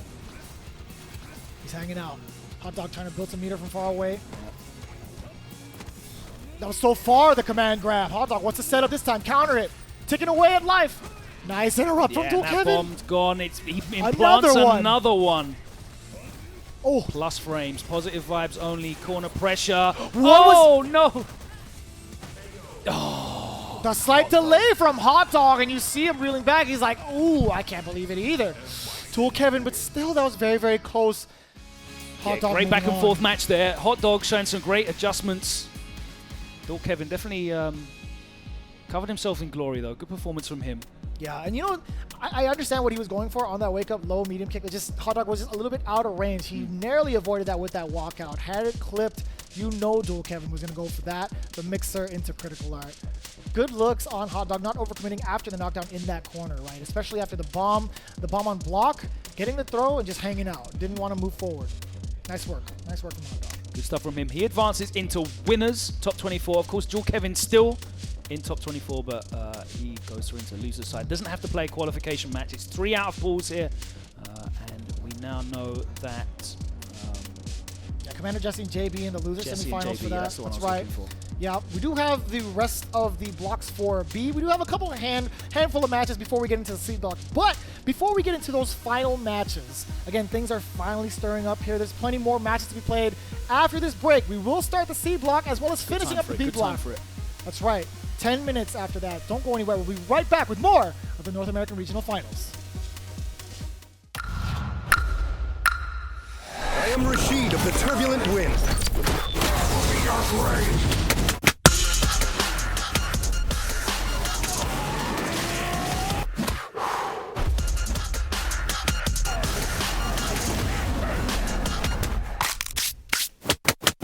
Rashid wins.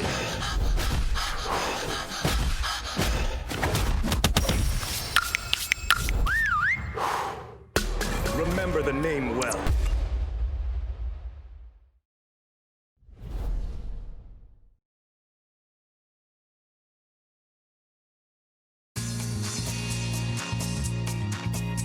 Oh, worn out already.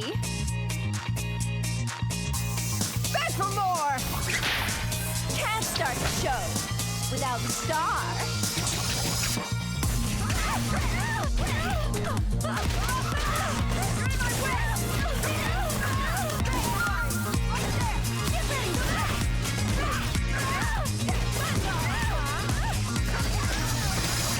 You want a second chance?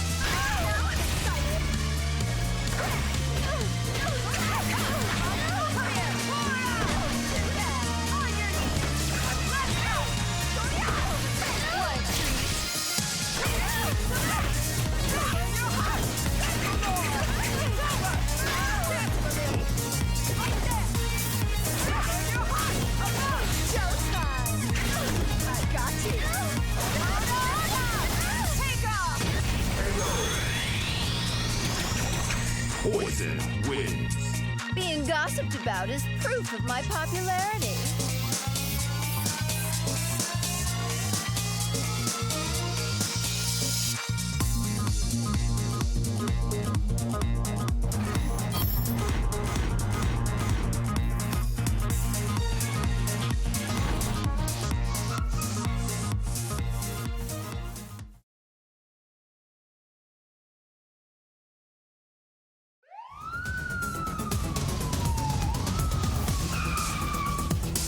Cool down, cops! The police aren't wanted around here. Do the crime, you do the time.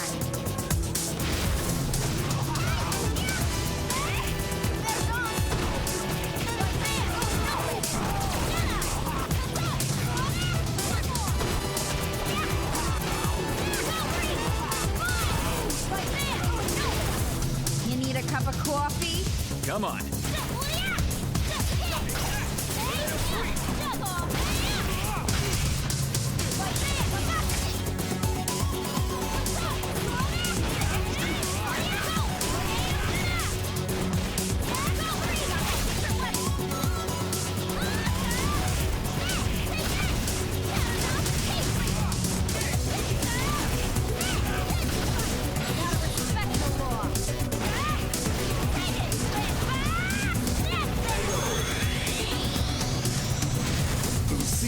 Wins. Yes! Another case is closed.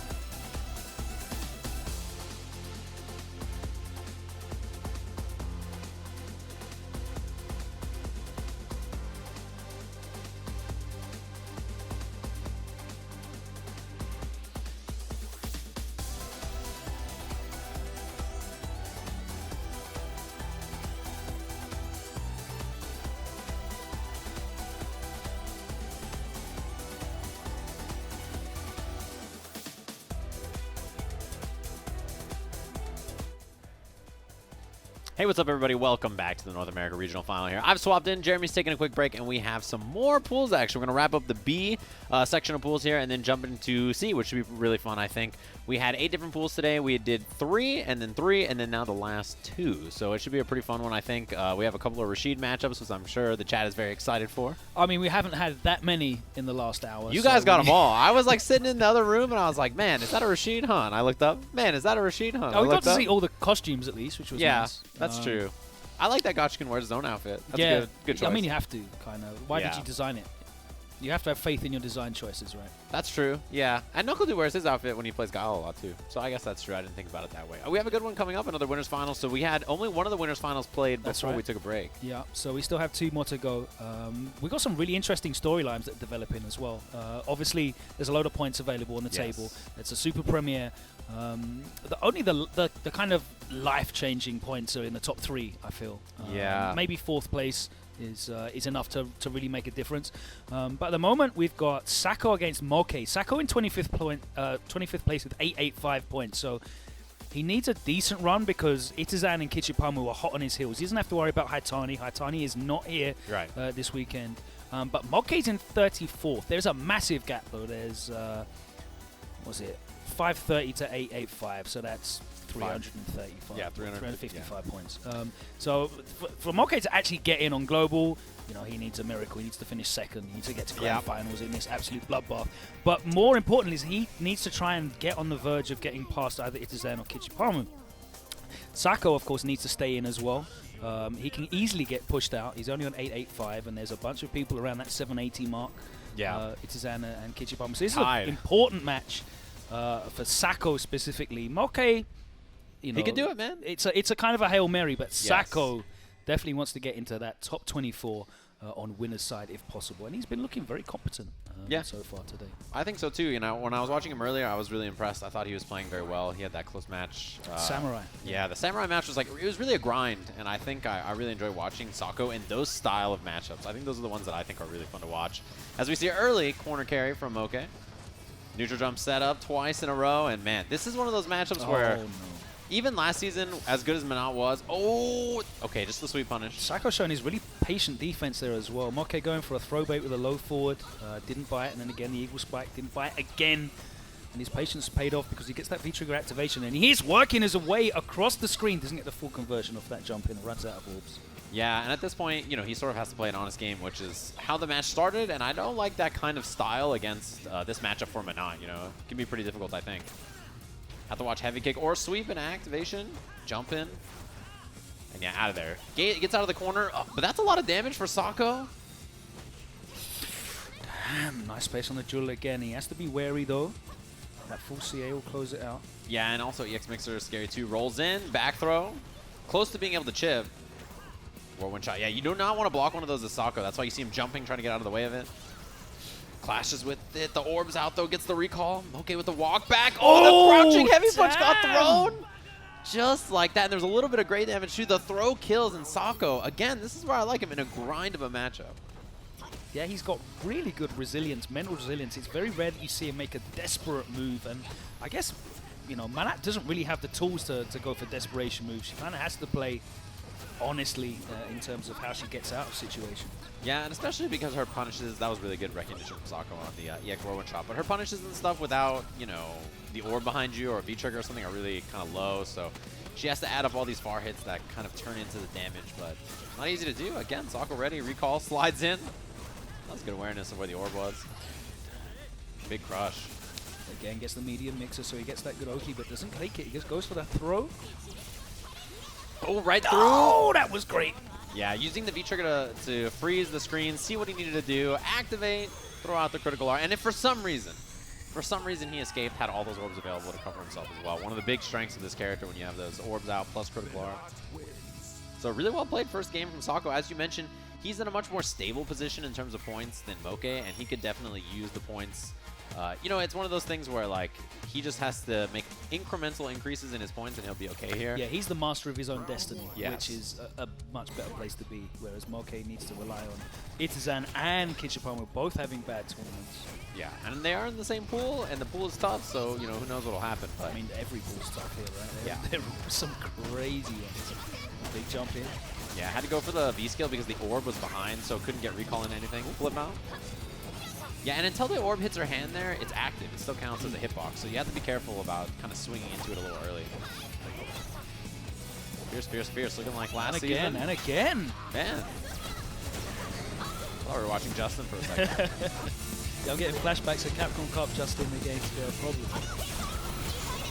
Not enough to kill, but great position here if your Sako spends a little bit of bar. That was good use of the bar just to put him in that situation where he had to guess on defense, and Noke was just caught in the headlights. It would have been a huge comeback for him. Yeah, and this character, Orbless, has good pressure too. Not when she's not holding it and he has it behind you. Like, standing medium punch is great. She has a lot of good, you know, standing heavy kick, stuff like that to kind of set you up. So far, I mean, the way Sako's playing this is excellent. Not an easy fight for this character. Man, that's a lot of damage to give up. Jeez. Even this, close to Dizzy. Throw will do it. Rushed out on that with no V-trigger. This is crazy. Sako smelling blood. Yeah, knows Moke's in a bad spot. V-skill kick hits, but again, he needs a lot, and it feels like Sako's giving up only a little. V-skill whip punish? Man, what are you even going to do?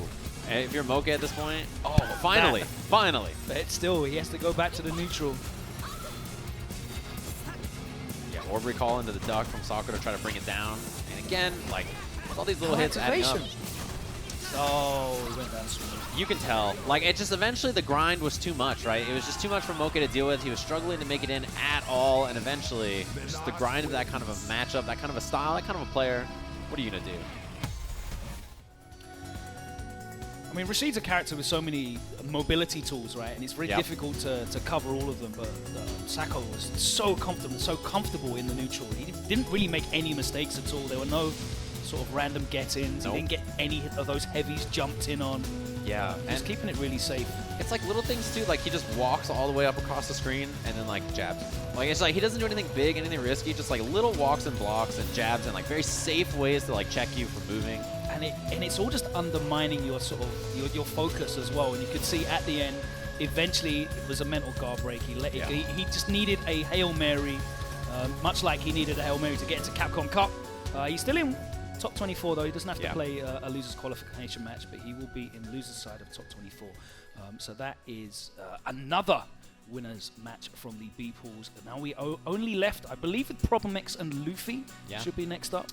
Europeans. No, it's not. Oh, yes, it is. There's Luffy on the stage. Okay, so it is going to be that winners finals match. When you said no, it's not, I was like, they are in fact both European. I thought that's what you meant. I was like, what? I was like, what? Hold up. Are we claiming it? New York? Brexit thing. Yeah. New York? Well, let's go. He's from New York. And Brooklyn. Luffy's Chinese. They're not. You see who was walking on the stage. Ooh, was that actually a tournament match that we saw there at the end of Phenom Rob TV? Yes, I think. That must have been, right? I think it is. That's C1, I think. Pull that up on the. So what was the result on that? I didn't see. Well, I saw Karin won. That's the unfortunate situation that I saw this. It's just Karin won, right? So another Karin. As Mago playing up to snuff. Yeah, up to snuff, very good. SoCal player. The winner of which goes on to fight 801 Strider, who has managed to walk himself into winner semi-final with 2 DQs. So well played, Gustavo. Yeah, he's working hard out there. You know how it is. Yeah. 801 Strider has not played a match. That's also maybe to his deficit, though, or disadvantage, too, right? Like not playing it didn't work for Gachikun. Yeah, not having any warm-up matches, that's pretty big, I think. Although, to be honest, in this tournament, there's not really like warm-up matches. No. It's kind of hard to have one. But and there's plenty of casual setups down there as well, so if you want to get some practice in against some of the world's greatest players. Yeah. Like we saw Phenom playing Cammy earlier before their pool started, right, too. So I think that's what you have to do, right? There's all these players here. Problem X getting a set in earlier against NL. Potentially having to play Tokido in winner's side after pools. His first match was like PROG, right? Yes. And then after that, he had like another really difficult matchup. Smug, yeah. So he had PROG and then Smug and then this. Yeah. Back to back to back. There's like no warm-up. There's no, right? Let me play Johnny Donuts 316. Yeah, there's Practice no my setup timings. No, straight into it. Yeah, there's no like, okay, well, you have to warm up before the tournament. Otherwise, like, your first match is just going to be impossible. So this is a run back of UFA and EGX. Problem X got the better of him at EGX, which was the most recent one, and he did switch to Abigail. So Abigail in this matchup is just kind of better at gambling. He's got more life too. Yeah, that's why he's health, playing with health more is chips. fantastic. Yeah. The reward of going for the command grab or the meaty is much greater for Abigail as well. So it feels like just the reward is better in this matchup, even though the Bison is entirely capable of dealing with the neutral in this game. Yeah, and also stuff. He has decent answers to like Nadeshko with armor and parry, and yeah, he's got all kinds of stuff like that. I think that in this matchup, Abigail players have found a lot of good stuff to make this worth it. Also, a great one chance potential still with Abigail, especially VT2, which we see him rocking. Yeah. Pretty much everyone using that one. I haven't seen VICTRIX 1 in a long time. Yeah, I mean this VICTRIX is so good comparatively in this version. The sadly departed VICTRIX 1. Oh, I missed. Not sadly departed. I missed 3.0 Abigail. It was so fun. Oh wow, stuffs the crouch V as clean as a whistle. He's in the corner. Yeah, stand jab front throw. This is one of those things that, against 3-frame and 4-frame characters, Mika's options are very different. So knowing that difference is very important for a character like this. Wow, what a butt. Yes, dash shot. Slide activate. Wow, that was a good try to armor through. Now knockdown position, plus frames, EX, giant swing, a lot of life though. Yeah, tough character to just There's the activates, 50-50 time, and he guesses wrong. Ouch. That, when Abigail's got bar, that sweep activate on block is such a horrible guess. Oh yeah. Oh, that was nice. That was so clean, man. Problem X. It feels like he always has there's always some solution he's plotting. Yeah, jab. That would have stuffed the full drop kick too. Yeah, nice trade combo. Ready for it. Problem X looking great. Backdash too. Yeah, he's shades of Punk against Luffy at first attack. Smelling that activation. Yeah, that was definitely like the call out of the call out. Like every single thing you try, no dice. Game 1 Problem X. Luffy shaking his head. I'd be doing the same thing. If that match went like that, I'd be like, well, dang, I got nothing. I mean, at least he's done well on the casino tables this week. He's That's got good. That. Yeah. Buy another pair of Tims. Damn, he bought some Frozen 2 Converse All-Stars. Oh, wow. Like this weekend? Yeah. The tables must have been good. They were very unique. Yeah. I don't think they were tremendously expensive, but he loves a graphic shoe. Those SpongeBob Tims. Those are something, I'll tell you what. Yeah. I wouldn't, but yeah. I don't have the capability. Man, what are you supposed to do? Look at this. The phrase that we use in the UK is "don't have that in the locker." In the locker, yeah. I don't quite have the style. Man, what are you supposed to do? This whole match so far. Here we go. In the corner. Now the matchup has started. Yeah, and he stays there. To get rid of stun. Another one. Yeah, but now the jabs are deadly, right? Because of the gray life on that. So if you're Luffy, you have to back up. He has to back. And that means that, Problem gets all this space. It was one or the other. Uh-oh. Brimstone, this is really big. EX, great setup after this. One more guess after this. Oh, heavy giant swing, and that's enough. Beautifully done. I mean, that's the thing about this character. She has to do that. I mean, you saw 75% of the last round. Problem X just sticking out buttons from half screen, keeping Luffy out. And then finally, Luffy got in and made it count. Oh. But that's a big difference, right? That she has to guess right a number of times successively. It's not just a one correct guess after V-trigger activation, then guess for game. It's very rarely that with them. Yeah, you got to hit Abigail a lot with this character. Brimstone, it like tickles against it. It does almost nothing. Same thing, you get a regular throw, it's like, okay, well. If you're trying to dash behind those with normals. Problem X. Okay, he's got the activation. He's going to... Mid-screen setup. In the front.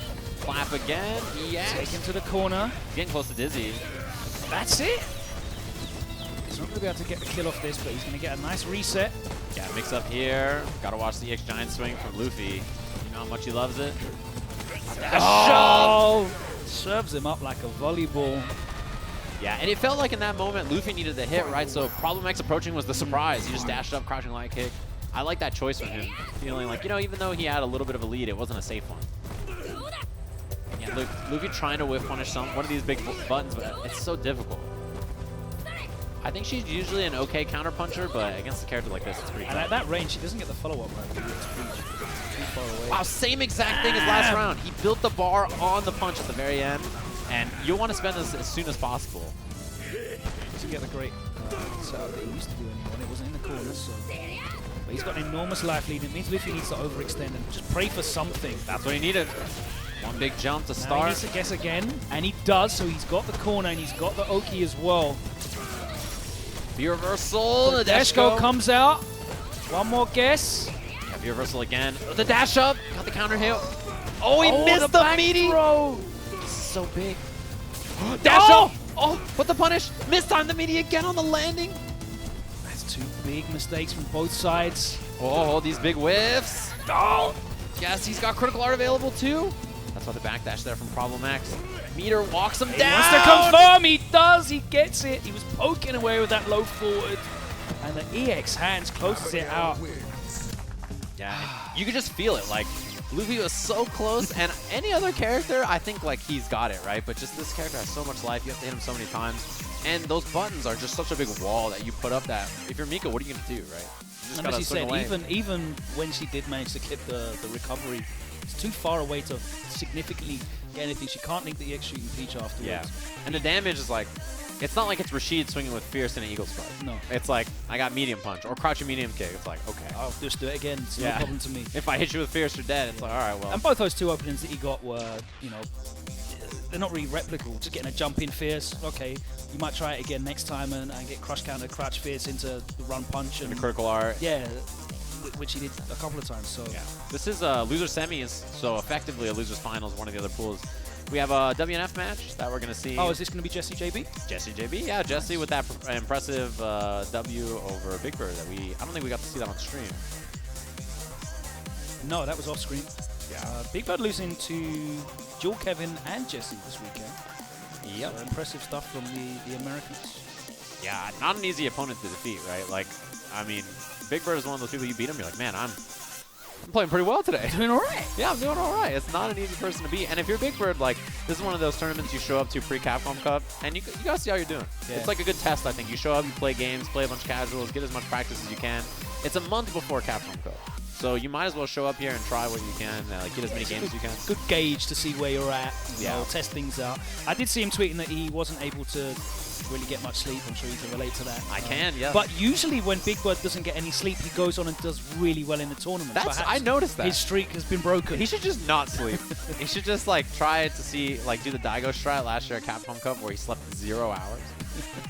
I saw that tweet and I was like, man, that is rough. Yeah, I mean, if you're one of those people especially that gets beaten up by the jet lag or time changes or something like that, it's brutal. What are you going to do, right? There's no fixing flying across the world. There is not. It Yeah. is, you know, and that really gives you a lot of respect for the Asian players that have to do that over and over and over again, those professionals. But let's see which professional James Chen can give us some insight from as we throw over to him. James, can you... All right, welcome. I'm here with, you just won against Luffy here with Problem X, of course. Two Europeans going up against each other. So how does it feel to keep advancing for, to represent Europe in this event? Yeah, no, it's obviously great to represent Europe, UK, and all the mandem. But it's annoying that I got to play the EU guys, like in my pool, and the loser of me and Luffy is actually playing Infexious. And then if we came third in our pool, we would have been playing Hurricane. So it's all tied together, but yeah, it's all good. We're still in winners, yeah. Now, obviously, you're a former EVO champion. Now, you're trying to get the Capcom Cup. What would mean more to you to win at this point? EVO is sensational, so that's always like it's seen as like the prestige out there. How they see it in the FTC, EVO's the prestige, Capcom Cup the payout.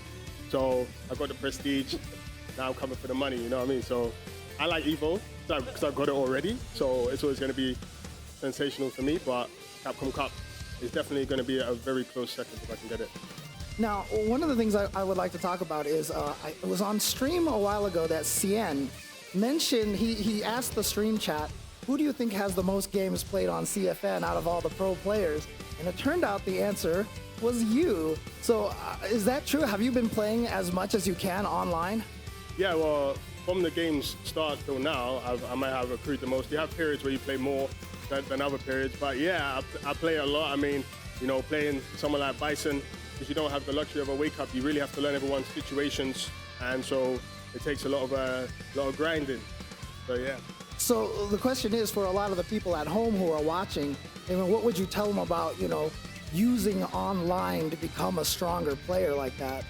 Yeah, if you haven't got like a dedicated group of people where you come from that want to meet up and play frequently, then online is what you got to have the most diverse matchups and gain the most matchup knowledge. So I'd say use that to the best of your ability and use it and keep using it. It may not be perfect all the time, but you can also learn all the situations. That will not change whether it's online or offline.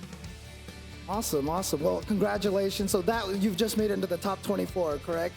Or yes, that was to qualify in the top 24. So you'll be playing a little bit later on. Good luck to you. And let's throw it back to the guys in the booth. Welcome back, everybody. So we see Mr. Problem talking about he's got the prestige. Now it's time for the payday to try to get that Capcom Cup W. That's a big one for sure. It's going to be a month from now, in case you guys are all curious. This is the last event before that, so some time to kind of like finalize who's going to be in Capcom Cup this weekend, and then after that, it's really just a month of prep, a month of getting ready, and then we'll see that in LA, so that should be a fun one. While we're waiting for this, let's talk about the C pools that are coming up right now. There's C1 and C2. If you guys want to find the bracket, smash.gg, and then look for the featured tournaments, and then you'll see NARF, North American Regional Finals. Yeah, they're both well underway.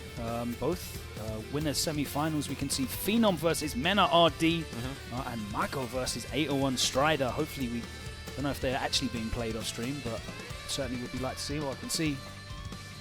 It looks like Mago and Strider are playing there. That does look like Mago versus Strider, yeah. And it looks like 1-0 Mago. All right. Phenom and Mena seem to be playing on Station 2 as well. Don't know where that is, but well, if you that one's going on as well. Mena seems to be right next to Strider. Right. And he's getting up. So I see Karin on the screen. And I see Karin on the screen. So that means Phenom moved on. By deduction. Winner semifinals in Pool C2 is Oil King Kichipa-Mu and Sien Itabashi Zangief, which is kind of what we were expecting. Yeah. Are we going to get that winner's final of Kichipa-Mu and Itazan? Yeah, those two, especially head-to-head, is a humongous matchup, right? Because they both have the exact same amount of CPT points. They're fighting for that spot. So obviously that's going to be a humongous match either way, whether both of them make it to winners finals or losers finals, or if something happens, they end up tying or something crazy, they're going to have to play maybe to see who's going to get that spot. Like, it's a wild one for sure. As we see a WNF Classic, Jesse versus JB, and you see Jesse hovering over Colleen. Character he's been playing a lot lately.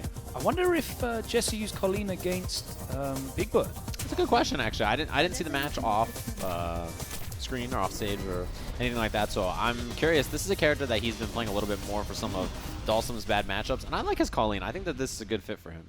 It's not a character of his that I've seen. Wednesday night fights, time difference is brutal for me. I mean, I live in LA and it's brutal for me. Yeah, it's not Thursday morning fights. Yeah, depending on if you're a reputable human and you sleep at an early hour, it's not a good time zone. Well, here we go. But yeah, two WNF players we see out here against each other. Colleen is really fun to watch for sure. Nice punish. JB with good knowledge of the spacing, knowing he was close enough to the parabellum. It's a very rhythmical match as well, because you need to get a sense of the timing and patterns of both these players at normal use in the neutral. Both got very big reward from crush countering in the neutral. Yeah, and it's hard not to hit standing heavy punch with Colleen when you have it. Like, a button like that is so good, it demands to be pressed. Miss on the combo. Could be corner carry, yeah. And the O-key. Reversal jab from Jesse. D-skill hit, skates in, but there's the crush. Yeah, there we go. Uses the dash up. Yeah, and the standing light kick. I think at that distance it makes a lot of sense. Parabellum. Things up. Yes, I like that. Control in the corner. Good block. Yeah, the punish was close to dizzy. Whirlwind shot and the counter hit. Yeah, I think, on those moments, JB never respected the counter. That's something that we didn't see really come up too much. And Jesse going for a button there, I think maybe thinking that was going to be the case. Or maybe try to tech. Who knows?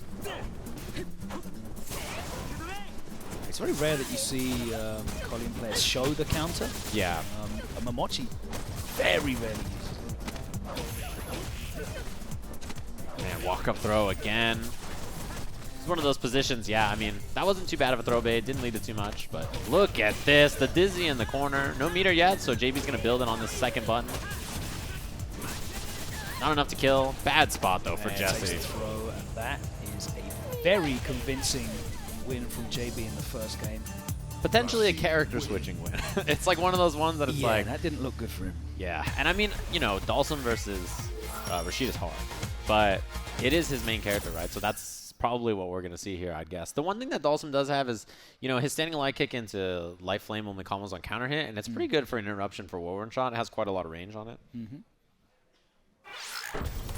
He just wasn't able to control the ground, right? He was corner carried really, really quickly, and I guess you kind of, you know, Colleen's a very strong buttonsy character on the ground. She shouldn't be getting put in the corner that quickly. She should be able to hold her own and challenge, but Jesse just wasn't able to. Maybe that's a lack of familiarity and confidence in the matchup. And like you just said, Sim is his main. He's going to have that confidence with the character. But it looks like he's just taking a moment to compose himself, and he goes back in with Colleen again. Yep. I mean, that's the thing is, you know, and Jesse has played a lot of non-Sim characters. So, you know, he's played other characters on the side and stuff in other games and in this game too. So it's just really about composing himself and like being like, okay, can I, you know, sort this out? Can I figure this out and kind of play this slow-paced matchup? Oh, no. That's bad. That is a very bad start. Other than it being a crush counter, that couldn't have started any worse. Oh, there you go. Yeah, there's the full house. Yeah. Blackjack. That is Oh, rough. damn. Everything has gone wrong. It just missed. One more for Dizzy already. Oh, the overhead. overhead. He's dead. No.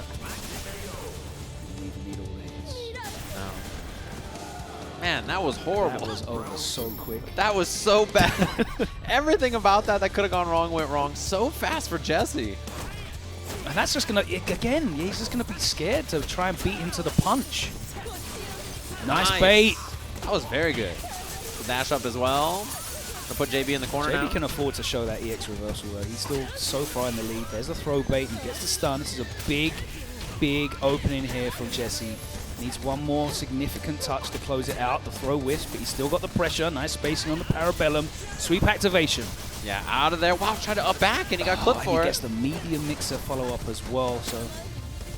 Cornered again. JB with, that was a great escape, and the double jump so that he didn't get hit by the forward medium punch. Nice anti-air. In the front. And that was so good because it was in the front and it was a throw. You know, JB was trying to like train his eye left, right. Where's it going to be? Just, I like that choice. And he didn't have to. He didn't have the boss. He didn't have to worry about the reversal coming out. He could really do whatever he wanted to. Yeah, that was a really good choice. Man. Nice whiff punish. Looks like that first round all over again. Oh, twice! Triple shimmy. Why? One more guess for the stun. In the front, nice block. Sweep back. That was a very brave block. Yeah, yeah. I saw JB blow people up for that in Puerto Rico.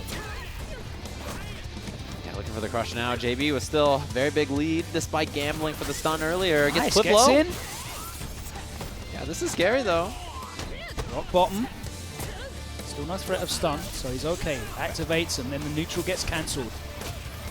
Yeah, that back vanity step was good. I like that he just waited it out. He was like, are you going to do anything risky on this whirlwind? Doesn't. Whip punish! It's going to be close. It's the enough! armbar closes it out, and Jesse showing great defensive patience. Yeah, and that's one thing that you should expect as a sim player, right? Is someone who just sits there and is like, well, if I die, I die. Like, you just got to sit there and down back all day. So, you know, we see that kind of defensive playstyle built into this Colleen. He just has more firepower when he gets the hit. Yeah. When he makes the correct read, definitely makes more off of it. Yeah, especially, you know, having those mobility options in V-Trigger 2 to skate up and get the low like we saw. Yeah. Nice buffer on that light kick. Such great range on that one. Yeah. And he's getting these whip punishes on the ground, although hit him twice and JB was like, no. No, that's enough of that. Yeah. That was so deep. Jumps out, nice. And he'd shown the hail before, so he was possibly reticent to chase him down after that jump out of the corner. Yeah, that's true. It's one thing that makes her good. Standing outside of the range now of the crouch fierce, which is very sensible given the previous couple of rounds. Yeah, and also looking for a whip punish on it. Notice how Jesse on the ground is so patient. He's just hanging out. Like, he plays that kind of a character often where you have to sit there, fierce on fierce.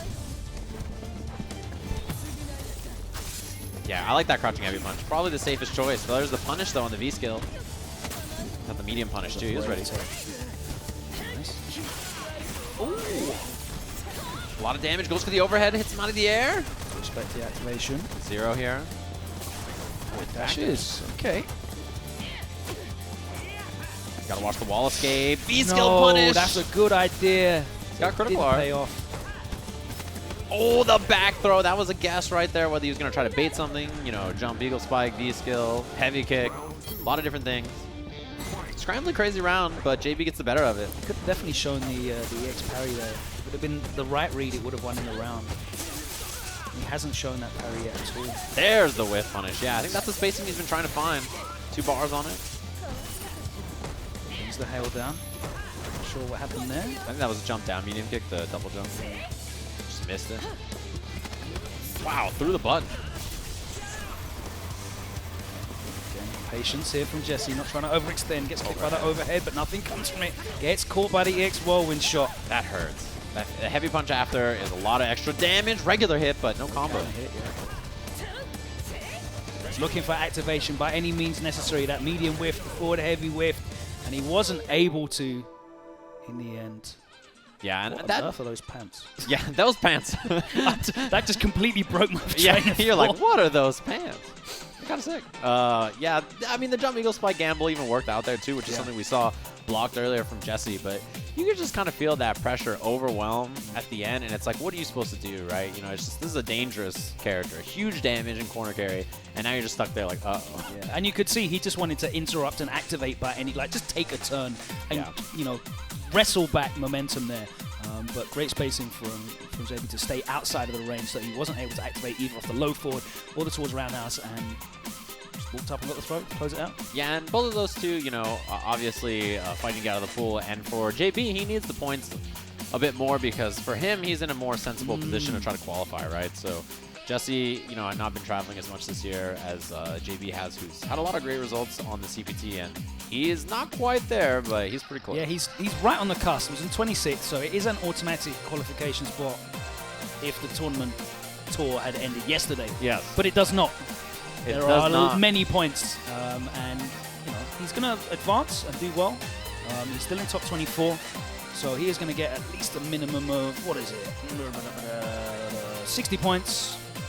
It's not going to make him comfortable. He's going to still have to. There's lots and lots of people coming up behind him. Mena in losers as well. He will probably pass up Idom though, since Idom was out earlier in the tournament. He does pass Idom. Idom, I think, went 1 and 2. And yeah, we'll see how NL shakes up because he's out as well. So depending on how far JB makes it, I think he could pass up a few people. Yeah. Especially if he makes it into top 8, I think he's got to feel he'll probably be qualified. Wow, that was sick. Damn. Looked up right when it happened. That was cool. Is that Lex and Dr. Africa? Probably casual matches off stream. Is this tournament match? This looks like. I'm pretty sure Dr. African was in A pool, so yeah, that's casuals. We've got Stepping Up next on stage. I think I saw somebody up there. Gachikun sitting down. I think that was one of our winners finals matches that we didn't get to. Gachikun was losers. Oh, that's right, because he lost to Luffy. He lost to Luffy, yeah. So that would have been B3, Gachikun. Yanoob. And Yanoob with an upset against Smug. Good stuff from Yanoob. Yeah, Wednesday Night Fights player. It's cool to see. So this is Mago playing here. I think on the stage there was some kind of issue that our lovely techs are handling. So in the meantime, I think we're going to take a quick 5-minute break. And then when we come back after that, we'll have some losers and winners qualification matches. Stay tuned, everybody. Catch you in a little bit.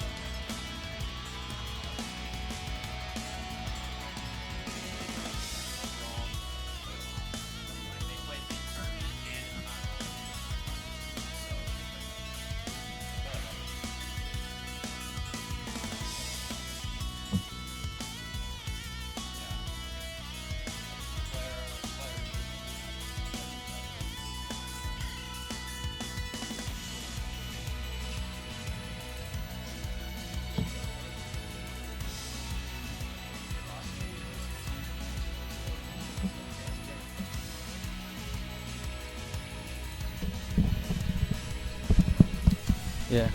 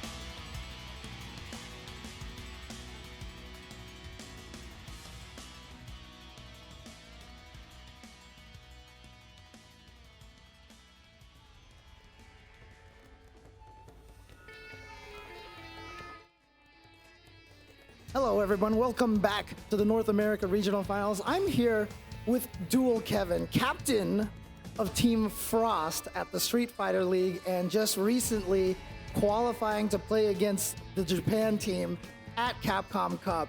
How does it feel to be the captain of the team of one of the two teams that's going to go and compete at Capcom Cup? It feels great knowing that, well, the other side of it is the Japan side, right? It's like super strong competition, and I strive to like reach that, to get there, to play them, to beat them, you know? So getting another chance to play all the Japans, especially this team format. I don't know what it is, but this team format brings the best out of us, as you saw in the last episode too, right? So it's gonna be super fun. It's gonna be a lot of training ahead of us, so we're working hard towards it. Now, obviously, you have a background of winning a lot in the Versus series, right? And you know, you showed up on the first season of Street Fighter League and continued here in the second season. I feel like your growth has been fantastic as a Street Fighter player. So at this point in time, would you say that the Street Fighter League helped you with a lot of that? Oh yeah, 100%. Having all strong American players, like all around America, right, in one setting where we can train for weeks, talk about the game, because I love talking about the game, because I want to know what's on your mind, what's on their mind. How do you see footsies? How does this one see any error? You know, dive in deep into the game. So another way to do that is if we're all in one setting, just like how Japan is, how they're so close, but from Cali to New York, that's harder to do so. So for all of us to be close by each other and play lots of sets, even outside the team battles, like I feel like it's leveled up all of us. Yeah, it's interesting because obviously, like on the show, we saw you and Rob popping off against each other, and you know that was all in good fun. So despite the fact that there was some popping off in here and there, but all of you guys are talking and working with each other, even off of different teams, right? Yeah. So because you'll even hear like someone like Samurai gas me up, like a little small like trash talking here. Is like, you have the better neutral. You got this, you're a champion, you can do it, right? Like stuff like that, like it's like kind of like sneak this and kind of, but it's to gas me up at the end of the day. So and that's actually what kind of started between me and Rob in the first place.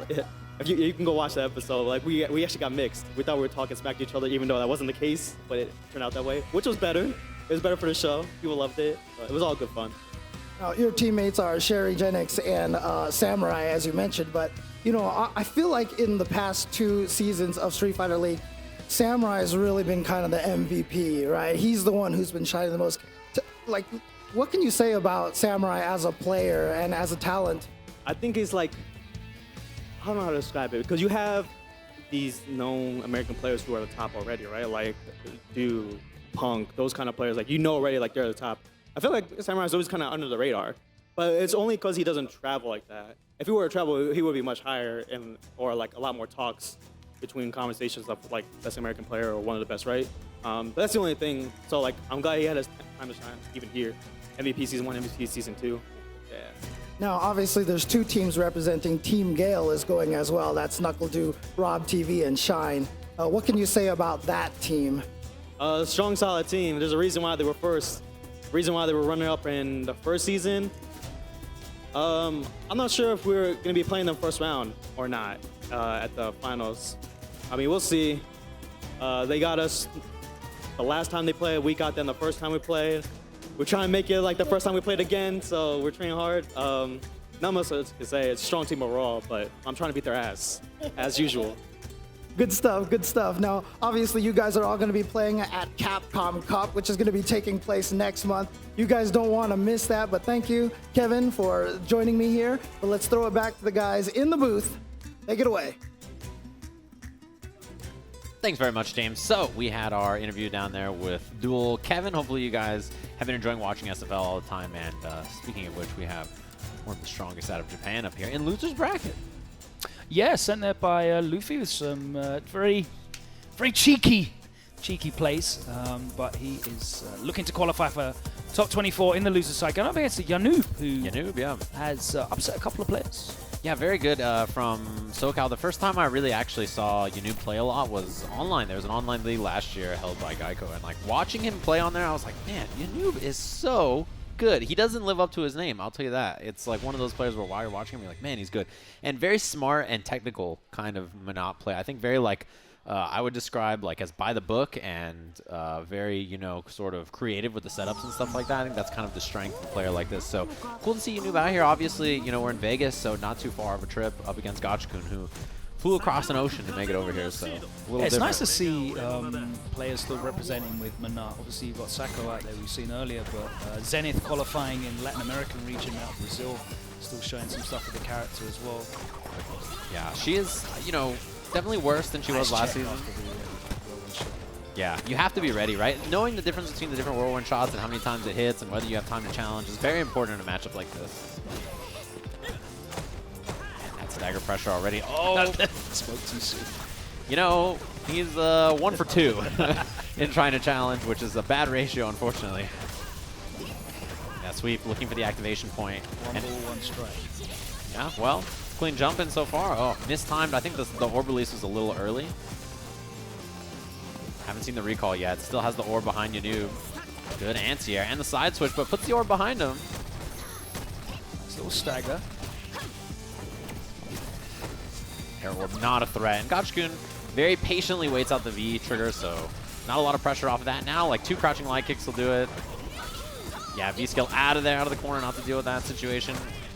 Because one of those crouching light kicks just needs another with the roll kick. And critical art was there for Chip, V-trigger, everything. Yeah, it's a very safe option.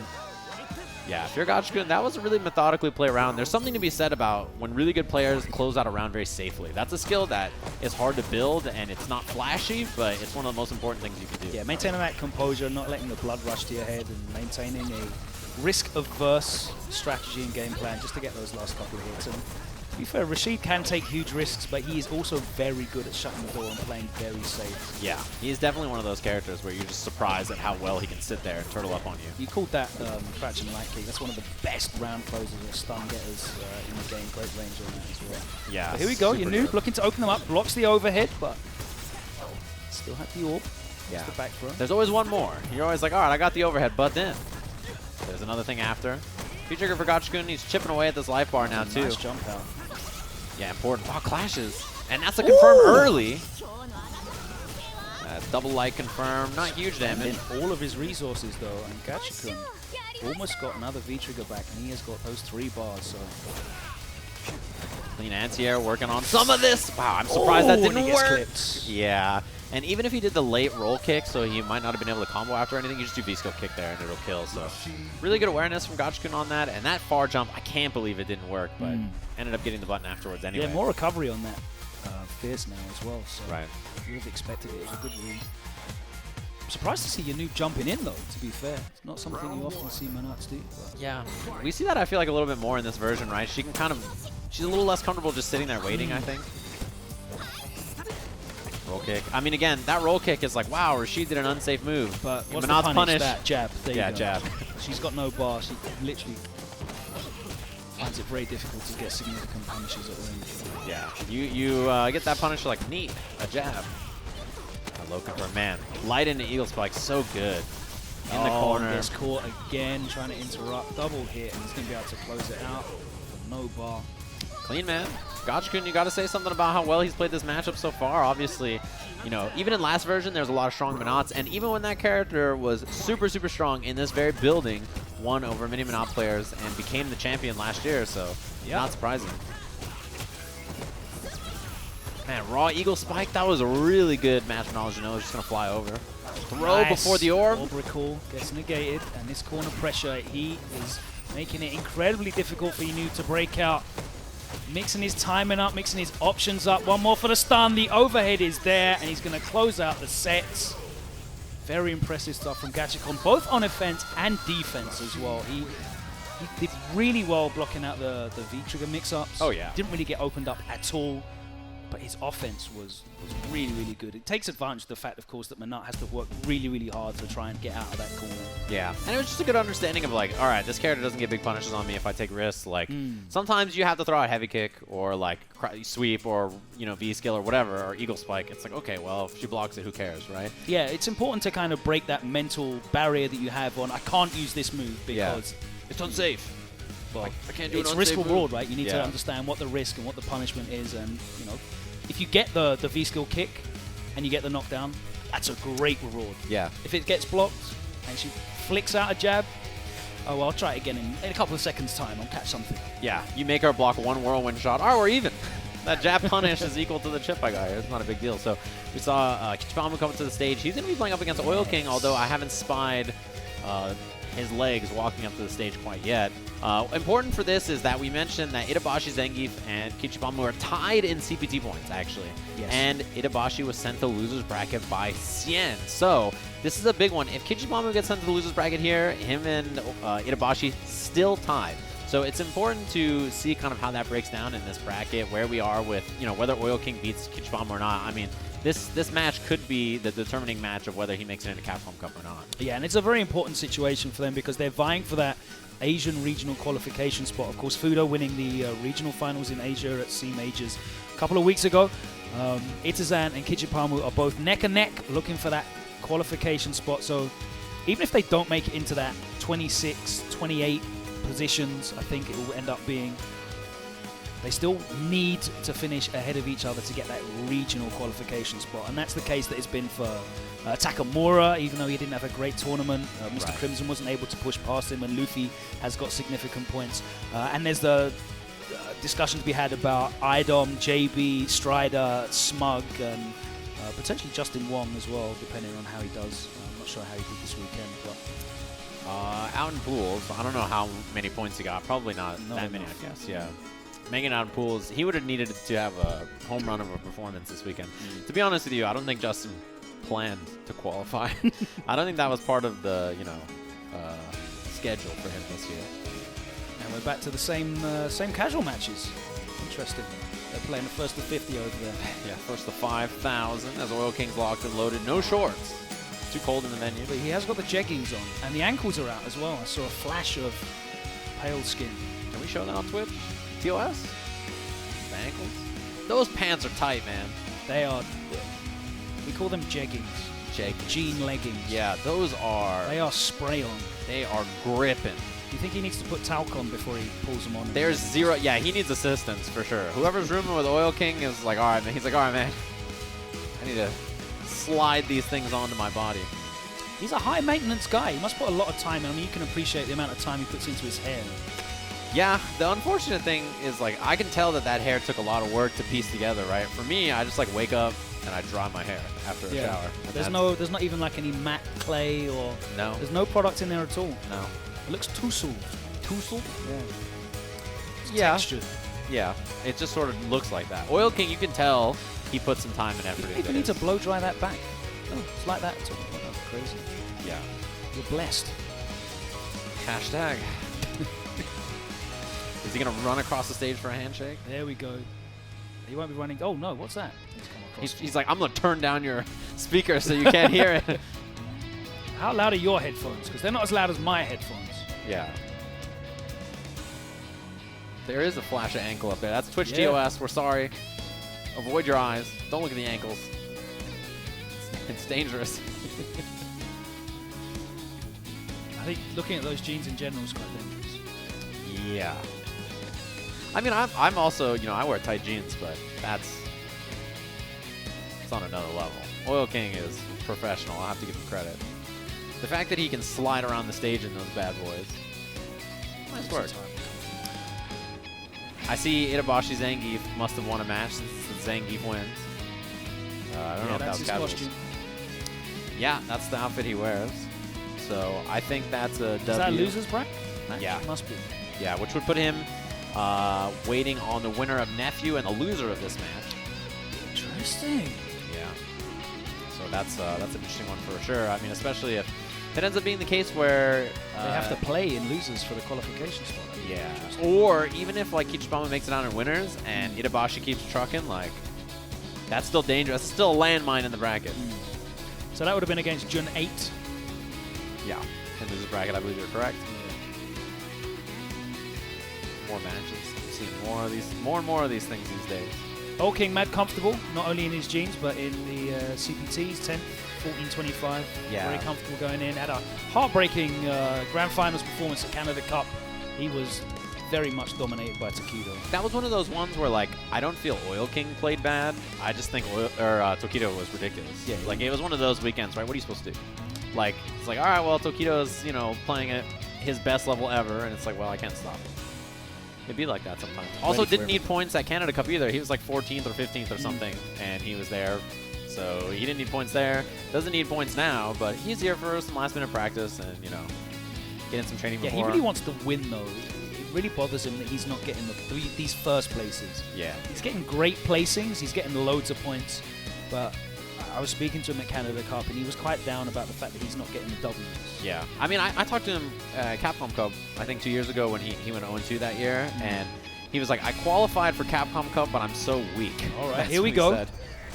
So we jump into it already. This is a matchup that's interesting. You know, as you would think in this matchup that Rashid would be able to hit and run quite well, but he doesn't actually really do enough damage from range to be that scary to Zangief.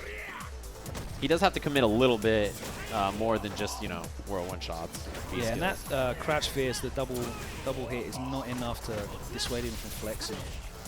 Yeah, because if he flexes both hits, it's bad news. It's not a good thing. Kichipa-Mu actually was very impressive at Canada Cup, but in the team tournament, not sure how many Coronas he's had today to be powered up on stage, but...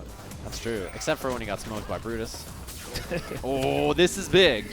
This is how Kichipa-Mu This is the wins. party starter, exactly. Oh, but that's the Oil King, too. Oh, that dash up right there. I saw life flash before my eyes. Nice interruption. Took his plus frame. Activates. I like that choice. Runs up. He just flexed. Damn! He just flexed an entire tornado. He just walked up and was like, who cares about a tornado? Infinite hits and V-trigger, of course. Damn, let it go. Yeah, not a V-trigger now. Very ready. Sometimes you have to be like that, you know, take those big multi-hit moves to blow through the armor. Yeah, just like that. His pace from Oil King already. It's so fast. Not quite dizzy. Command grab got beaten. Does the overhead come in? That's always the question. V-trigger not quite there for I like that decision. Yeah. Not chasing the stun too hard. He's got a huge life lead. He doesn't need to overextend it. What in the... Trying to do the dance of his people. Hit forward and dash, hypnotize backdash, yeah. Kichipa-Mu into defeat. Yeah, he's just all over the place. He's hard to hit. I mean, you can tell Kichipa-Mu doesn't know where he's going to be. Too far away. Yeah. So now he's going to walk down, look for crouching jab or standing medium punch to V-trigger. That was a good try from Oil King. It almost beat the lariat.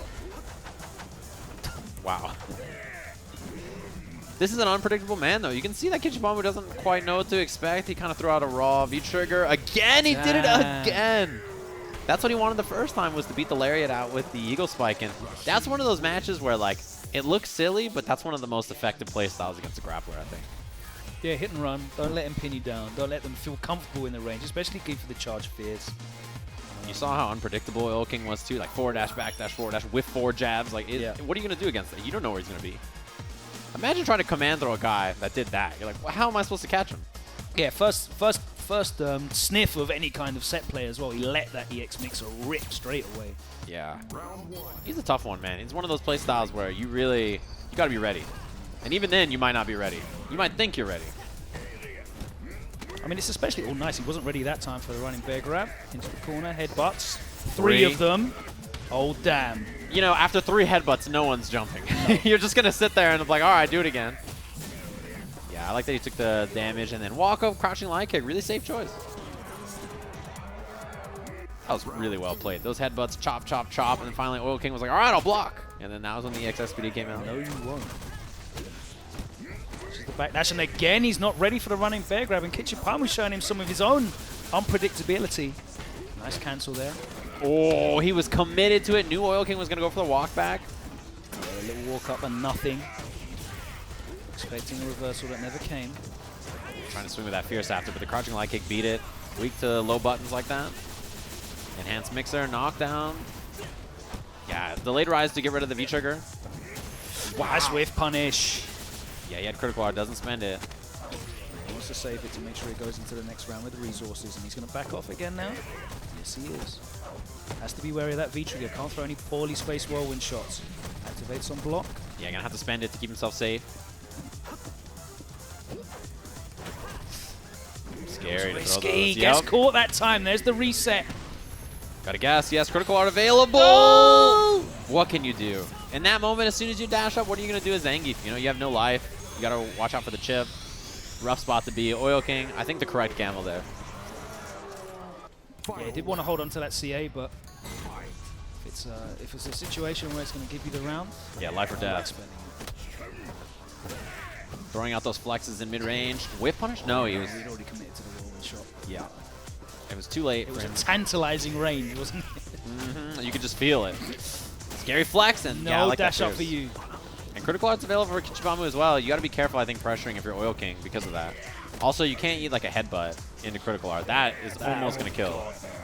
It is a lot of damage. Yeah, he hasn't got not the lowest of health, but it's certainly below average.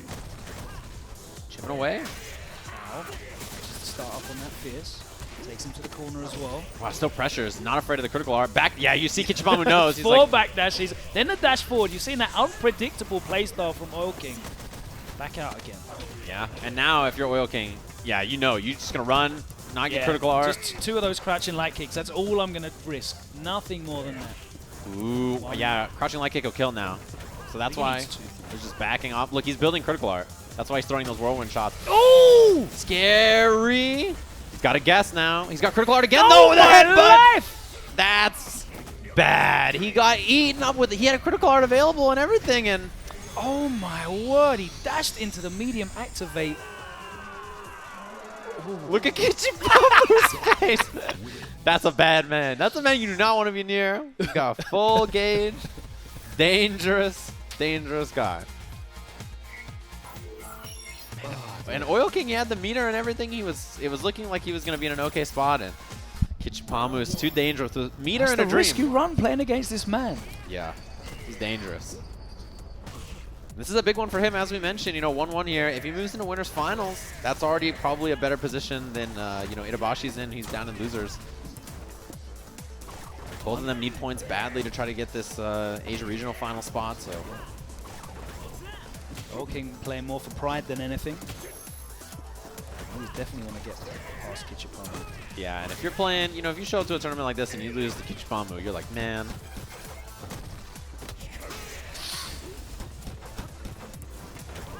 Safe pressure. Good jump, though. Nice.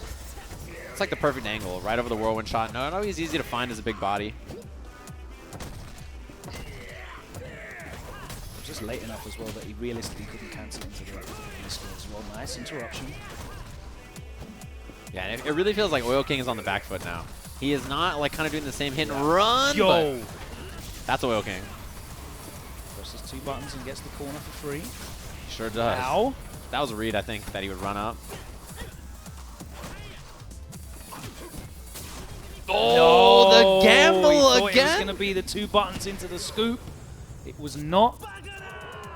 Dang, man. Kichipa-Mu really wrestled control of this matchup so fast away from Oil King. That was a terrible punt. What? Oh, man, I don't know about wrestling. I forgot that's what he does. I don't know story in this game. It's the law, man. I just know he has an SPD, which he's... Damn, this is going to do so much. Oh, my God. Look at that. Look Life. That's over 50%. And he eats the Fierce afterwards. All right, Oil King's alive. That was a great challenge to be ready for the dash up with the crouching medium kick. Punish. Nice punish on the lariat. Just well spaced. Yeah, and if he gets pushed out here, he has V-trigger, right? So yeah, that's what he's just going to activate. No, he runs up, he fakes it. But that cost him last time. He dashed up into a medium kick and died. All right, activates this time. This time he's playing it safe. Walks up, looks low. Good block, Kichipa-Mu ready. And this is dangerous.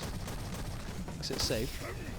Jumps back. Yeah, he's afraid. You know, you can't just blow through the armor as easily anymore. He's in V-trigger, so you have to respect it. Yeah, most safe way to just cancel. Oh, my lord. Yup. Oh, he's still alive.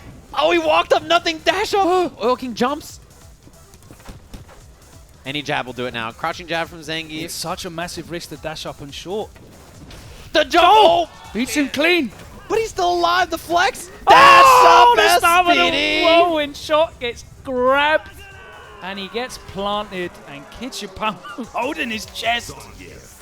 Look at him. He's like, oh. And can you imagine how Oil King feels like after all that? Really strong start. And Kichipa-Mu, he just figures out the rhythm. Yeah. And once he does, it's so hard to stop the march. He just walks you down. And he's going to be playing up against Sien in winners finals of this pool, which is a huge one, considering, as we mentioned, him and Itabashi are in the exact same pool. Yep. Itabashi's in losers, and they have the exact same amount of CPT points, which now Kichipa-Mu's in the lead. Yep, he's definitely the master of his own fate. If he can manage to continue to finish in this tournament ahead of Itazan, he will secure that Asian regional spot. That's all you need, right? All he has to do, and he's in the same pool as Itabashi, so he is really in control of his own fate, as you mentioned. If he beats Sien, then I got to imagine he feels great, since that's who Itabashi lost to be sent down in a loser bracket anyway. So yeah, that's an interesting one. And Oil King is sent down there as well, so it's going to be Oil King versus Nephew. Winner plays Itabashi to make it out of the pool. That's a lot of cables. What kind of pad is this? Yeah, I don't even know. He's got life support. He's got an IV plugged in while he plays. A little sachet of whatever that was. That's a big bag for a pad player as well. But off he goes. Scurries off the stage. Like a naughty schoolboy. He knows what kind of player he is. He's like, yeah, you know. I gotta flee before he finds me. It's ironic. It's very reminiscent of kind of Itazan in his heyday as well. Just the way that he's able to guess right. Yeah. He's able to make the right reads, and that's just so fundamental with a grappler of that ilk when you're so based on rolling Oki. Yeah. You just have to be right. Very similar to how Luffy plays Mika as well, where it's I need to just be right several times in succession to beat you.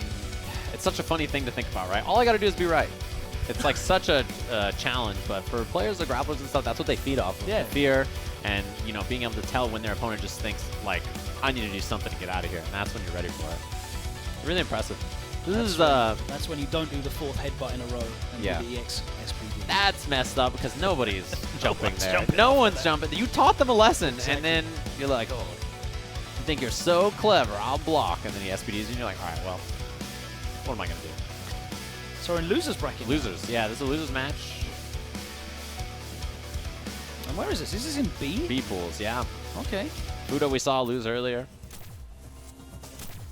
Was it Moke match? Is what he lost with? I believe, yeah, that was your guys' block, if I remember correctly. Is it B1?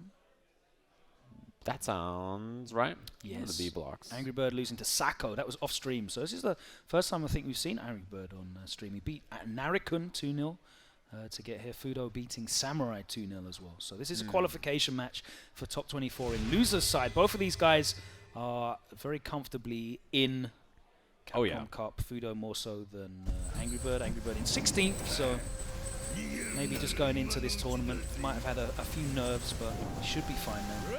Didn't have a disaster. Going to be picking up at least 60 points. Yeah, be fine either way, I think. He might get some practice. Play against Fudo, who is somebody he could run into at Capcom Cup. You know.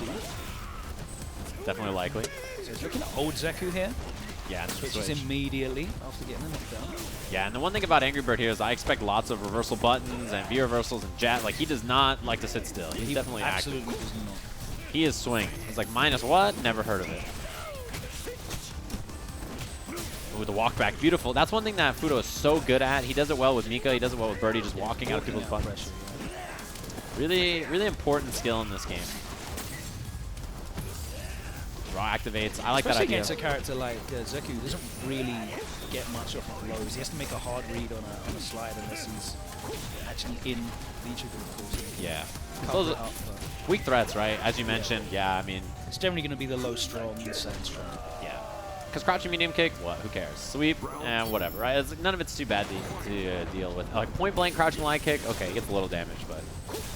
about it. Yeah, one of the important things about this matchup, holding that bullhorn to go through the grams, and then once he switches to this, you don't really need the bullhorn anymore. Just, you know, you hold on to it so that you can buffer out of like a medium punch or something like that, and that's the punish. Side switch. Yeah, there we go. Yeah, sweep activate. He's going to take that either way, and it's going to be front throw. Baits the throw. Nice. God, he got the 2 hits into the dizzy, so this is a ton of damage. Double gram, critical art. This hurts. This is a grip of damage. And the dizzy was just on something, you know, so small. So that was pretty rough first game, I think, for Fudo. I've never seen Angry Bird switch stances this much as well. He's definitely going back and forth between young and old. It doesn't seem like he has a preference in this matchup. It's very much with the flow. He's kind of playing them as one character, where you very much normally see a Zeku main go either or in matchups. Backdash stance switch. That's like the... or backdash gram. Yeah, I mean, to be honest with you, this is just one of those matchups where like Birdie has good anti-gram tools, but from farther away, you know, you got to kind of challenge him and make him stick, hold that bullhorn, and then once he switches... Nice, and then he changes safely into Young so he can maintain this pressure. Yeah, it's good counter hit confirmed too. Man. Light kick check on that walk back fierce. Medium. Counter hit combo. This is big damage. Big stun, more importantly, as well. Look at that. The forward throw. Back throw would have got the stun. Yeah, he saw the throw again. Overhead block. There. Oh, that was a counter hit. He pressed after that. Presses after everything. Yeah, pressing buttons after blocked overhead. That is okay. Standing light kick. Why not? The button is so good as Angry Bird steamrolling Fudo to 3 quick rounds. Crush counter roundhouse. Yeah, gets the dash up jab. Quadruple stand switch, and Fudo's had enough of it. Yeah, and you can tell he's really on the back foot. He has no idea when Angry Bird's going to approach. Yeah, I really like this strategy that he has, because Fudo's not able to really put together any kind of consistent strategy against this. Yeah, look he at doesn't know which version of Zeku he's playing. He doesn't know what ranges he's going to be, whether he's going to be backing off or attacking. Just to clip him with that low chain, but... Yeah, it didn't even combo. Yeah. This is definitely one of those times where you can see Fudo is like, what am I supposed to do? No buttons, and he can't tell when he's going to approach. He can't tell when he's going to, you know, gram, zone, whatever he's going to do. Fudo is not familiar. He's got V-Trigger 2 still a little bit left. Can out. Yeah, EX. Wow, he quick rises on the can. I'm surprised. Not enough. Banging buttons on the stick. All right, so V-Trigger's gone now. You can't get hit by like counter hit medium punch or fierce roundhouse. Nice. That's one of, I think, the best buttons in the game to whip punish that. The standing medium punch from Birdie is ridiculous. It's one of the best parts about playing Birdie is having access to that big button, easy to buffer and whip punish off of. It's pretty impossible to whip punish it as well, so even if you mess it up, just leave it hanging out there. There's not a lot you can do about it. Yeah. So he doesn't have great answers to that neutral jump at that range. Air to air there. He's ready. He's jumped in the corner like 4 times, threatening a wall escape. Oh, counter hit just committed. Yeah, and he's going to be able to clean up the critical art at the end. There we go, and that is it. One apiece. And Fudo just putting his foot down. Yeah, he had to. I think he was honestly getting beat up pretty bad for the first 3 rounds of this. And if he didn't figure out a way to slow this down, I think it would have been a quick one. It was really just kind of him being like, okay, I need to sit here, and whatever happens, I need to check or challenge or react to, you know, whatever I'm seeing. It was also coupled with sort of an incessant forward momentum as well. He walked him down to the corner. And again, refusing to allow Angry Bird to dictate the pace and spacing of this match. He was certainly too comfortable doing that in the first game and the first round of the second, as you said. Yeah, we saw it way, way too much, I think, in the beginning. See that wall escape threatening it and scare? In front. Oh, too much stuff. That looked like a cancel, actually, instead of even waiting, I'm not sure. Yeah, has to respect the slide activate, and there it is. Walk back from Fudo activates. You see the neutral jump. He's looking for the slide. This is humongous damage. Low chain after for the setup. Gets Oki as well. Yeah. Damn! That was really And he good. can just let it go. It's safe anyway. Yeah, and the thing is, the command throw probably would have killed off of the X command throw there. So it was close into that mix-up where, like, you know, you don't know if it's going to be light or if it's going to actually be light in the command throw. It's just mid-screen. Yeah.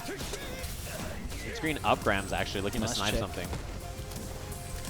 On that light kick medium punch. Nice buffer on that medium as well. Goes straight into it. Yeah, not too big of a punish. And you see Fudo sticking his ground now from the wall escape. That time recognizes it's going to be high, and you know the slide activate is dangerous now. I like that double fierce into the stand. Is that going to work? Yes, it does at that range. Yeah, you get back to the wall too, which helps.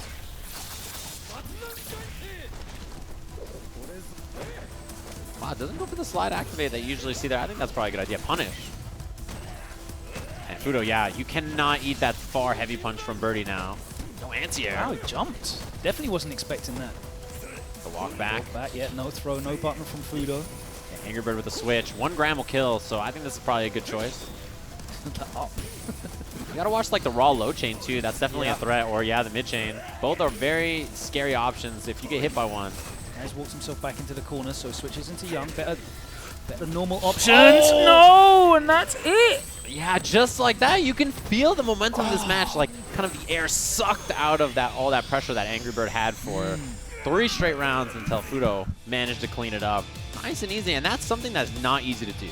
A player like Angry Bird, it takes a very particular style to slow him down. Yeah, I was just really impressed by the way he walked him down to the corner, and it just took away space for him to operate because the double backdash, stance switch into the gram.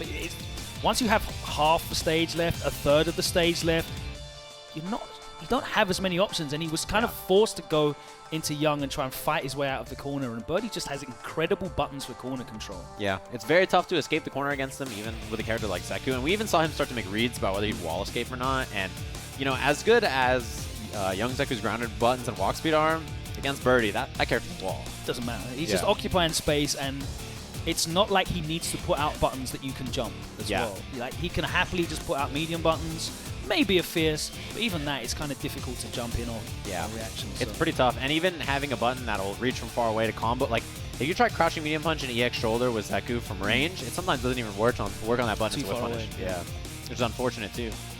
Fudo showing his class though, advancing through losers. That was a losers bracket match, so he is going to be in top 24, and Angry Bird is now out. The marriage buff, man. Of the tournament. Fudo recently. How many followers on Instagram? 420,000, I think. There you go. That's plenty, yeah. That's definitely the funniest marriage tweet I've ever seen. I love it. That was fantastic. You got to flex. How many? What's your social media numbers? I mean, I can't say that, you know, anybody else I've seen get married recently has more Instagram followers. Number 1. That I know personally, right? I guess so. Yeah, I can't think of anybody. It was definitely a big flex. More power to him. Weird flex, but okay. That was definitely the weird flex, but okay. Oh, dear. We still got winners' final matches to come from the C-Wake pools. That's going to be Phenom versus 801 Strider. And as we said, Xian versus Kichipa-Mu, which is a massive one. Actually, they're both really big because 801 Strider just on that cusp as well. Yeah. Pretty much neck and neck with Kichipa-Mu, but they're not competing for the same spot. No, I remember when Strider won Thunderstruck as well, there was like that conversation that was like, well, He's probably qualified now. I mean, I've got 800 points. I should be fine. Well, maybe last year you would have been.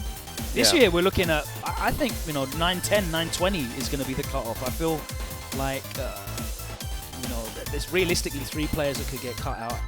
Zenith has taken a spot, so we know that is gone. Fudo's opened up a spot for Asia. Big Bird's opened the spots for Europe, and of course we will find out what happens with the American regional qualifying spot tomorrow as we get into that as well. And I mean, it's especially interesting because in that one, I think 2 of the big favorites, right? We have Punk and Du. Like, both of those are sitting in a spot where it's like, well, I mean, it's very likely one of them wins, and another spot might end up getting opened up because of that. So I think it's pretty likely that all the qualifying spots besides LATAM get opened up like that, and that just means it's a mad scramble at the end. Yeah, so this is a very important match here for Strider. He wants to go as deep into winners as he can. But Phenom's a new lot Phenom for this year. Karin has done work for him. It's taken him to a grand final of a Premier. It's taken him to some good results and rankings as well. He's been there or thereabouts. Definitely has grown into this character. Oh yeah, he's top 10 on the CPT standings, I think. He might be just outside. Oh no, he is 9th. 9th? Yeah, that sounds right. Just shy of 1,500 points. So shout out to him. That's a lot of points, man. Yeah. And I mean, he has a chance to earn even more this weekend. I think that it's funny.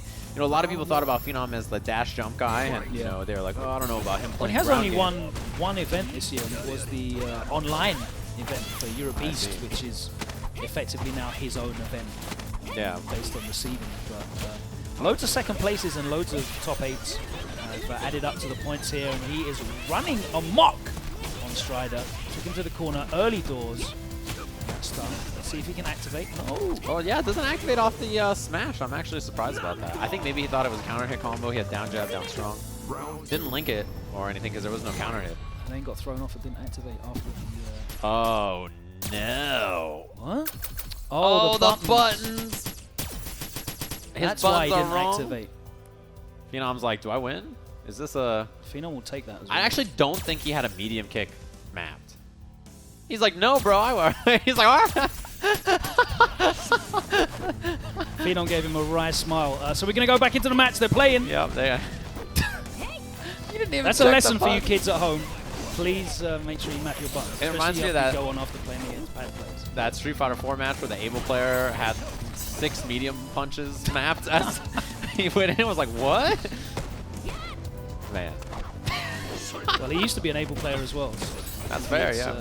They're like, all I need is crouching medium punch, buffer, change of direction, and tornado throw. That's right. Medium tornado. Yeah, that's the only one. Here we go. Wow, the nice. What a beautiful frame kill. Yeah, what a setup there from 801 Strider. Now Phenom needs the pause at the start of the next round and then change his button. Phenom going to be asking the judges if he can actually take that round now. Yeah, that's pretty good. Fortunately, not in retro. That was, man. I'm going to put that as my wallpaper. His face, he's like, are you serious? The walk down pressure. Yeah, and you can see the dangerous part about this character, G, is ground game. He's very, very scary because of how good his buffered lights are. Yeah. From all ranges as well. He doesn't have to worry about being out of range from that EX linking. It will literally travel full screen and clip you if he touches any of the recovery frames of your button. Oh, yeah. And also has one of the biggest rewards for reversal jab, which we just saw on the screen right there. Yeah. Smash activate. Oh, yeah. That's no V reversal for you. And you're so plus that it's a free throw, right? Sometimes you see it during the freeze and you don't have time. It's picked up. Yeah, Phenom's going to have to guess here. V reversal. I love that choice. And again, yeah, you wait for these fireballs. You can EX10. Go sweep. Oh, nothing, of course. And no chip out as well. Oh. Game 1 to Strider. That was that whole game was a mess. Yeah, it was. I don't want to say that last round was scrappy, but yeah, we started from buttons started out with not doing a button check to pausing in the second round. To drop combo into meaty setup that ended up counter hitting to the critical R. Everything about that was a little... The Abigail special from Season 3. Didn't get the second double back heavy. Yep. It's a perfect frame kill. Oh, it's a bad buffer. Yeah. Gets punished for it. He's in the corner as well. Backdashes. He's got a little bit of space. Gets out. Oof. Wasn't ready for the anti-air. No punish either. That was another button. He didn't want the wheel kick. Waiting on the ground. Nice. Low medium kick hit confirmed. Not enough to kill. Low smash activate. Oh, throws the V reversal again. Beautifully done, yeah. Just jumps out, punish, Phenom ready. I think a little bit more controlled round. Round 2. Fight. See that buffer in the beginning, that standing light kick, that Strider sticking out. Yeah, just wants to catch and recovery or something, but that's exactly what Karin wants to do with that medium punch, and she gets so much reward off of it as well. Yeah, her firepower on the ground is huge. Speaking of which, set up here. Remember the good old days when G players would just take the level? Those were those were better days. Anti-air. Look at this, the wheel kick. That'll do it. No bar, and he wasn't even in V-trigger. I mean, he was leveled up all the way. That's V-trigger. That counts. I know, but still. Who else gets to be in V-trigger while not in V-trigger? Character, man. Yeah, when things are going well for him, he looks ridiculous. Definitely very swing heavy and snowball heavy character. I think not the most consistent of the stronger characters. No, there's a lot of variance there. Yeah. No punish. On the sweep, just spaced out well and swing it and go for it. Oh, it hit anyway. Dang, the standing light kick was blocked and Ryder has one more touch. The back throw after the dash forward. The buffered light kick though closes it out. And a controversial victory for A1. There's going to be an asterisk on that one. Yeah, definitely. Oh, man. Funny match, I'll tell you what. Phenom's not going to be pleased about that. He's going to be like, bruh. He's going to be like, are you serious? Even the look on his face, he's like... This guy's been playing in tournaments for how many years now? He doesn't remember to How many years have you been going to tournaments, Gustavo? He doesn't button check to make sure he's got the right... He didn't even have a medium kick. I think it was like on... triple kick on the arcade stick or something absurd. R3 button or whatever. Yeah, it was mess. It was like touchpad. Got pushing the analog button to get the game. His crouching medium thing was the touchpad. It was the slider for the input selected. It was playing DJ Hero. Yeah. That was messed up, man. As we see the other winners finals over here, Kichipa-Mu. Kichipa-Mu and Sen. Yeah, it should be a good one. So Strider bullies Phenom into losers bracket and makes top 16 You're not going to take that, right? No. He's like flexing his big muscles in his face. Come on, bro. As he asked, hey, we're good, I saw his pecs move. Like, his pecs were moving as it was going. Oh, me? Going to the beach? Which way is the beach? This way. He was definitely flexing mid-ask. I was like, all right. Speaking of flexing, Kichipa-Mu stepping up on stage, winners final against Sien. Sien's had a really good couple of months. Yeah, definitely. You know, he's always one of those players where, like, beginning of the year, looking hot. Then he disappears and plays card games for, like, 5 months. Then he shows back up from the lab, and you're like, wait a minute, where's this guy been? And he plays fantastically. So that's the one interesting thing about this. Oh, man, he's explaining the button check, I think. I can see it. That's what I like about watching Sien. You know, same thing last year. He went 0-2 at the Asia Regional Final in Team last year, and then had that amazing, incredible run at Capcom Cup. Yeah, he played out of his skin at Capcom Cup last year, literally from out of nowhere, because there was no form going into that. No, and he's one of those for sure. He's definitely like, when the World Finals rolls around, always bet money on Sien to make it far. I think he's one of those players for sure. He knows how to be a champion. May have done that in the crowd. Yeah, it's worth it. I mean, it's an EVO champion right here, obviously, right? He's an incredibly talented player. What do they say? Form is temporary, but class is permanent. Yes, and he is definitely a good example of someone I will always bet high on in championship tournaments. He's always going to be prepared for whoever he's going to run into. Even that year, remember when Menno won Capcom Cup? Yeah. The closest match that he probably had at anybody was Sien, right? Sien looked the most prepared for Birdie in that season as well. I think, like, it's no surprise. He's a world-class competitor, and I think still to this day in Street Fighter, probably one of the best strategists. Yeah, he's a lab monster. And if you look about, how he came through, the scene that he came through with, it was only maybe him and two other players really. One of them was a commentator, so came through with a character that we'd never really seen and was innovating. He did the same thing with Ibuki when she first came through. A lot of the stuff. The bomb setups before we kind of all hailed Fujimura as the Lord and Savior of optimization. Yes. All the setups were coming out of Sien's streams. Exactly. Matches. So. Yeah, and he's really a magician. He made people think that Gen was an exciting character. When he did crouch medium punch hands and you died. And it was the setup, the smoke and mirrors that he did, the magic work was really the impressive part as he's up against Kichipa-Mu here. I feel like he has an interesting history fighting Zangief in Street Fighter and grapplers in general. It's always such a swing, kind of scary matchup that he has. Yeah, he's literally going to the casino against this character, so it's fitting that we are here in Las Vegas. Kichipa-Mu under the mask. Yeah. Flexing.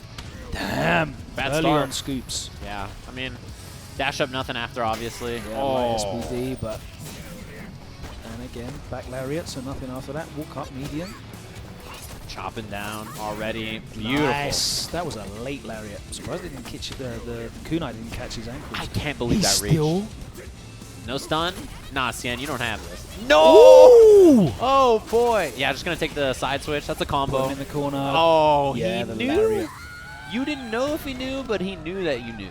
So gets the lariat there, just in case there's a kunai or command dash into the jump medium kick. That'll be a punish. What's the guess here? SPD command? Oh, the delayed EX SPD. I love it. So good. Yeah, it catches backdash. It's Catches safe to reversal. tech, yeah, and it is safe to reversal. Such a good option. Dang. Does he take the reset or not? Ah, he Yes. looked for the jump. Yeah, he was waiting for it. Punish every day of the week. Man, Kichipa-Mu looked fantastic game one. Everything going right for him. Yeah. I mean, you can't ask for a better round, right? I mean, he has one of the best punishes for that, too. You know when people are labbing all those punishes against whatever, and he's just like, I don't mind. Let me just... Great reads on the flex as well. Made the most of those. Somewhat predictable V-skill use from Cien. Punished heavily, and the momentum came in for him as Kichipa-Mu re-ups on whatever that suite is that he's going through an entire packet of. Already a better adjustment from Cien. He was ready with standing medium punch into the uppercut. That's something that you can use to break the armor from the flex. Yeah. Try to hit a button after. I think V-skill actually for Cien. But yeah, I mean, at this point, you can see him just getting chopped up. That confirms the low. Mix up here. Oh my word. Walk up, get scooped by the EXSBT, and it's time to guess again. The stand throw that time. Oh, beautiful. Oh, this is going to be a punish into the corner. Oh, got the regular hit, but no combo after. No anti-air, but yeah, again. he's happy to block that and take his turn, though. But he needs to be Yeah. wary about empty jumps and different jump-ins if he's going to get comfortable. That Huge. time does get clipped by the V-skill. Oh, the V-reversal hits. Crouching jab is so scary. Oh, He jumped the neutral kunai jump release. over the release. He's played a Ibuki once or twice in his life. That was extremely good awareness from Kichipa-Mu. It feels like everything Cien is doing is like so obvious to him, right? Yeah. Oh, damn. Oh, that was so That far. was crazy range. And again, dashes up nothing. Man, if that crush counter roundhouse had been like a jump back or something, it was over. Regular hit, but didn't believe in any backdashes. There's the activation. And it seems like he's getting V-triggered like within 5 seconds every round. Yeah, which is a bad sign. If you have V-trigger early, it's like, okay, well, Lariat again, he's ready. Oh, damn, he waited. the link! Oh, no. That's Counter probably hit. dead. Yeah. Oh, my God. Just like that, Kichipa-Mu smokes Cien and moves out of the pool and winner's side, which is huge. This is could an be enormous result. And I know that Nephew and Itizan are playing off-stream right now in losers semi, so we'll have to keep abreast with what's going on there. If Itizan loses to Nephew, then Kichipa-Mu is in the driving seat and probably in Capcom Cup. Yeah, that could have been it right there. Just, I mean, the win against Oil King was humongous, obviously, but making it out of the pools and winners, that's huge. For Oil King, or for Itabashi to catch back up is a lot. It's going to take quite a bit for him to make it all the way over there. He's got an epic run in top 24. Yeah. But to do it in such style as well, that was an emphatic victory from Kichipa-Mu. Everything working from him. And it wasn't just guesses and hard reads. It was really solid sound strategy. He basically looked like he knew what Cien wanted to do before he did it every single time. He made it look so trivial, which against a world-class player is like, how in the world do you make every decision they make look so obvious, right? It should not be like that. That is not how usually things like this work out. Skips off the stage in exactly the same manner as he did against Oil King. Into the darkness. Very fitting. Hiding from the shining lights of everybody here. So now we know everyone in winner's side in top 24. We do, yeah. We can take a look at the top 24 winners. So it's going to be Punk versus Kichipa-Mu. That would be, okay. That's an interesting one. Punk might wonder who we'll use in that matchup. Sako versus Hot Dog again. That's a very interesting matchup. Bison doing well against Manat now that she has had the significant nerfs to V-Trigger and Heavy Punch. Bonchan versus 801 Strider. Apparently, 801 Strider was not used to the fact that it was an Asian version of the console. I see. X's Yeah, it's a and Japanese O's console. switched over, yeah. Yeah, that makes sense. And John Takeuchi against Problem X, so another matchup that Problem X is familiar with, that Rashid matchup. Look at this, scouring the brackets and the match footage. That shot of all the Japanese players, very good. I Almost finished. Only one more game left to do in losers in C2 for third place, but we have Luffy versus Infexious. That we're seeing on the screen here. This is that one in the bottom right-hand corner? Looks like Nephew. Nephew and that going down over there. It is. That seems pretty good. Can we get the over-the-shoulder shot of that, if possible? Yeah. Swing it back to the right, please. Back to the right. Too late. We already took a peek. Oh, well. And, you know, you and I have been talking about all the top 24 matches, but we're actually going to head to James, who's going to have a list of all the upcoming matches for the top 24. So let's head down to James and hear from him. All right, so we're almost done. I don't know if you can see behind us, but that's the last match that's going on over there. But just to give you guys a rundown of what's been going on so far here in this, as we said, we're just going down to the top 24. In Pool A1, Punk has qualified on winner's side, dominating as usual. Hurricane and Infectious are on loser's side. Bonchan is on winner's side of A2, and NuckleDu, who beat his demon, Nemo, is also qualifying, but Nemo qualified as well. In A3, Takeuchi managed to beat Tokido, so he's in winner's side, and Tokido and Ryusei are out on loser's side. In Pool B1, Sako, who needs the points right now, really solidifying his position, making it out on winner's side, and Moke, who, if he finishes in top 3, could definitely still qualify. And Fudo are both on loser's side, and Fudo beat Samurai and Angry Bird to get there. In Pool B2, Hot Dog 29 continuing his strong Bison play, and Dual Kevin still in there on loser side. JB, who really needs to solidify points as well, beat Commander Jesse to qualify, and Jesse beat Big Bird before that. Again, just crazy matches all around. In B3, Problem X had to defeat Luffy, fellow European, in winners finals, but that means Luffy also qualified. Gotcha-kun ended up beating Yanoob in loser side, but Yanoob had the most amazing losers bracket run, went to loser side in the first match, then defeated K-Brad, Harrow, and Smug after losing to PR Balrog in the first round, and so he made it all the way to losers finals. So shout out to him. Probably, biggest surprise and excellent performance of the day. In Pool C1, 801 Strider really needing to solidify his spot. He's right outside the bubble, so this is going to give him a great opportunity to really make sure he can get into Capcom Cup. Phenom is on the losers side, and Kawano, who beat SoCal's Mira, who was the one who defeated Mena RD. So all those players are out, and now Kichipa-Mu, who is currently tied with Itazan in the points. And so both of those guys are trying to fight. They're on the bubble. They're outside. They're both trying to win by having that extra spot, by being the highest placing Asian player. And on the loser side, Sin is there, as well as the other person tied, Itazan.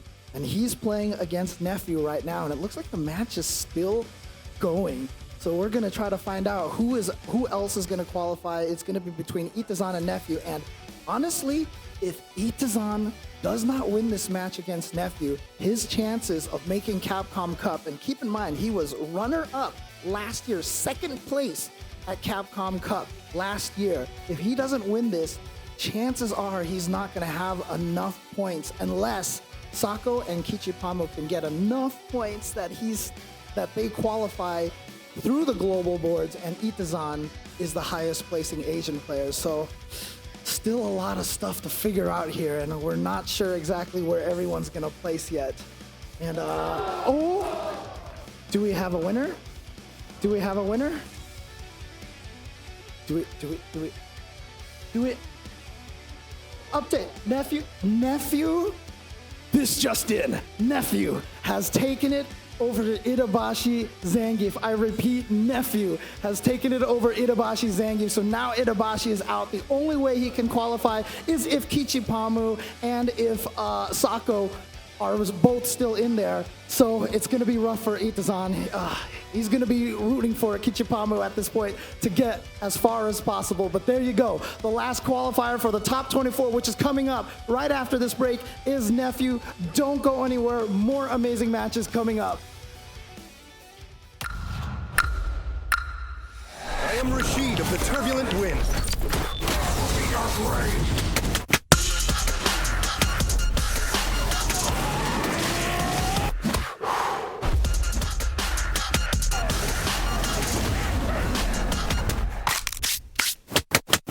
Rashid wins.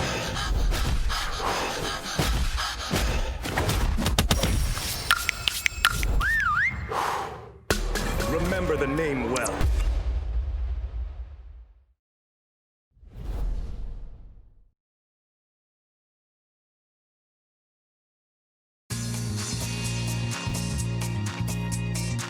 Worn out already.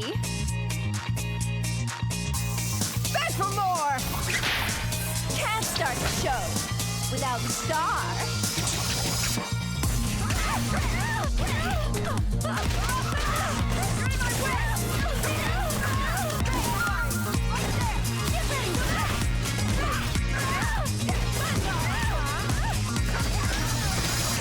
You want a second chance?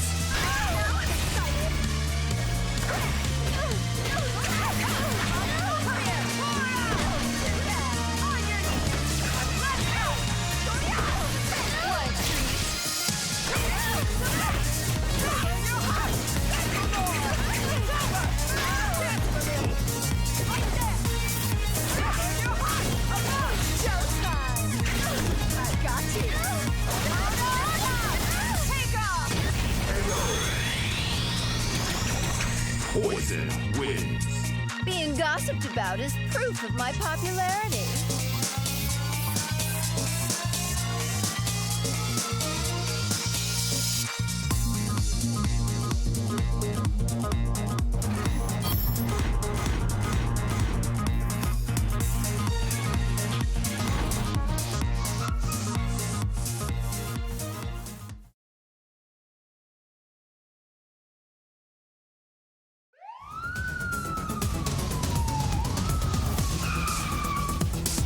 Cool down, cops! The police aren't wanted around here. Do the crime, you do the time.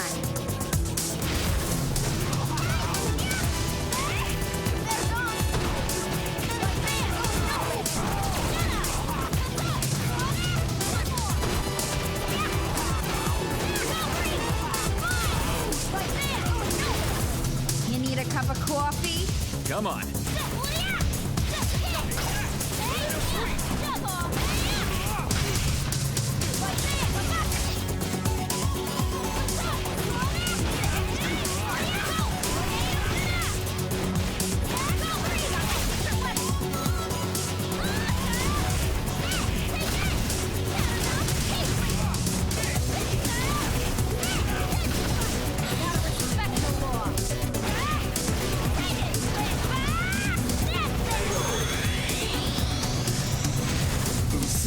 Wins. Yes! Another case is closed.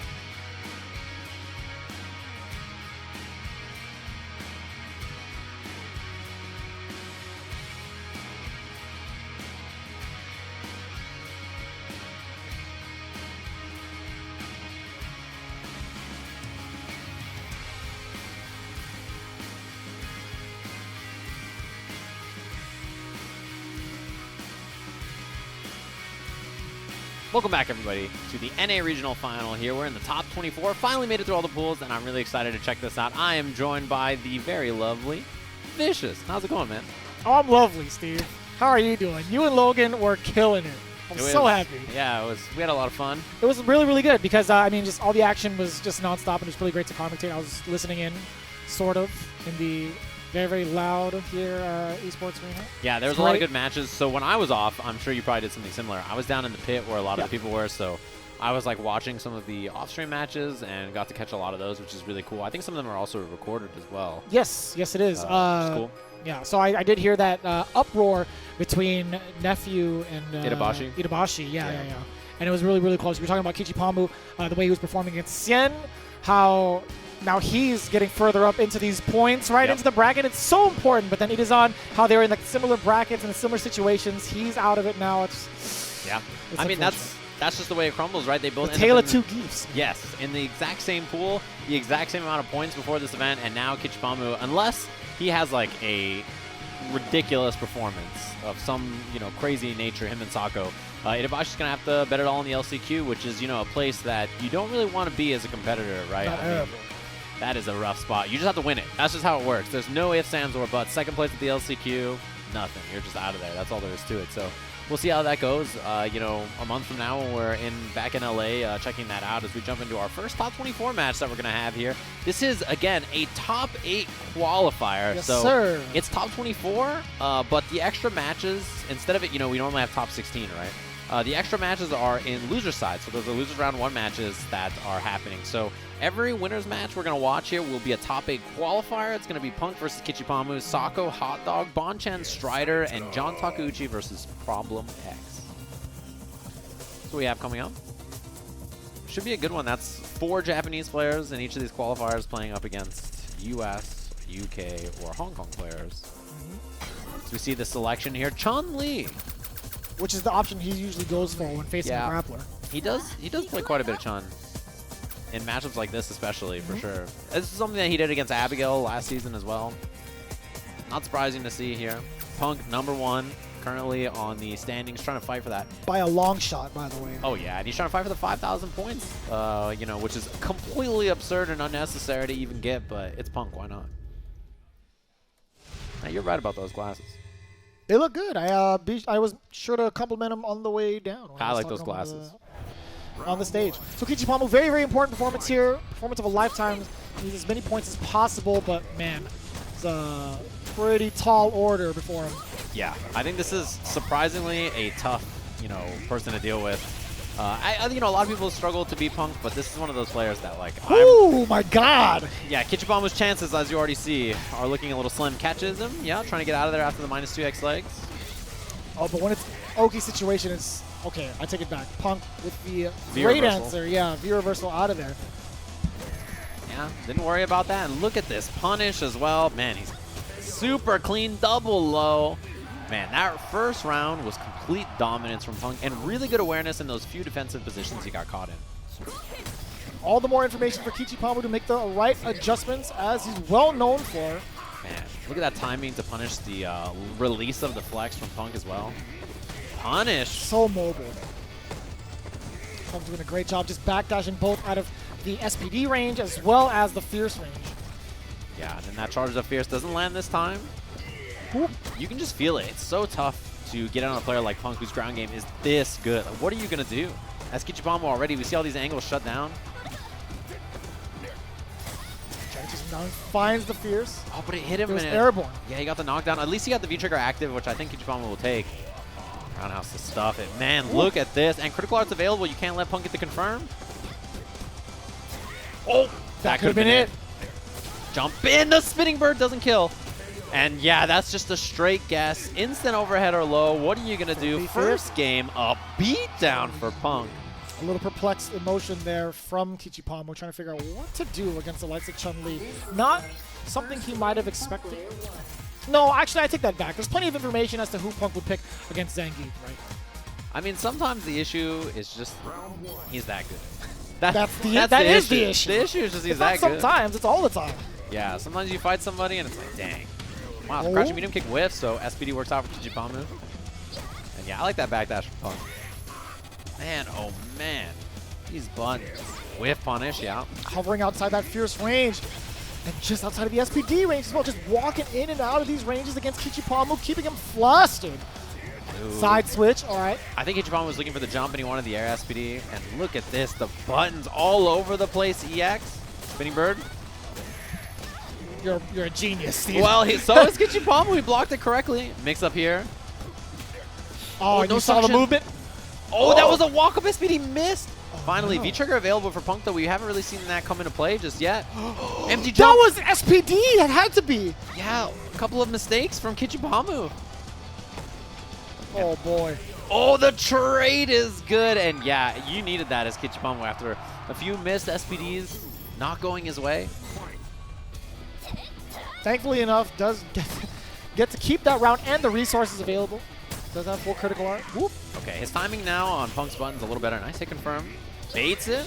And yeah, gets the crouching heavy punch this time into the V skill.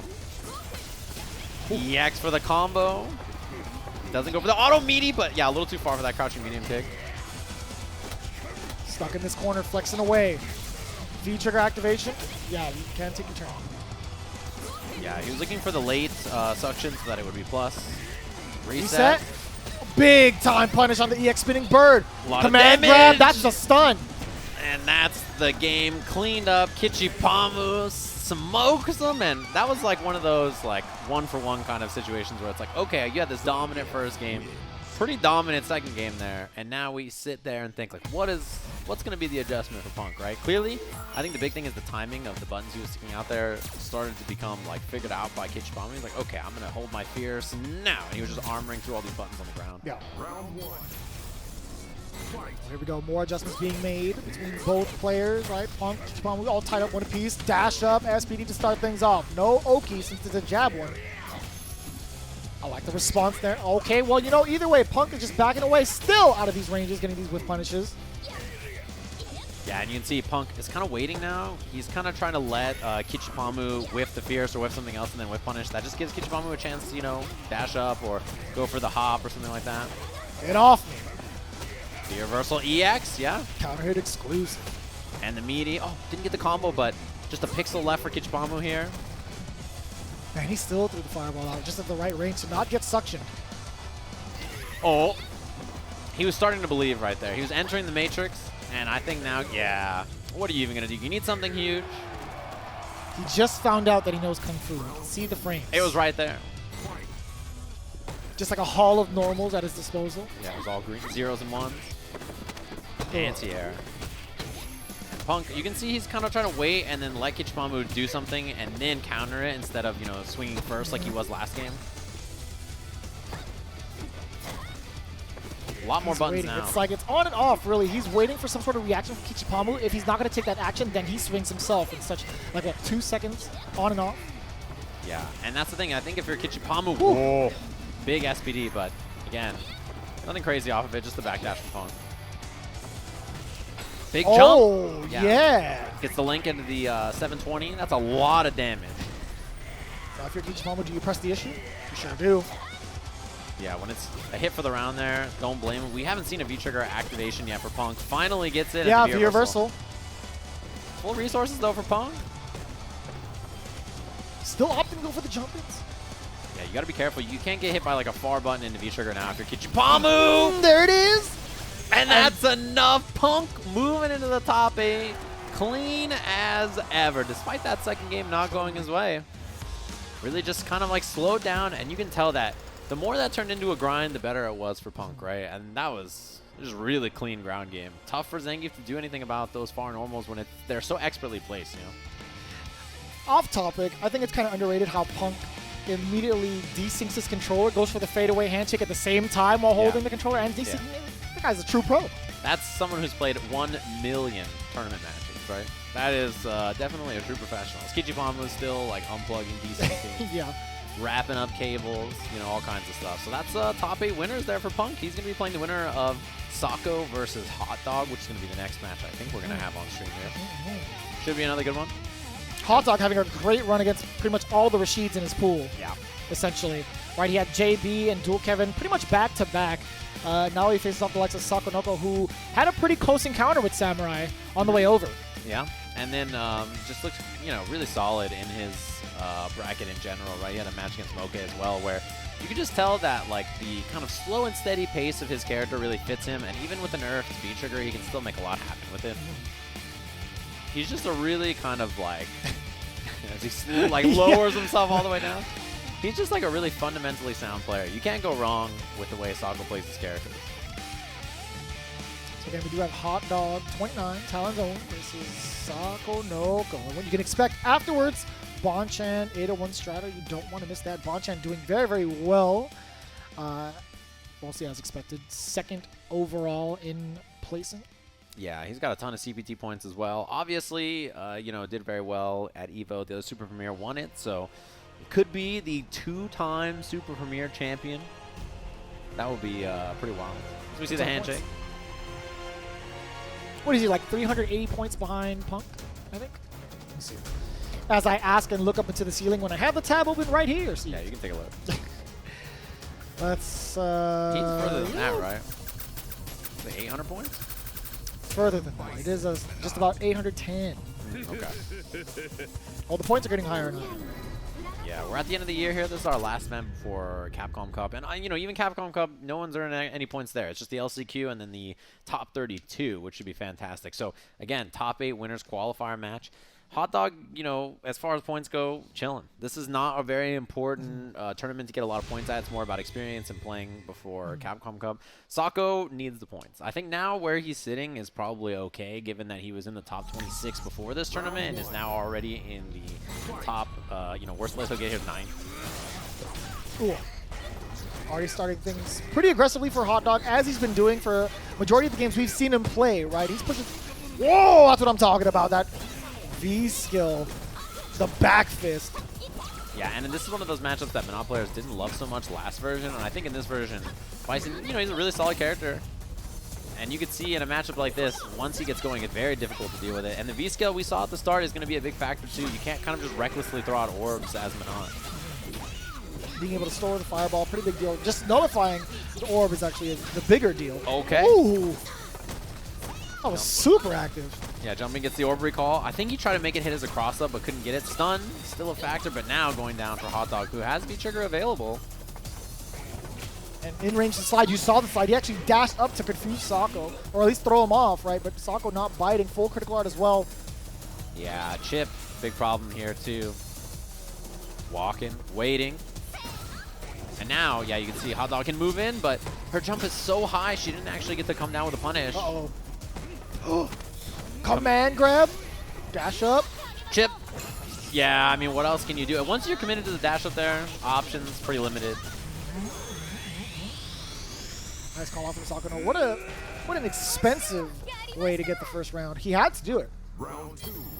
Yeah, I mean, if you block some series there and then it's like cross-up Devil's Reverse and then you die to the bomb explosion. Yeah, the left-right mix-up last second. Not worth it. You got to spend that meter to get the kill.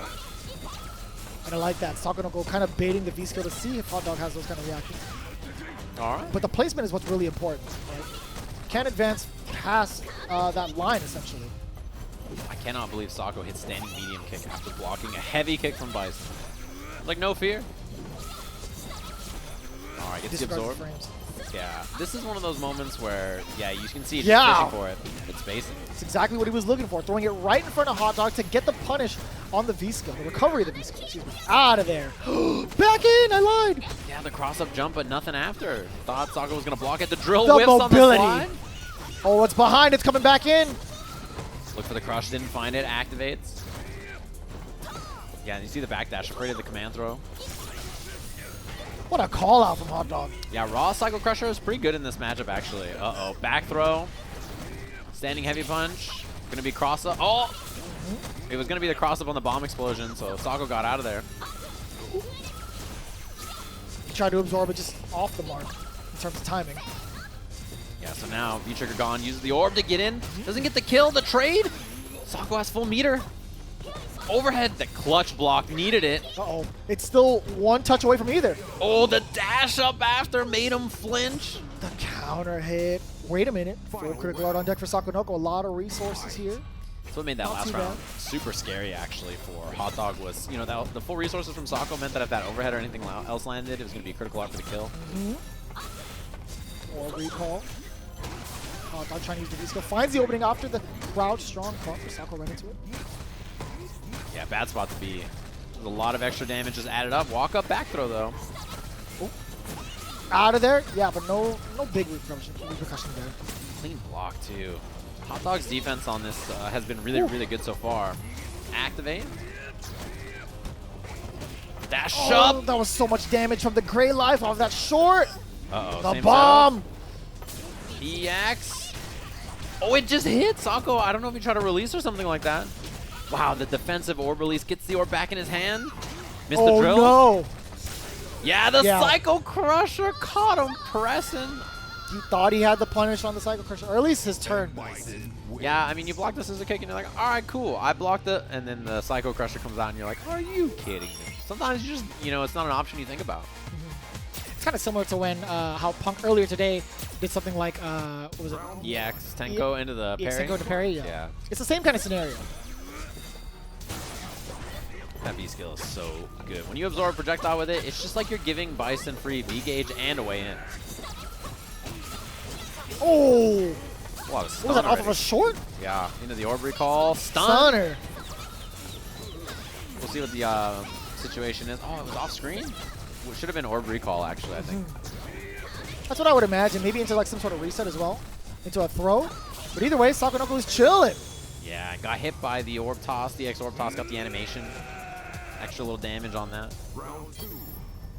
So rough round there for Hot Dog. It fell apart pretty fast. As you mentioned, the V-skill on deck for Hot Dog with the reactions on the call-out.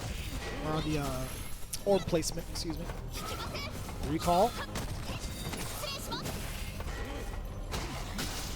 Nice crouching medium punch challenge too, gets the blast. Try to walk up throw, but Sako with these little walkbacks and backdashes is making it tough for Hot Dog to really challenge on his plus frames very well. My goodness, the mobility on Sako. You can't tell when he's going to start backdashing and hugging the corner or if he decides to drill in. Caught him standing there. Obviously afraid of the command throw. Not quite dizzy, but very close. And again, finally commits to the tick. This is humongous damage. Explosion, pop, pop. Still had the blast into the Psycho Crusher at the end, so. Yeah, that was tough. I mean, you can tell that both times he was waiting for the command throw and then finally ticked and went for it. Off of the hit, too. You thought there was going to be something else. Any other normal following that? No, Hot Dog going straight for the command grab. Already off to a great start, pushing Sako Knuckle at plus frames in the corner and the throw. Yeah, I think spending the EX is such an important decision there against Minot. No punish. None. Again, that standing fierce. Oh, that's a lot of damage. Nice break. That was a do or die moment right there. Another break. Orb release, get some extra damage on it. Oh, the cross up, but no combo after. More orbs follow through. The Psycho Blast trade, and that's over. Just like that. Hot Dog 2-0. Easy peasy moving in the top 8 winners over Sako. And again, not a person that needs a ton of points here. So this is just really kind of being the party pooper for Sako, who's trying to get those extra points at the end, right?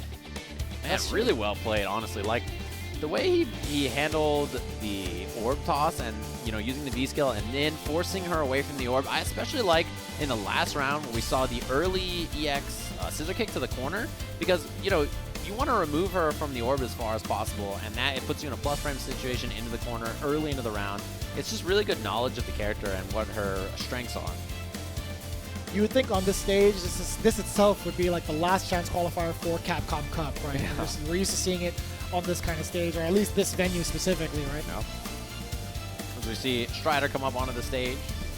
Make sure you check your buttons. That's what I'm saying, man. Make sure the buttons are good. You got to make sure you have a medium kick.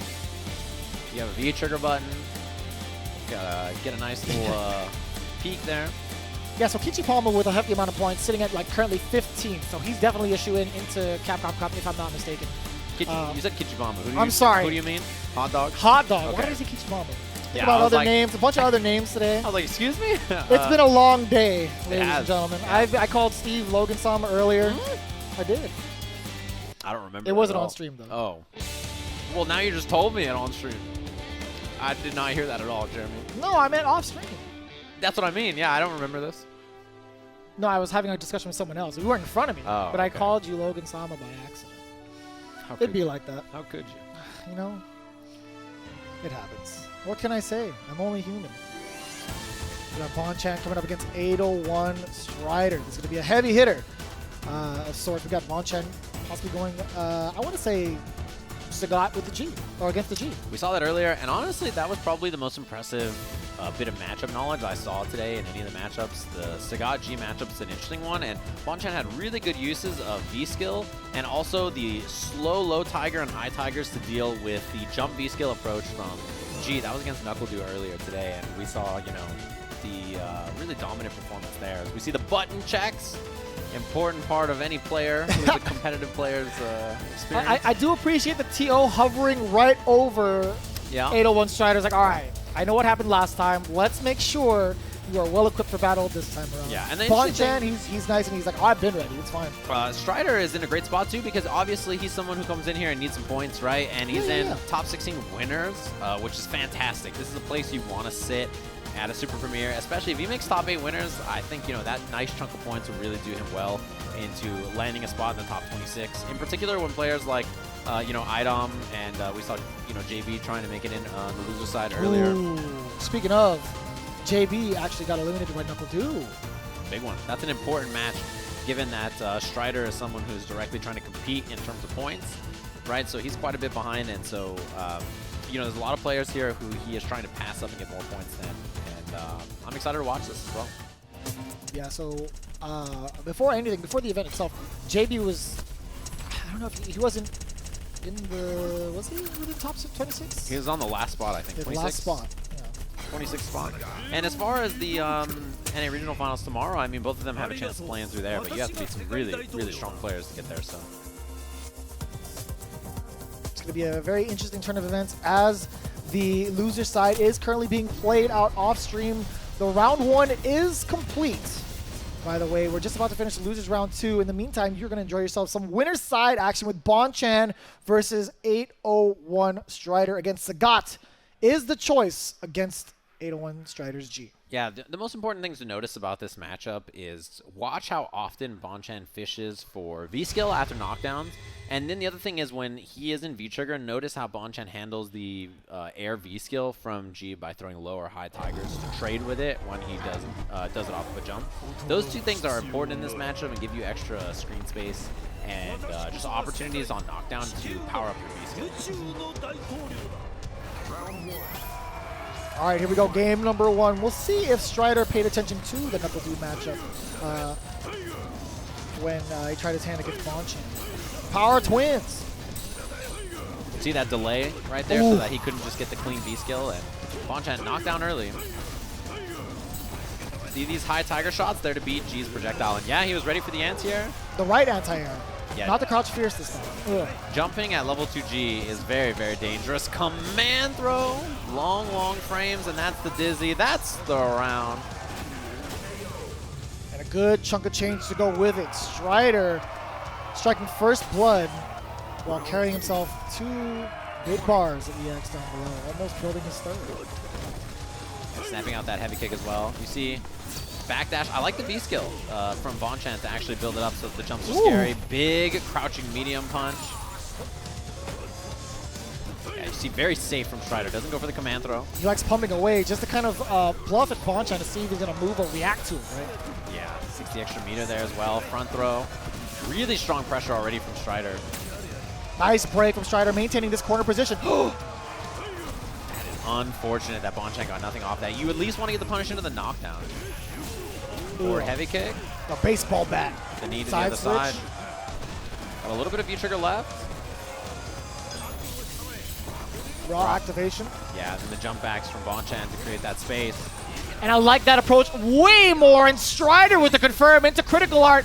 The big changeup to his offensive pressure. Going for the fireball canceled into V-skill to approach rather than the air V-skill. Yeah. Keeps Bonchan locked down. And you got to keep him guessing, right? Because if you're going to approach on the ground like that, Bonchan has to start neutral jumping, he has to start doing other stuff. And it's very hard to just get over that grounded V-skill, or you can't even like blow through it with an EX projectile. You'll lose that trade as Sagat, so you know you have to be careful. It's got a ton of hits on it. Man, his, 801 Strider's knowledge of where to stand and how soon he can absorb on that B skill is very good. Yeah, that's perfect space, and retaliates with the fireball as Bonchan tried to dash up. Little trades here and there. Air to air, Strider wins that exchange. The whiff punish. Man, insane on that crouching medium punch. And delays again. Trigger on deck for Strider. How he's going to activate after the forward. Ooh! Dude, the range on that is unbelievable. He's been using it so well, and it killed. Oh my goodness. My God. Yo, he went underneath, what was that, roundhouse with the crouch strong? Picking all the right spots with the right normals. Strider looking very, very strong here in this game. Yeah, he makes the ground game of this character look just almost unstoppable to deal with. Just the way he buffers these far buttons, the light kicks, the jabs, the crouching medium punch.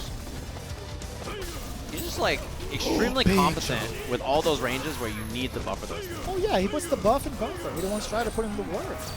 Out of the corner, here we go. Bonchan still with the life lead. Nice check with the crush kind of from downtown. The sweep. Yeah, I love that dash up into nothing from Strider too. Activates. And you talk about this character, a big snowball archetype. Oh! Counter hit. Yeah, this is a lot of damage and a lot of dizzy on the end of this. Roundhouse, not enough. Oh, I thought that was going to be a fuzzy setup because he still had some V-trigger left to do it. Could have been like a jump short into V-skill. Didn't commit to anything. Walk up. Oh, super patient. You notice that Strider's not committing to anything big. Even with this lead, the standing medium punch light him up, but nothing. It's not fast enough. No punish. Jump over. No buttons from Strider. The sweep it didn't he reach. didn't get it. And Bonchan is set to losers by 801 Strider by a small error in spacing. The hairs on his chin. Oh my God. He had standing medium punch, critical art, no punish, and then even that right there didn't reach. He can't even believe it himself.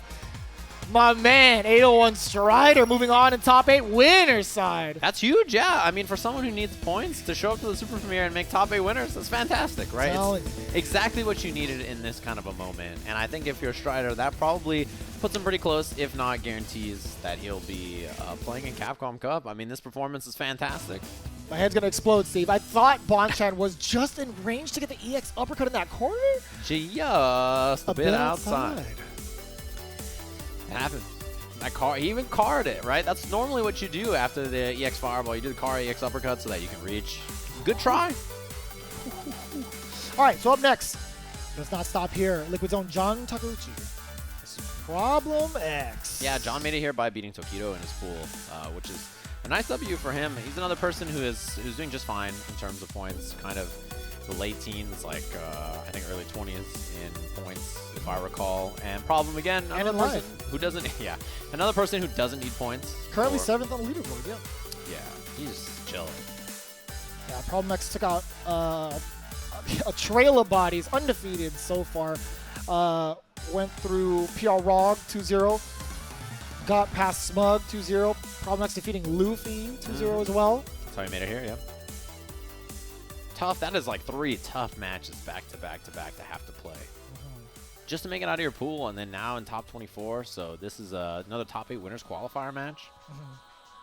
And you know what was really unfortunate about that? We put some heavy emphasis on some of the European players because of the amount of points they needed. Infexious and Luffy actually had to play each other first round of losers in the top 24, and Infexious eliminates Luffy. Okay.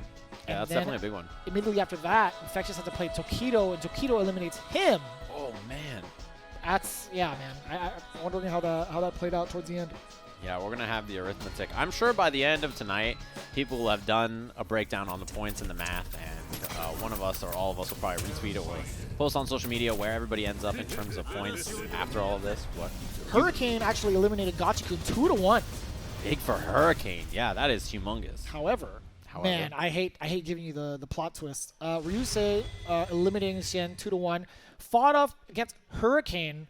Survived the storm. He had insurance. 2-0 over Hurricane. And now Ryusei has to fight Bonchan and losers. Man, that is... yeah, and Bonchan just sent there. We just saw it. That would have been Strider if not Bonchan, which is great. Which is... still a tall order, yeah. How, like, the more I think about it, the more it's like, how does this bracket even exist? as we get into this. Another top This 8. is Capcom Cup, right? Yeah. I'm totally kidding. It was in this venue before. So we have another top 8 qualifier match. John, Problem X. Man, these brackets are wild. It's fantastic. I love it all. It's only a preview of what's to come in the next month. Or actually, what, 2 weeks? Yeah. Maybe 3. A little overzealous in the calculation there. Problem X sitting on a perfect right now. You know, commentator's curse is real, ladies and gentlemen. John Takeuchi firing away with that V trigger. Now keeping Problem X in this corner of the overhead. Hits, but not too much damage either way. That was a really good jump out, I think, actually, for Problem. This is one of those spots, too, where you have to really be on point about challenging whirlwind shots. I like the EX, too, because in positions like that, when you're in the corner, EX scissor kick is just, it puts you mid-screen immediately, and you're plus, which is, you know, fantastic. No pun intended, but dictating the pace the entire time with the life lead, just waiting it out, 24 seconds on the clock, really picking and choosing the spots when he wants to harass with normals, right? But in the meantime, he's backing away. He's just forcing the agenda against John Takeuchi.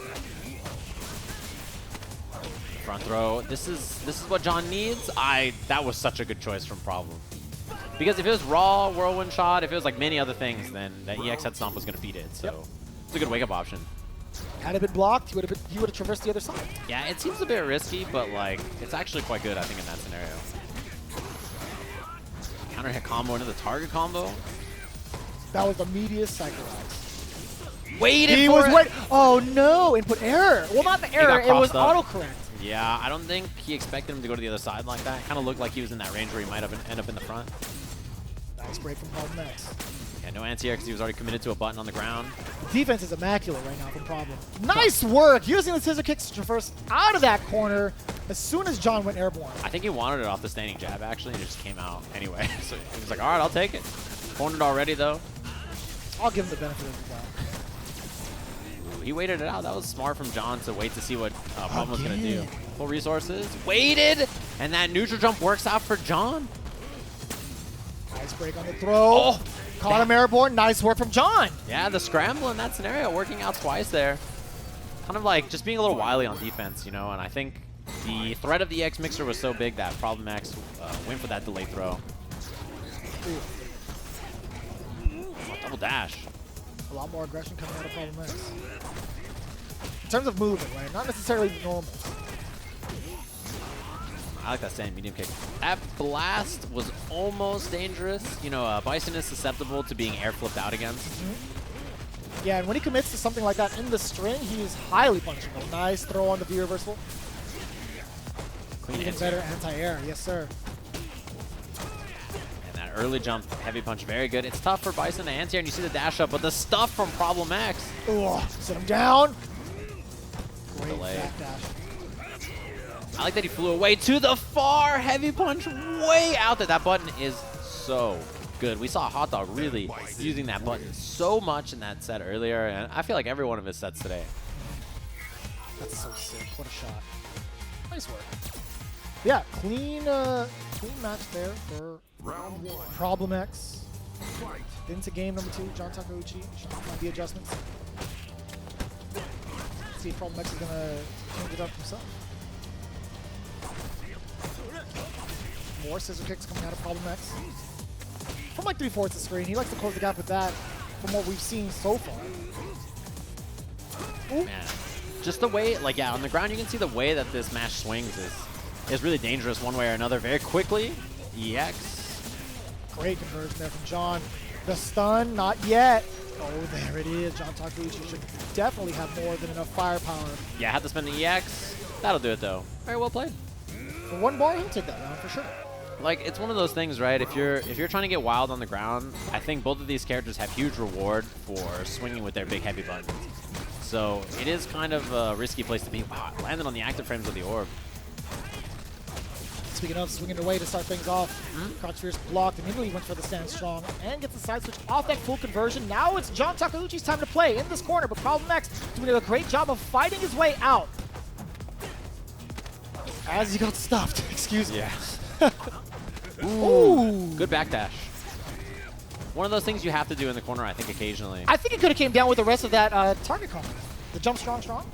I'm not sure, actually. Wow, I can't believe that button didn't hit.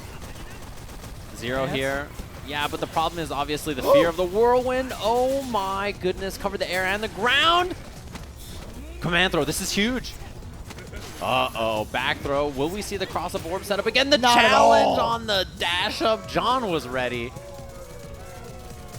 Yeah, and you can't let people get away with stuff like that. You know, even though the orb is on you, I think it's very natural to kind of like, you know, just clamp up. Be like, okay, I don't want to swing. I'm scared to hit a button because the orb is on me, and if I get hit by something, you know, it's going to explode into big damage. But really good awareness to challenge on something like that dash after the throw.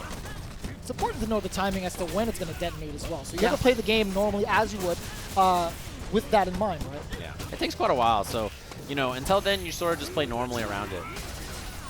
Far heavy punch again, the distance on it. Super far. I think deceptive a lot of the times.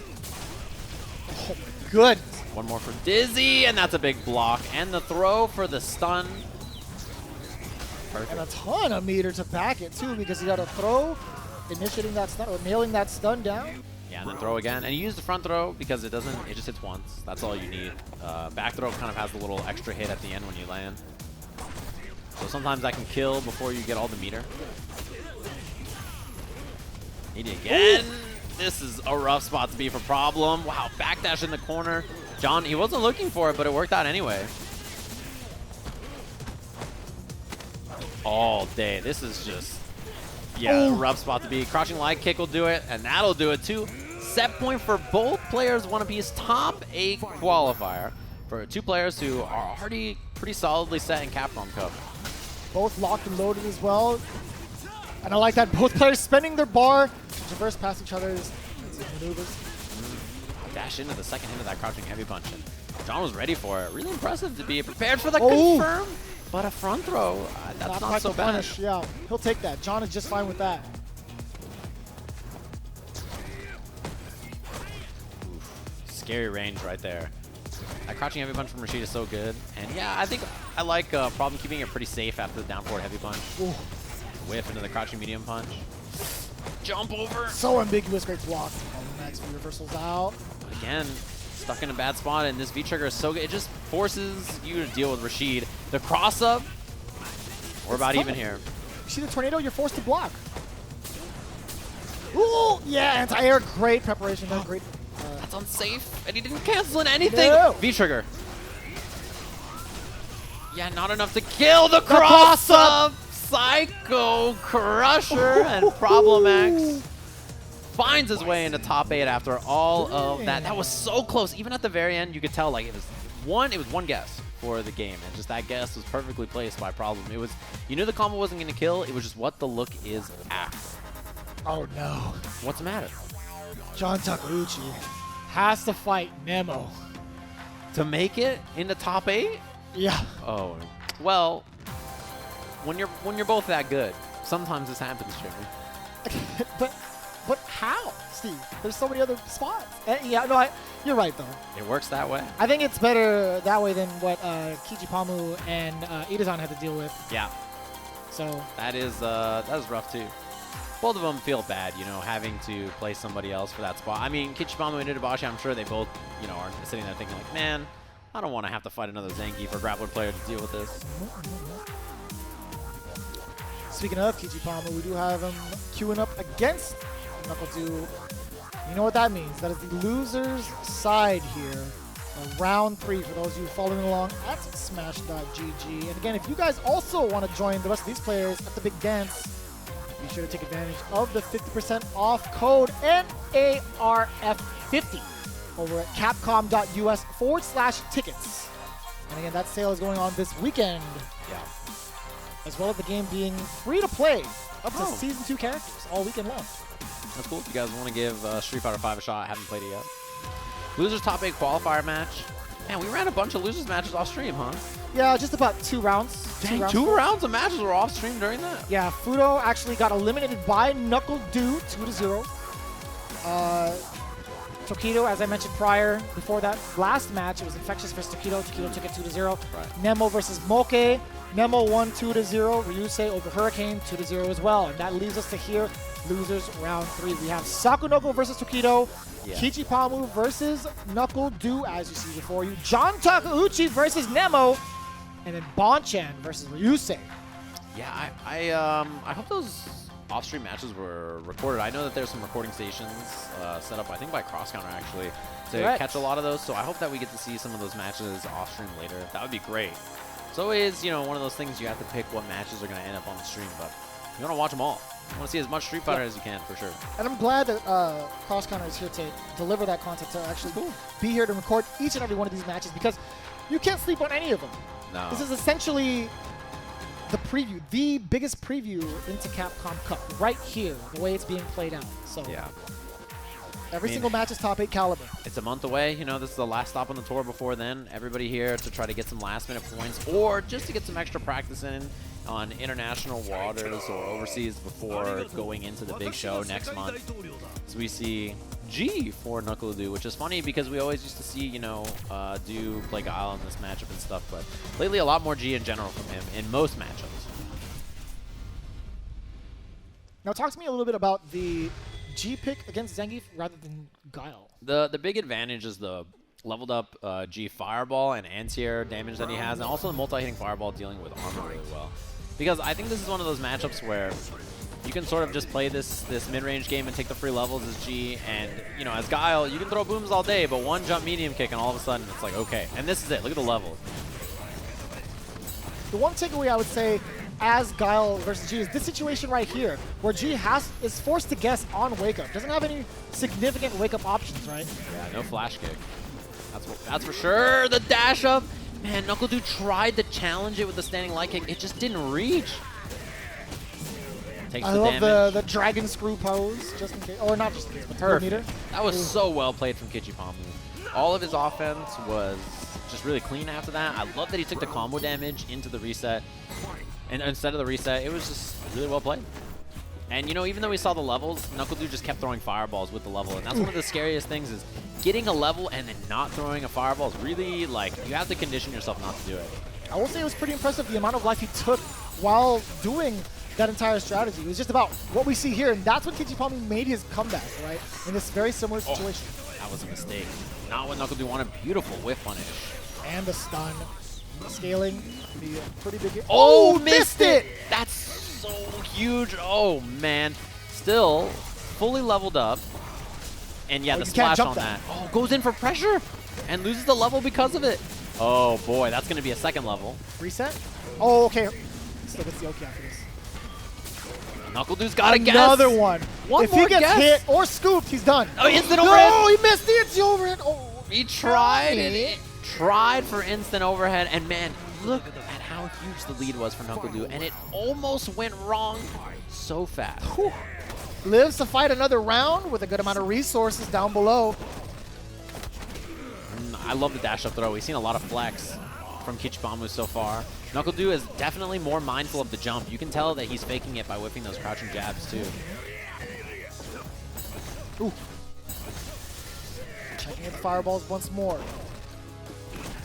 Hasn't been able to level up just yet, but he's fine without it, man. Oh. Yes, sir. The whiff pun is dashing out of the range and then scooping on in there. This is rough for Kichipa-Mu. 2 scoops. Command grab? Oh, just meaty jump hits? Just like that. I wonder what Kichipa-Mu tried, and that's going to do it. Man. Game 1, deep jump heavy punch just lands. And I'm glad he confirmed after that. Yeah. Because I thought maybe he would go for like a mix-up. That's true. Expecting the block, right? But just a raw jump first. A lot of people, I think, do that. They just do the jump heavy punch and then like, you got hit? Like, they don't expect it, and so they go for like a throw, or they, wow, that was a good try. They go for like a throw or a command throw or something like that. And that, yeah, way behind the head. That is a very good hitbox. And then being able to change it up with the other fierce. I like that he takes the very safe pressure into the corner, doesn't go for command throw, loses the level. Again, the backdash whip punish has been excellent from NuckleDu so far. Takes the setup. Wow, good block. It's sometimes risky, I think, in a scenario like that to, you know, commit to a mix-up, but NuckleDu was willing to do it. Oh my. Yeah, that's a scary range. V-trigger at this range is very good, yeah, but just went for it instead of reacting. A little bit left. Oh, and it just so happened to catch. The jump in just connects too. No critical art though. Critical art. No anti-air either. Oh Empty my jump. gosh. SPD. NuckleDu had another shot at life, but backdashed himself into the corner. Got scooped. Critical art on deck for Kichipa-Mu. A solid hit. Can go into pretty big damage. Yeah, I think you spend it early too if you're Kichipa-Mu probably. Yeah, waited for the anti-air, gets the trade. B reversal. Looks for the jump out with that roundhouse, and NuckleDu not having it. Big jumping, opts not to spend the critical art. Yeah, loses the level as well. I Reset. like that a lot. And the Oki situation. Do it again. Oh, caught Even the button. better. This is big. Takes as much corner carry as he can get. Backdash from NuckleDu. Gonna take the activation into the corner carry. Critical art is available for Kichipa-Mu. Empty jump low. NuckleDu. Yes, sir. Nice work. Tying it up here. Putting himself at match point. However, Kichipa-Mu again in a very similar situation as the last round with full critical art. Yeah, a headbutt or an early jump medium kick are both very scary things to get hit by at the beginning of this round. Woo! Absorb, but no punish or anything. Do with the backdashes to kind of reset the spacing. Not put himself in too bad of a position here. Dashes into the headbutt. Not buffering in a critical art given the range that they were at before that. I think it was too far to get it. Yeah, that's probably what he was worried about. Jump in, lariat. This EX, is SPD, dangerous situation for NuckleDu, 50-50. Oh, another one. He has one more in his pocket, and that can lead to stun. Goes low, dizzy already. Dash up, clean it up in game 2. Kichipa-Mu, just really patient, solid on the ground. And sometimes you have to do that. You have to sit there and be like, okay, I'm fighting one of these characters that can, you know, overwhelm me, that can just level up, is really, really strong in those positions. I have to be patient. I have to not overcommit and be smart with times where you take the resets and commit to something like that SPD. It's so tough, right? Even just having all those resources on deck, it's like, dang, if you get a solid jumping with medium kick, you're reducing your jump arc by 50%, and that can lead into a 720. Or just keep these 3 big game-changing moves in your pocket. Yeah, it's very good. And it's so dangerous. It's like just that much life out there. The first time we've seen that. That's the first time we've seen like the super far full screen level up from NuckleDu, and I like that idea a lot. Kichipa-Mu jumping. Jump. Empty low, that's dizzy. It's a good amount of information taken for NuckleDu. That's the second time around he's caught Kichipa-Mu. Opened up his defense with that tactic. Empty jump low. Not this time. Oh, the throw. Yeah, Kichipa-Mu trying to rely on the flex there, maybe into V-trigger or something, or just the reset position after. NuckleDu not having anything to do with it. Just says, I don't want to deal with any of this. Just going to go for the throw. Whew. Going into the headbutt with Kichipa-Mu. Oh, that was a good try. You know, seeing that the Fierce was armored to cancel into something, it was just a little too slow.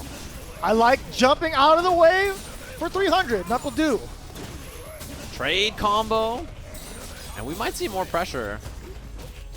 Yeah, it just goes low. I don't blame Du. Gonna be dizzy already. Back that. Ooh, I think that was a clean bait. That was supposed to be a bait on the critical art, but out of there. No power up. He's just gonna keep it as is. Du is in level 2, which is pretty useful to have here. You gotta watch the raw. Ooh. Out of there. A lot of screen to work with. They both dashed up. Du, he's swinging with a lot of buttons. Oh my goodness! Oh, the punish! That is that. NuckleDu in top 8. And man, how many times did we see that backdash? You know, the whiff right there, and just get that EX rush punish.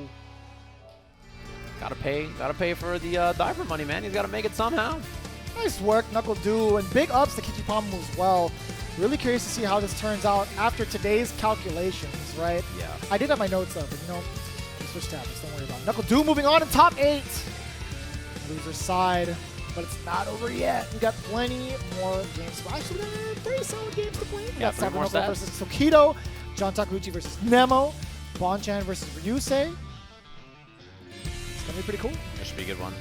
And yeah, and that's the interesting thing for Kichipa-Mu. Obviously, the big situation was needed points for the Asia Regional Final qualification spot, and to get past Itabashi. That was the big one.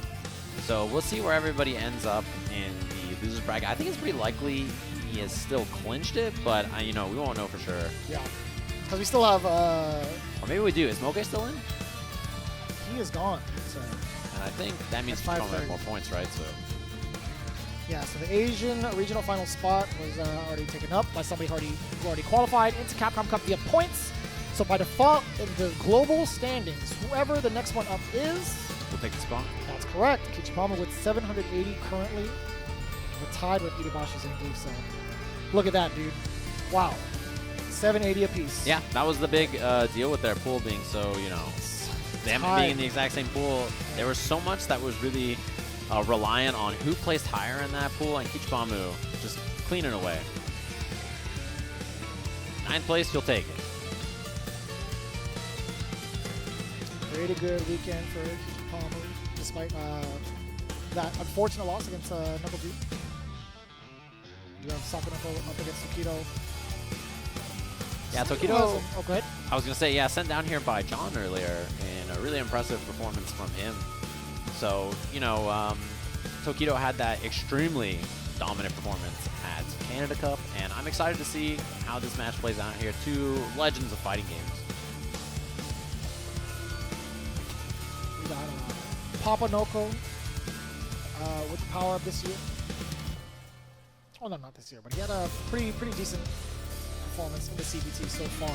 Yeah, last year, obviously, with Minot, extremely strong character. We saw Sako performing really well, got a couple of premieres, made it in the Capcom Cup. This year, you know, has not performed to the same kind of level, and so is trying to fight in at the very end. Yeah. And then the last time, I mean, I would say, not the last time. Beginning of the year, NCR, we saw Sako Noko in the same seat against Tokido, but this time, or at that time, Sako Noko was playing Kage, if I'm not mistaken. Yeah, I think a lot of people have sort of realized the weaknesses to that character as the year has gone on. You see Minot Akuma? Common matchup. I mean, especially last season, we saw this matchup so much. This is just, you know, every top 8 had these characters in it for the most part. They're so powerful. And in this version, Akuma has retained a lot of that power, and Minot has lost a little bit of it. One of them being VICTRIX turning into 3 bars. Yeah, the nerf to the Fierce as well. 2 big ones for this character. In particular, I think the VICTRIX nerf hurts a lot of people, but Sako in particular because of how just unbelievably talented he is with the orbs. But Steve, now he has more V reversals. So yeah. we did see Sako Noko kind of experiment with VICTRIX 2 as well every so often. I don't know if that's like a matchup specific thing or not. Yeah, I don't expect that we'll see it. Not in this matchup, to say the least. We got Sako Noko, not Tokido, trying to Akuma. Game number 1. Losers round 3. Here we go. Yeah, no loser bracket match. Crazy to think. Oh my goodness. That was really unfortunate. That jump air fireball being an air approach option.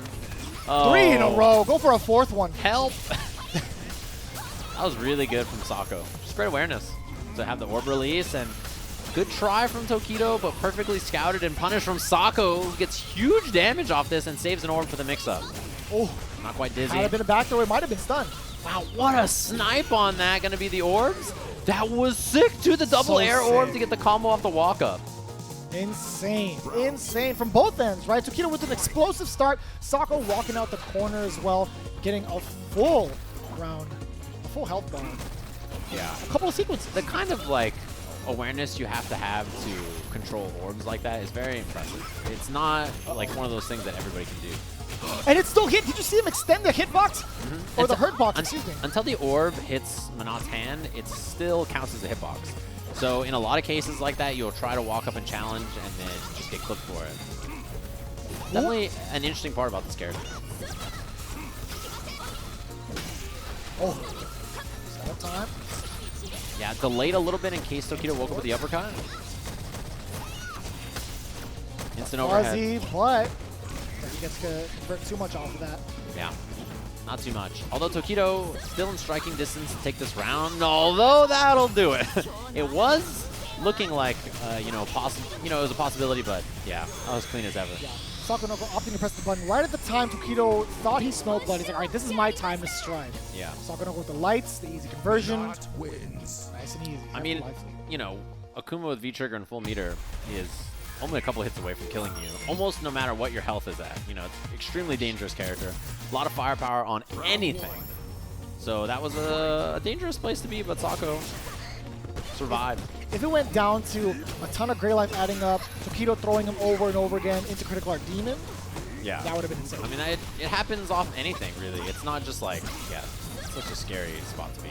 One of the best V-Triggers still. Look at how much V-Gauge Sako is building off of this. Has lost a lot of life as well. V-Trigger available now. Clean uppercut. Tokido, I'm very impressed with kind of the way this round has gone already. It's very similar to what we saw in the first round of the last game, and Sako kind of composed after that. Oh, we tried to catch him on the way down. Smart choice from Tokido, reacting to the orb, using EX Fireball. Overhead? Nothing and that's after. fine, yeah, no orbs to follow through with it. Tokido traversing the trap that is V-Trigger 1 from Minot. Nice work cleaning up the first round of game 2. Yeah, and I think that's, you know, very similar to what we saw last time, and Sako kind of just slowed things down and figured out how to deal with the approach options afterwards. Nice. That damage. That was a lot. Chases the teleport. He's getting hit. Not quite stunned, but very close. Yeah, and that wasted a lot of the time on the stun gauge. Good decision making, I think, from Tokido to recognize that. Jump in a little too far. Punish. Not too bad. Yeah. He thought he had the punish because of the recall being behind Minot, but it was so short. EX beat the fireball as well. Sako. Like, really impressive decision making in general, which is one of the most important parts about playing this character. Oh! Looks like a weird mistake. Oh my! Soul throw ready for it. Sako on match point after such a dominant first round for Tokido. Sako really needs the points. According to his current place with Tokido, not so much. No. Didn't need him at Canada Cup either. A bit of an overachiever, you know. Yeah, just waiting on this orb. I mean, not a lot you can really do as Akuma here. One of the big benefits of having that orb out there. Recall? Just by a hair. Very patient from Tokido. I like that decision making. Okay. Yeah, the fireball ran out. I forget, yeah. It always throws me off, seeing those fireballs dissipate pretty close to the screen. Thankfully they do. This is a bad look if you're Sako already. 2 bars spent for some damage. +3 and a throw break from Sakonoko. Yeah, looked for the sweep. Wanted the V-Trigger activation. Did Sako. Teleports away again. Doesn't want to deal with the orbs. Raw activation. And it goes to the air. That's something we see quite a bit from people when the orbs are out. Out of the corner. But here comes Sako. He only has 4 orbs left. Yeah, and 2 of them are the air orbs, which are not really as effective. This should be a big punish. Interruption.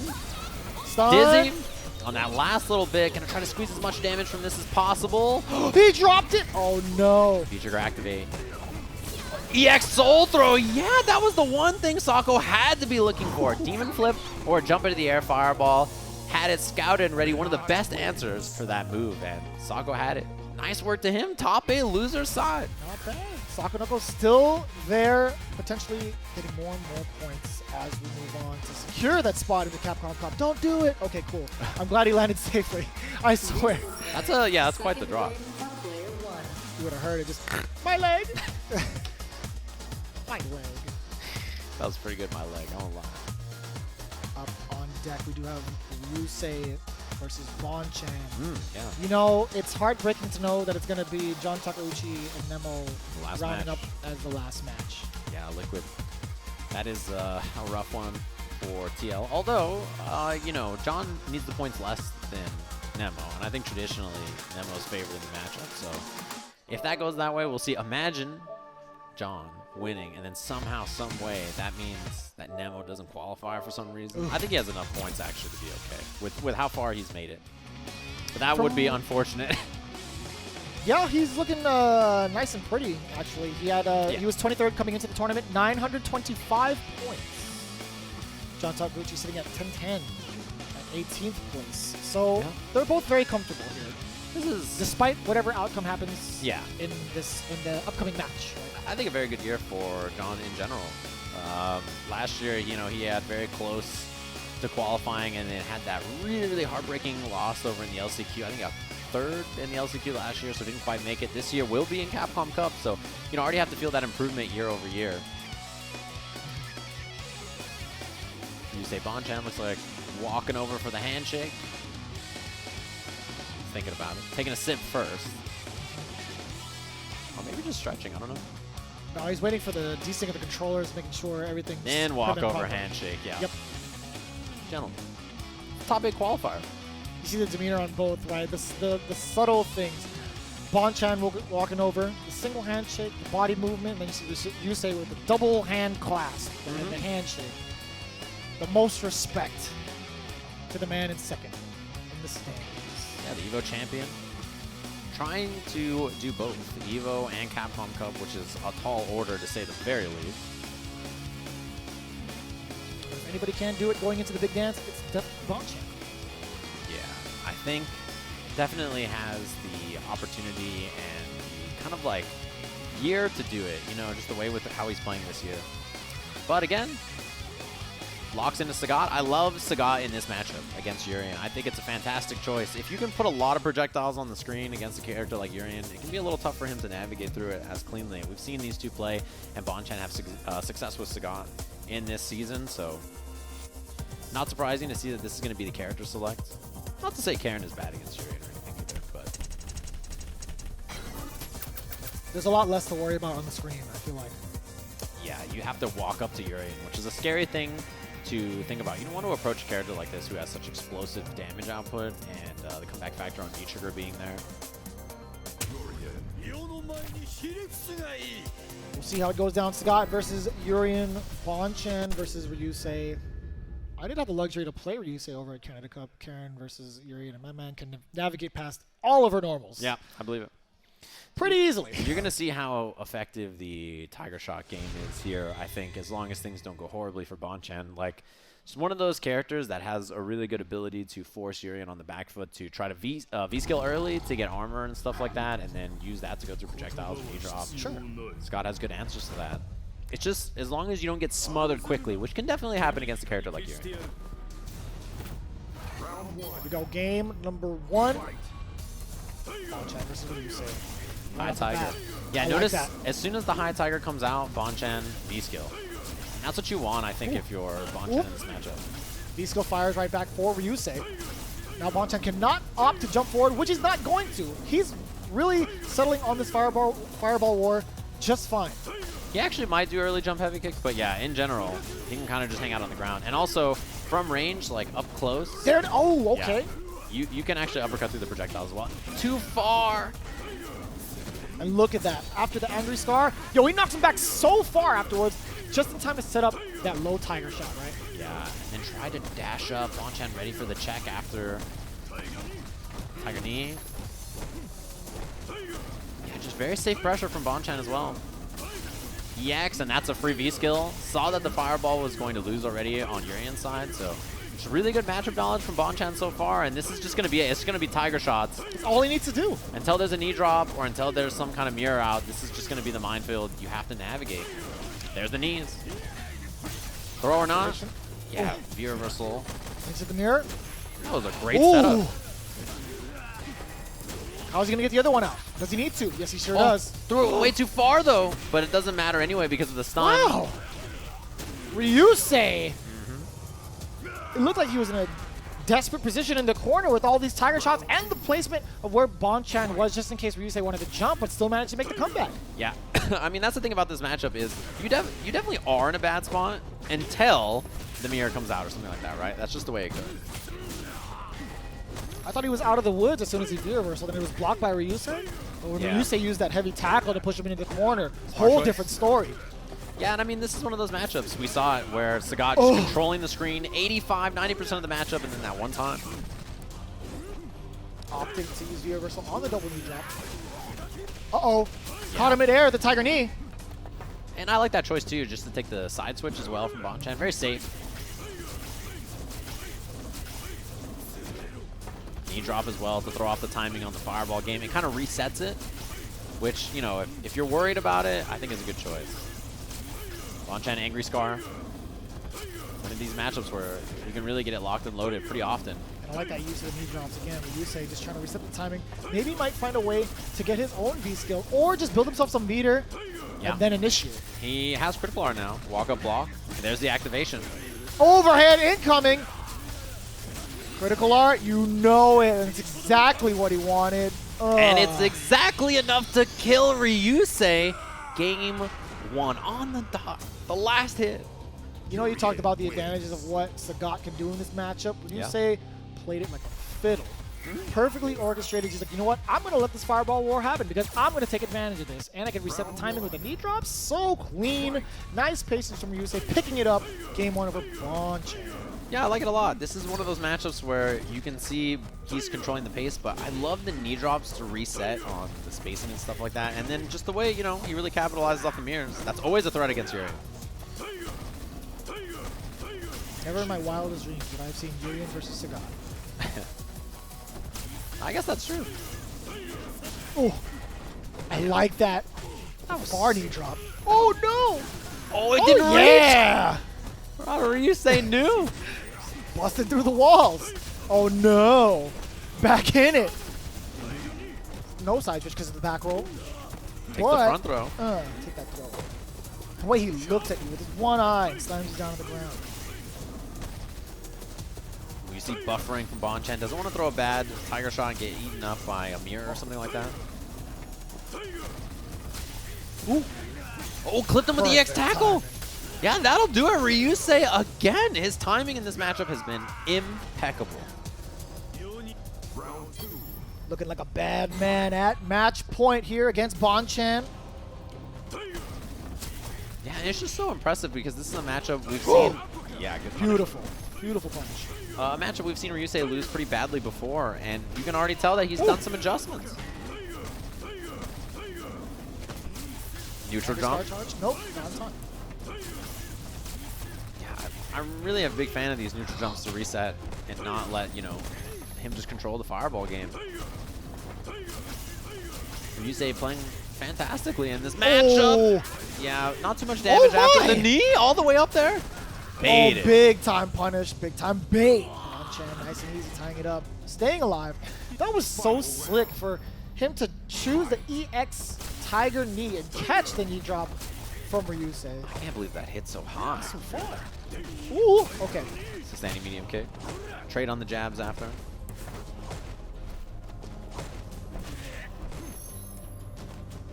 Trying to keep it at least within medium kick range. Oh! Yeah, He'll trade. take that trade. And double dash. Doesn't hit a button after.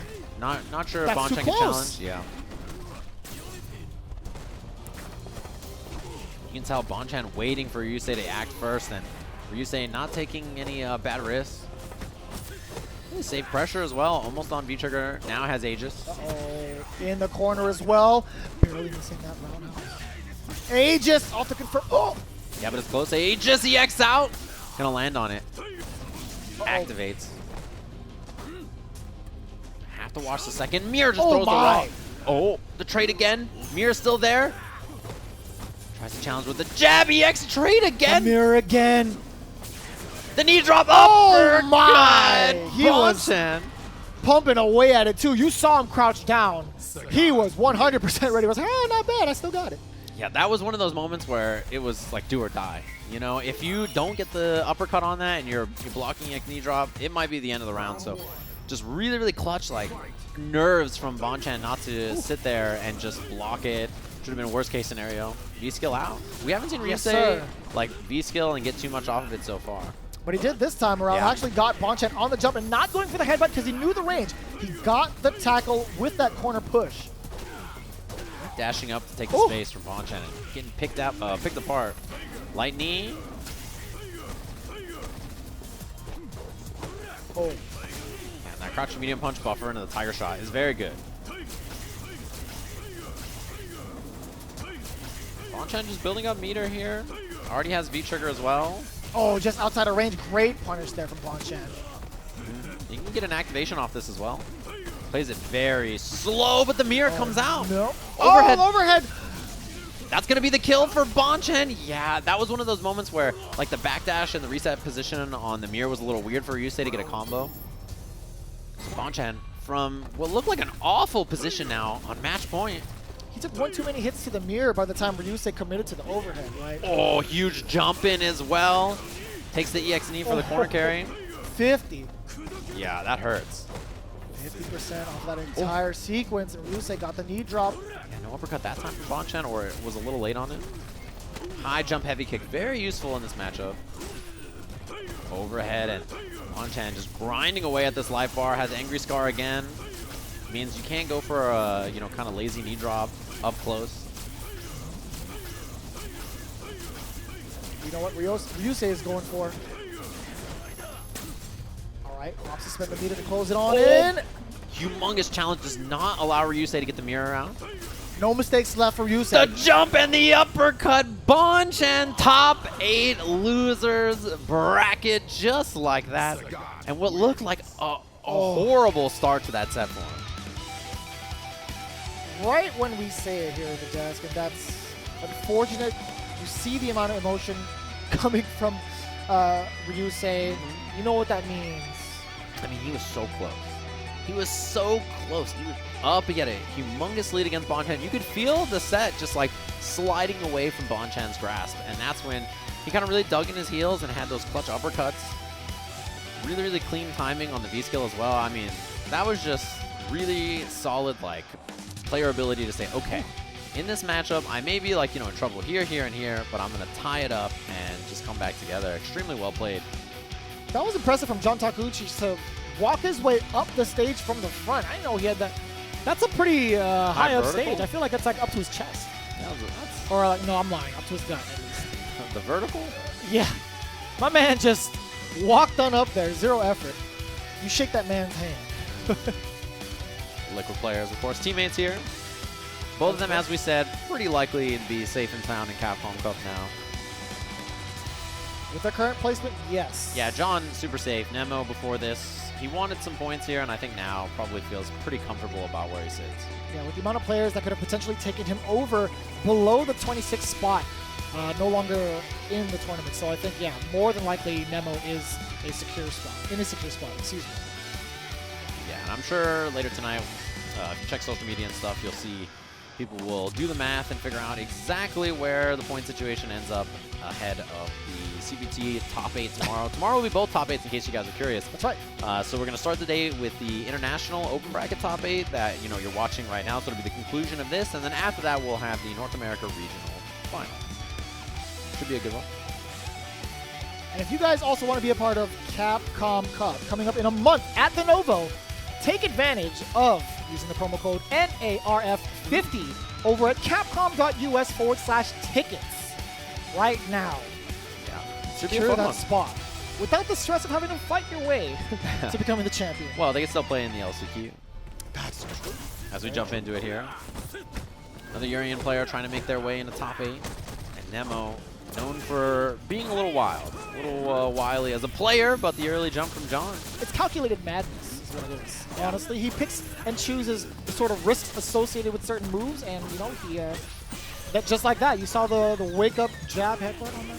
Yeah, definitely a very frustrating playstyle to play against. Very insistent, not afraid to hit buttons against you. The 4 lights? Yeah. Yikes. Oh, that trade, not enough to kill. Oh, shallow knee drop, this is big. What a bait there from Nemo. 50-50 incoming. No, I lied. I'm just going to go with the finisher. It just wasn't the right wasn't the right sequence. That is so unfortunate. Got flipped out by the target combo, and John ready for the sweep when he landed. Definitely some matchup knowledge to just see that whiff and be ready for it. Low medium kick mixer already pushed to the corner. Oh boy, Nemo loves him. Oh! Big drop. Not quite close enough to the corner. Nemo loves that reversal EX headbutt. Oh yeah, he's all about it. It's hard to tell when he's going to do it on reversal or wait after a string and press it in between, right? Exactly. It's very useful in this matchup in particular to go through EX whirlwind shot as well. That's one thing that you can count on it to be pretty reliable against. Great anti-air, by the way, on the knee drop. But here comes Nemo. 4 punch into the headbutt. No anti-air. And I don't blame him. That could have easily been Eagle Spike, right? Counter hit. Gonna get the double pop into the tackle. Yeah, very well done from Nemo in that round, too. He's one of those players that as he dashes, as he jumps and knee drops in, you can just kind of feel your ability to stop it slip away. In the beginning, I think a lot of players are ready for it, and the longer the match goes on, the harder it is to stop that stuff. A ton of fierces on the way out. Nemo still finding that headbutt to connect. Ooh. Ooh. Walk under, got the crouching jab. Urien's tall, and he doesn't walk that fast, so it's a little rare to see that. And I like that, yeah, catching the recovery frames on that, picking the right time to dash and maintain the corner positioning against John Takeuchi. I love the little mind game of jumping off the wall that John's been playing so far. Reversal out, no punish. Yeah. But either way, Nemo was just at the right moment, or right the right spacing to react to whatever John presented. Oh, okay. V-skill in front of his face, got the throw. Yeah, it looked like there was a miss of some kind. There's the EX headbutt again. And you can just tell that John has not been able to slow down the dashes, jumps, knee drops, all that stuff that's coming out from Nemo. It's so difficult to deal with. You can see it, just the shallow knee drop that time. V-skill whiff. Oh. No tackle. And maybe didn't have charge. And the counter hit. Saw the standing Rashid too, so he got the heavy headbutt after. Really well done. And Nemo, after a pretty rough first round, kind of recomposed, and he just kind of grinds against your ability to keep him out. And eventually you will make a mistake. And when Nemo gets in, he's going to make it count.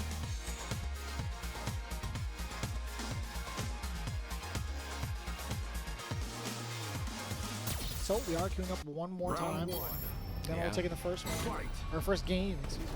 Just really well played, honestly. You can tell in the beginning that John, he was on the right track to keep him out, but he just couldn't keep it up. And I think that happens to a lot of players against Nemo. Oh! Yeah, just past the fireball with that V-skill. Big time jumping. More John Takeuchi whirlwind. One back throw, nice time. Oh, had the counter hit, but no combo. The X tackle gets Nemo out of the corner. Done. Not as much of an issue. Now it is. Lands on the whirlwind shot, and that'll be the cleanup for John Takeuchi. Nice start into the first round, John Takeuchi. Yeah, brought out a few more jumps as well over those whirlwind shots, or over the fireballs, making Nemo think it was going to be a whirlwind shot. Oh, the sweep. Oh, shake my hand. I think maybe too far to combo there. Again. The crouch fierce is firing away from John Takeuchi. Still stuck in this corner. Nemo is just commanding this presence, all the normals, the placement. Yeah, chase it down. He knows the situation. As soon as you jump out, that's a floaty jump too. All the time in the world to react with that crouch fierce. Yeah, and when you dash as Urien and see that jump over your head, crouching heavy punch. Such a clean option. You get that big launch into the full damage. Fishing with that crouching heavy punch, and Nemo not just marching forward despite everything. Whew. Crouching heavy punch, dash up, counter hit, but no tackle actually. Yeah, caught the startup of that fireball. Here comes Nemo, firing away with a stand medium punch. Into the corner. On wake up. And more pressure already. Lands, but the EX, this is big. V-trigger also available for John. Ooh. Puts himself in the air. Roll kick in. Dizzy. It is on the last hit. The stun. Got ourselves another match, ladies and gentlemen. One more. And, you know, that was really a dangerous spot because imagine Nemo with a pixel. Living in that moment and having one more opportunity, one more guess is a terrifying prospect. But the stun on the last hit of the heavy mixer, fantastic. Here we go. The final game between these two. Nice real punish. We see more and more of that sweep from Nemo as the set has gone on. Dual conversion off that counter hit, stand strong. Set up on the tall bodies, stun. After this, he has one more sequence to take the round. Yeah, obviously Aegis still available. The throw pushes you out. Uh-oh. Aegis, pop. Set up here, left, right. 50. And it hits media enough for you to get that combo. Oh, missed the EX up fireball. That was an accident. Huh. Yeah, that happens sometimes. Ooh, yeah. Wow. That was just pure awareness. Nice awareness there from John Takeuchi. Just so happened to catch Nemo dashing up though, right? He definitely had time to just sit there and block it. Lands had time to punish the whirlwind shot as well. The crush, and this is side switch. This could be the beginning of the end. cornered, although counter hit out of there. Oh, perfect way to get himself out of that corner, and the side switch as well. Just about tied. Nice stop on the dash. You know Nemo wants to sneak in those dashes. You see the lights on as a meaty, just in case there's an EX headbutt. The walk back. Nemo is so hard to read with his movement. One more throw, or even a single combo. Throw Nemo. Jump in high on that wall jump. The knee drop as well. Overhead miss. Overhead too far away. Oh, the jump medium snipe last round between Liquid's John and Liquid Nemo for the top 8 spot tomorrow. What an answer for Airborne Rashid. Hit a button after the EX tackle. No fear. Bring out a couple of more fireballs. Trying to throw them close enough that it's hard for John to roll through. Obviously, EX Eagle's still an answer. Oh. So I'll try to roll a little late counter hit. Double counter, or excuse me, double. Oh, got hit. Is that going to be? Not stunned. Next hit'll do oh, it. The that's block. going to be it. Nemo moves on into top 8 with a stun and the crouch fierce to finish. Nemo over John Takeuchi. It's almost as that's how life should be, you know? What do you mean? The senior moving on over the younger member there of Liquid, and to be honest with you, I want Nemo, the character development from John. What do you mean? He already had character development. He made it into Capcom Cup this year without having to worry about the LCQ like last year, and Nemo, you know, gets those extra little bit of points, which will guarantee that he will be in Capcom Cup as well. So both members of Team Liquid qualifying into Capcom Cup 1 month from now. So fantastic play by both of them. Oh, the dismount? Okay, the nice and careful dismount. Thank God. Yeah, that's like that Not drop. with a cup of water, man. Yeah, that drop is actually really far. Like, it's not like jumping off that stage is easy. You got to be careful. It's definitely quite the high step. So we do have our top 8 established. Again, for those of you just tuning in, we have Punk, Hot Dog, 801 Strider, and Problem X on the winner's side. Actually, we have a lot of players. We have Sako, NuckleDu, Nemo, and Bonchan on the losers side of things as well. Yeah, the way you said that cracked me up. We have a lot of players. I was like, yeah, we have 8. I was just looking at all the names that were left behind. I was like, dang. Yeah, there's a lot of losers matches that we missed, unfortunately. Super insane. But fantastic matches all day long here at the NA Regional Finals. I hope everybody has been enjoying it. We have a couple lovely people up here in the desk with us. So, you know, in case you didn't notice, they slid in when nobody was looking. We have Logan and James up here. How's it going? Good. All good. Yeah. Exciting top 24. Yeah. Pretty standard to be expected names there. In the top 8 for sure. Yeah. Most of the favorites came through. Probably 801 Strider had a bit of a breakout there. The big result against Bonchan. But it feels like most of the top 8 is people who didn't need the points that badly.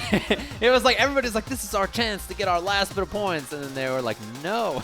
Yeah, and that's kind of what we were looking at though, right? Because it's that really top 4 that is giving out, well, I guess top 5 that's giving out the real points that's going to make a difference. Yeah. And everyone else is kind of scrapping around for 50s and 60s. In that top 24. They're busting open the pinata, trying to scramble for the points, right? Yeah, as much as you can. Yeah. You see like one piece of candy by itself. Yes. Elbowing people on the way out. Honestly, the big winner right now is definitely 801 Strider.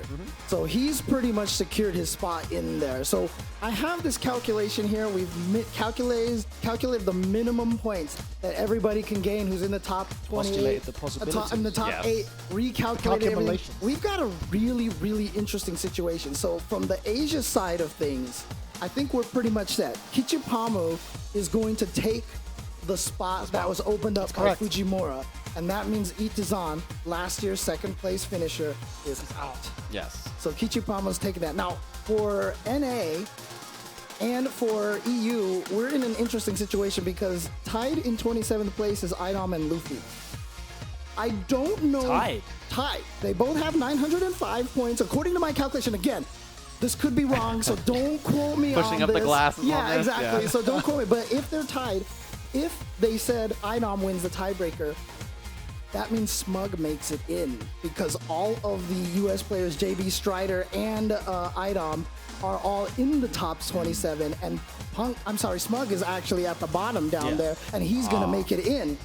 Now, if Luffy makes it in, that means I believe Takamura would be the next will one. be the one that's in there. I see. And Correct. so we're in a really interesting situation. Now, of course, if tomorrow El Chakotay, Shine, or Terrence wins, then it doesn't even matter. Then Smug's not in no matter what. Could you imagine them having to play that match, being Smug and Takamura right behind them during that set? Like, come on, man.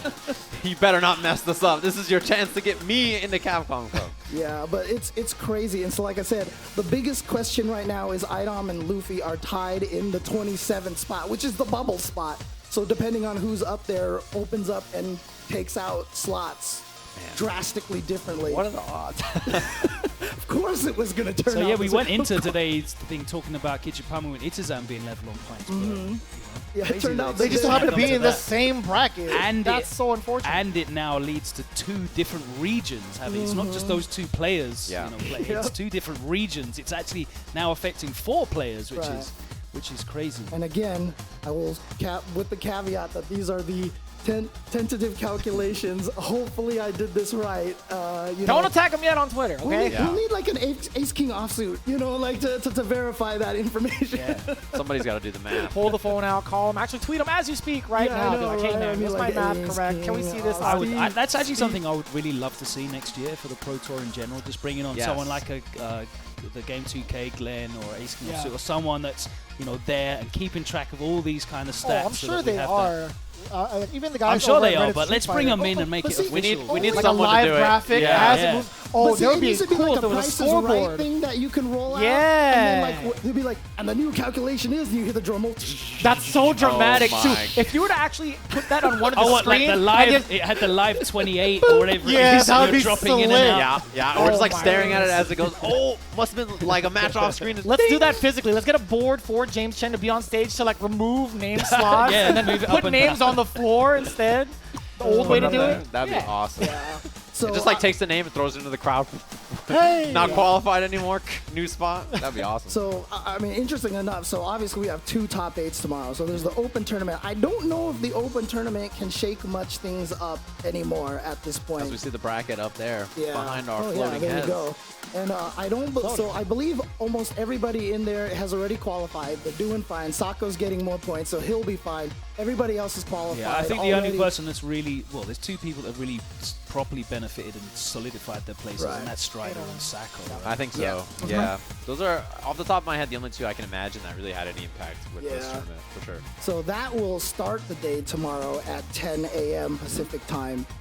And then, of course, right after that will be the NA regional finals, and that will have an impact. Like I said, there's 3 players who are not qualified who, if they win, they qualify, and that'll be taking place immediately after the top 8 for the open bracket. Yeah, so it'll just be top 8 into top 8. That's the plan for tomorrow. So today we had open bracket, obviously down to top 24, down to top 8. Tomorrow just 2 top 8s, and then we wrap up, and we're up to Capcom Cup. Yeah, we got a month off. Yeah, that's it. That's all there is to it. Yeah, and just so you guys know, I think the top 8 tomorrow is going to be NuckleDu, Punk, Idom, 801 Strider.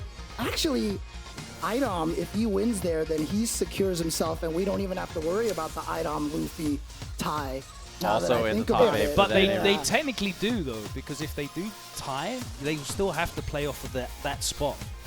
Oh, for seeding. And then, for seeding, Then it does matter, because obviously if Idom wins that and he wins the final, then that spot will go to Small. Oh, man. But then so also, it does still... 801 Strider, JB, Shine, and El Chakotay. So those are the guys. That should be a really fun top 8, I think. Should be a good one. It's good that there's stuff still riding on it, and it's not kind of like an afterthought. Yeah, that's the thing. Is like the tomorrow's one is going to be fun, and then we get right into the North America regional final. Nitty-gritty, the double bloodbath. Yeah, because all of the regional finals so far, somebody won, and we're like, and we don't know who won. I'm like, well, besides LATAM. Besides Zenith. Yeah, besides Zenith qualifying through LATAM, all the other spots have kind of been like, well. So now it's nice to solidify it at the very end, at the very last event of the year. Yeah, and again, we still don't know who's qualified for Capcom Cup exactly yet, and so this is just based off the current calculations, to the best of James' knowledge. James. Because we can't do it up here. Yeah. I believe you're. This tablet's also, it ran out of battery. So I can't do it. I was wondering why you weren't using it. I was like, man, you're He's like, God. let go, Luke. You know, you Yeah, just like shut it off, and you're like, I can do this without it, dude. So, but so again, it's even hard for me to say because I don't know if Idom or Luffy is is going to count in the top 27. If Idom's in the top 27, that means Smug makes it in. If Luffy is in the top 27, that means Takamura is in. But outside of that, for sure, Kichipa-Mu is going to be in there. Yeah, and then, a big breakout tournament for Kichipa-Mu. Yeah. You know, he's basically gotten off the back of 4 great performances. Yeah. The Evo, the Chinese Premier. Yeah. Was it C Major he did really well at? That sounds right. Yeah. One of the tournaments he got second place. Yeah. Yeah, that was against Chinese Hot Dog. Premier, Against Hot Dog. Yeah. So yeah, Kichipa-Mu, what a great year for him. So it's exciting to see him. He definitely had the most cost-effective way of qualifying for C. It was like the least amount of events. It was like him and Idom. They traveled to so few tournaments. Yeah, he got second in PPL Fighter Masters over in Shanghai. Major. Third at C Major. 7th. How many events? Is it 7? 3, 4, 5, 6. That he's exact amount as Idom. Oh, dang. Both went to 7 tournaments, and they're right on qualification point. Imagine if they went to like 12. Imagine. Yeah. Imagine if Idom had a proper sponsor and was sent around. Yeah, no, some of these players are still unsponsored. Just saying. They wouldn't have to sweat as much. That's 100% certain. Everyone else would have to sweat a lot more, though. Yeah. A little bit. Somebody else would be in that spot sweating instead. All right, well, I think that's going to do it for the day. And again, tomorrow we're going to have 2 top 8s, 2 exciting tournaments to close out. Punk wants to get 5,000 points, so he wants to win that open tournament. But of course, there's a lot of money on the line there too, so you know, nice change. Spending it all in Vegas, man. Punk could be the double champion tomorrow as well. That It'd be cool to have another double champ. Yeah. I like excellence. I'm all for excellence. You know, when I see people. Yeah, Strider the double champ. champ. That's possible too. It's going to be very fun to watch. I think both top 8s tomorrow for sure. Looking forward to it. We've got some of the finest players in the world, and as we said, most of the people that we were expecting to make it through have made it through into that top 8. So just sit back and enjoy it. Well, we can, anyway. And they can as well. To be honest with you, they're all safe now as well. Yeah, it's just a big check. And once again, great job to you guys carrying it all day long. Go ahead and let everybody know one more time who you guys are. Oh, I'm Sajam. Hey, how's it going, everybody? Hopefully you enjoyed North America Regional Finals. North of me. North of me? Yeah, north of me and north of you. Who are you, Logan? Logan. I just wandered in off the streets, coming in and taking all you guys' jobs. It's good fun. And in between the 2 lovely headed beings, my name is Vicious. I do appreciate you guys tuning into all the action here, the North American Regional Finals. And again, if you guys also want to join in on Capcom Cup, use that code NARF50. I can't say it enough. Enough. Yeah, it's half off tickets right now. Yeah, capcom.us/tickets. So when are things kicking off again tomorrow? 10 a.m. 10 a.m. Right. Pacific time. That's when everything's going to start. So we'll see you guys tomorrow. I'm James Chen. Catch you guys later.